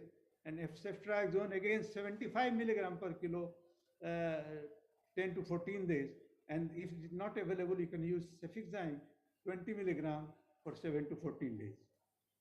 Combination of drugs are being used to overcome antimicrobial resistance. Evidence for effectiveness of this drug or these strategy is lacking. So till we get a definite validation of these combinations, we should refrain from using combination chemotherapy. So friends, to summarize, typhoid fever remains a major cause of morbidity in the developing world, and sometimes mortality as well. Vidal test has lots of limitations, needs to be abandoned.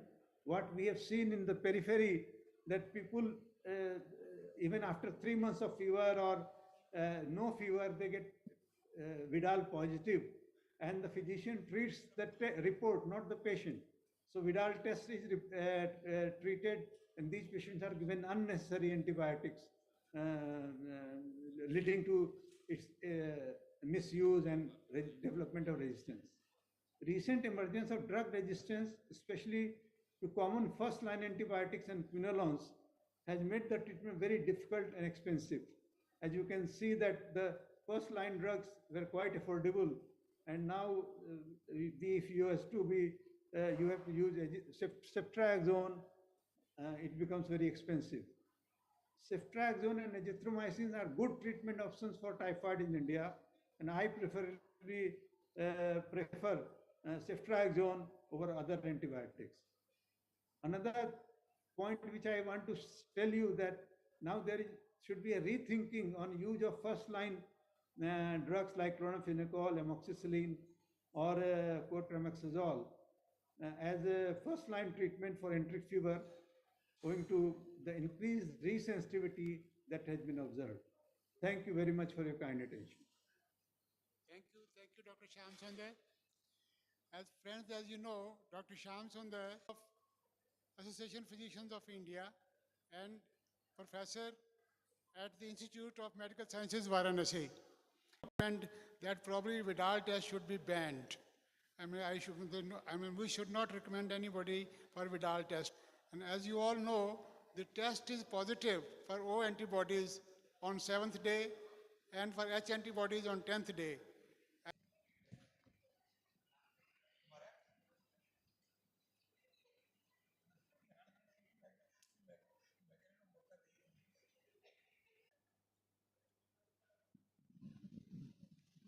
So our senior physician, Dr. K.K. Goyal, is here. He is my batchmate. I will like to have his comment on that.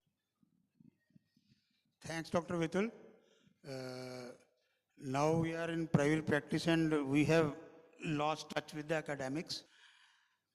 we positive. And even in absence of fever, Vidal positive is given. So yes, it's a dilemma.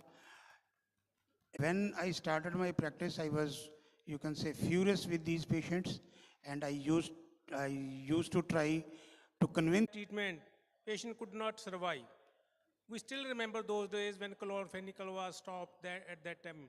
So we are not convinced yet to use chlorphenicol in these patients of enteric fever. Thank you.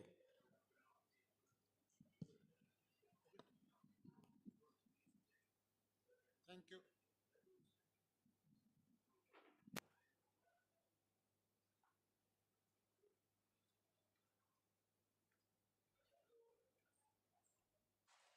Now, we are going to play the recorded lecture by Dr. Girish Mathur, President-elect, Association of Physicians of India, Senior Consultant, Medicine, Kota, on the topic Expanding Role of Combination Therapy in Hypertension.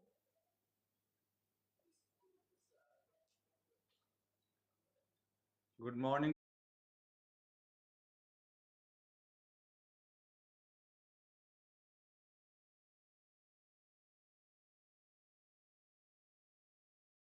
I will share my slides.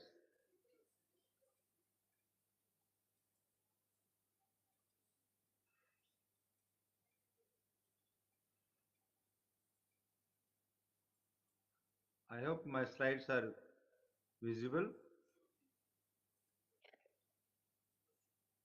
As we all know, diabetes is a major global health problem, and the burden of diabetes is rising progressively worldwide.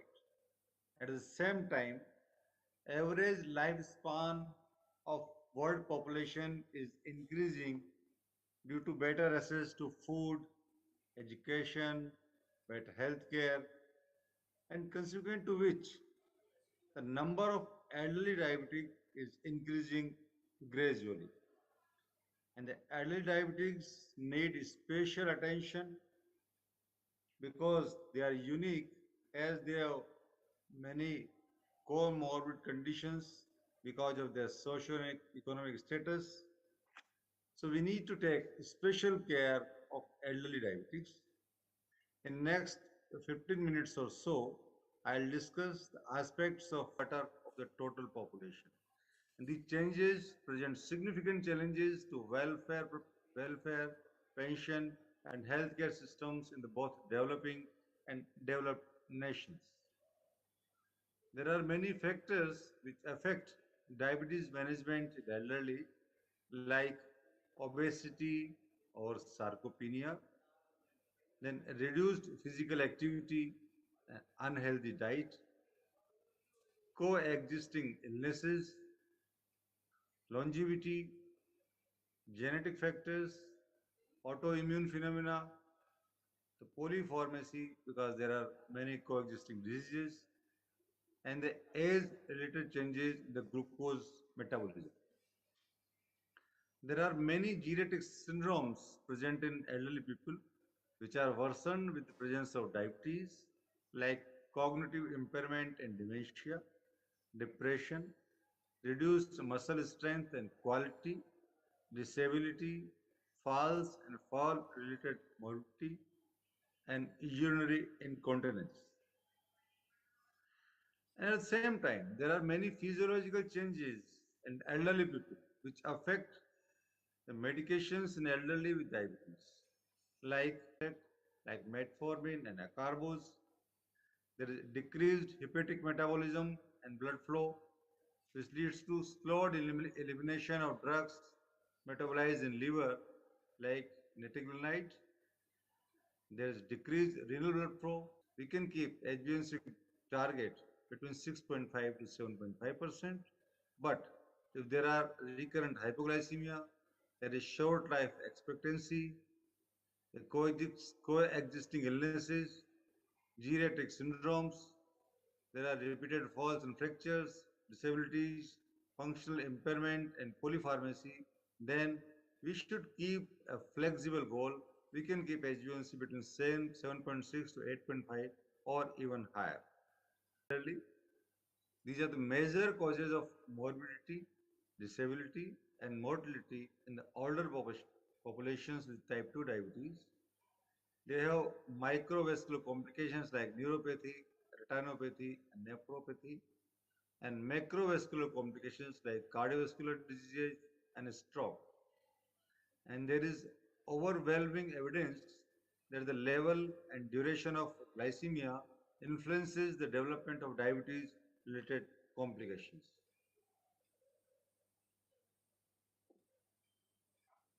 Hypoglycemia is a major challenge in the treatment of diabetes in the elderly.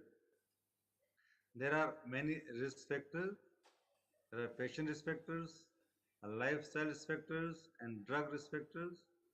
If we talk about the patient risk factors, there are advanced age, recent hospitalization, intercurrent illness, insulins, which causes more incidence of hypoglycemia. Severe hypoglycemia accounts for almost 20% of all hospitalization for type 2 diabetes in the elderly, followed by chronic complications of diabetes, 17%, acute cardiovascular events in 13%, intercurrent illnesses in 14%, and decompensated diabetes in 39%. So hypoglycemia is one of the biggest danger while we treat diabetes in the elderly. And older patients have less perception of hypoglycemia because autonomic symptoms and neuroglycopenic symptoms are subdued in old age. At the same time, attention to hypoglycemic symptoms may be reduced by depression, cognitive dysfunction, or other chronic conditions. And many elderly patients have limited knowledge about the symptoms of hypoglycemia. They are not aware about the symptoms of hypoglycemia, and there's sometimes a major problem when they experience hypoglycemia. As regard to screening and diagnosis in the elderly, the clinical presentation of diabetes in the old age is often asymptomatic and non-specific, and clinical diagnosis may be delayed. In general, screening for and diagnosis of diabetes in older age should be in accordance with the published international and national criteria and guidelines, and no age-specific criteria are there. The prevalence and incidence rates of diabetes mellitus in elderly subjects may be underestimated when you use only fasting plasma glucose as a diagnostic criteria. The presence of isolated post-challenge hyperglycemia the clinician to screen for cardiovascular disease, the likely presence of diabetes. There are some special considerations while we manage type 2 diabetes in the elderly. Clinicians who manage older people with diabetes, they should require special skills if they wish to provide high quality care. Their approach is influenced by a multitude of factors such as the higher frequency of medical comorbidities, frailty, and socio-economic issues. The comprehensive geriatric assessment is a potentially important tool in ensuring that patients with diabetes receive a multi-professional assessment of their functional status and unmet needs. The management goals in the elderly diabetics are overall goals of diabetes management in older adults are similar to those in younger adults and include management of both hyperglycemia and risk factors. However, in frail elderly patients with diabetes, avoidance of hypoglycemia, avoidance of hypotension, and drug interactions due to polypharmacy are of greater importance than in younger patients with diabetes. In addition, management of coexisting medical conditions is important because it influences their ability to perform self-management. So what is the rationale for high quality management of diabetes in the elderly? Because of screening and early diagnosis, we can prevent progression of undetected vascular complications. There is overall improved metabolic control, which will reduce cardiovascular risk further. Improved screening for maculopathy and cataracts will reduce visual impairment and blind registrations. An integrated approach to management of peripheral vascular disease and foot disorders will reduce amputation rates in general. As regard to complications of type 2 diabetes in elderly, we all know hypoglycemia is a major risk. Then there are cardiovascular complications. There are microvascular complications, cognitive like dementia, depression, falls and fractures, and peripheral neuropathy. There are general recommendations while we treat diabetes in the elderly. The glycemic control targets should be individualized, taking into account functional status, comorbidities, history, and risk of hypoglycemia and presence of complications. We should begin oral glucose lowering therapy only when lifestyle interventions alone are unable to maintain target blood glucose levels, and monitor response to each initiation or dose increase for up to a 3 months trial period. We should wait for at least 3 months before increasing the dose or adding another molecule.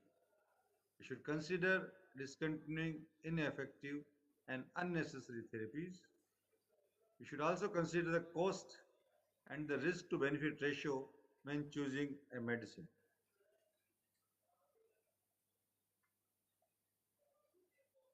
There are some treatment priorities while we treat elderly diabetes.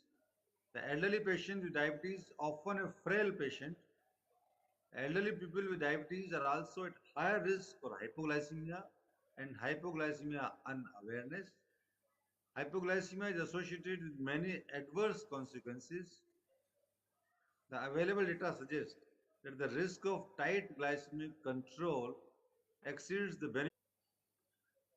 The European Society and ADA recommended some guidelines about managing hyperglycemia and elderly diabetes. According to them, the glycemic targets for elderly with long-standing or more complicated disease should be less ambitious than for younger, healthier individuals. If lower targets cannot be achieved with simple interventions, an HbA1c of less than more than 7.5 to 8% may be acceptable. Transitioning even upwards as age increases and capacity for self-care, cognitive, psychological, and economic status and support system declines. In the aged, the choice of anti-hyperglycemic agents is very important and we should focus on drug safety, especially protecting against hypoglycemia, heart failure, renal dysfunction, bone fractures, and drug-drug interactions. Strategies specifically minimizing the risk of low blood glucose or lactic acidosis. We should follow closely for weight loss and GI side effects. As regard to sulfonylureas, they should be used with much caution in frail elderly who forget to eat or skip meals.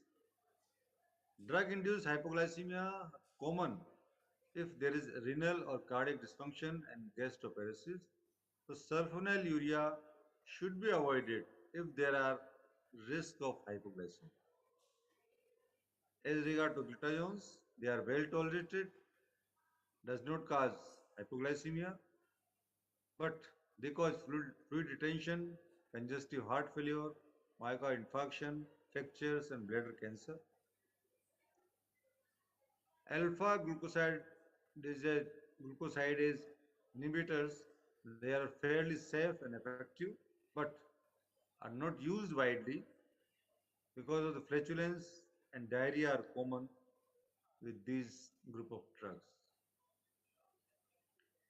As regard to DP4 inhibitors, which are the most can be used and we should monitor diet intake and weight. As regard to SGLT2 inhibitors, they are associated with lower rates of heart failure hospitalization, all-cause mortality, and hypoglycemia, but higher rates of diabetic ketoacidosis is a risk, and weight loss is another risk in frail diabetics. So we should use with caution while treating frail diabetics with SGLT2 inhibitors. A word about insulin in elderly. Most trials on insulin therapy in type 2 diabetes exclude the geriatric population. Addition of insulin to oral antidiabetic, no evidence base showing superiority of one insulin regime over another. Before giving insulin, we must evaluate if the patient is physically and cognitive capable. We should administer appropriate, we should recognize and regular eating schedule. Watch out for nocturnal hypoglycemia because of early evening meals. To summarize, advancing age is a risk factor for the development of diabetes. Elderly onset diabetes should be diagnosed as early as possible in accordance with national guidelines to avoid the progression of vascular complications, retinopathy, and renal impairment. Hypoglycemia is a danger in elderly diabetes patients due to a higher level of hypoglycemic unawareness and medication combinations in this population. The presence of comorbidities presents a unique challenge for the management of early type 2 diabetes, and cognitive dysfunction, depression, risk of falls, fatality, and other comorbidities need to be addressed as part of comprehensive care. So, we must look for one of the most dangerous thing in treating diabetes and elderly is hypoglycemia. We should avoid drugs that cause hypoglycemia. We can have a flexible targets, and we should use the drugs rationally. Thank you so much for the patient hearing. Thank you, Dr. Mathur. Elderly population, and at the same time, the incidence of diabetes is increasing many folds. So since the incidence of diabetes is increasing many folds, that's why we are having more and more people, elderly population with diabetes and with its own all complications.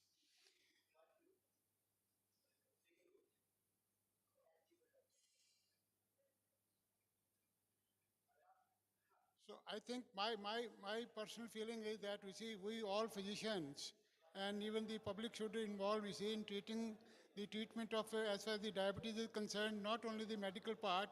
I think that it leads a lot of counseling as far as the patient, the good control of diabetes.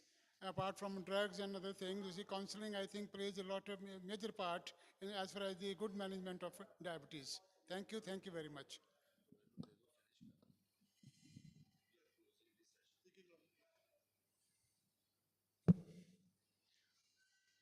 Now, congratulations to Dr. Mathur for a nice presentation. With this, we close this session. Third is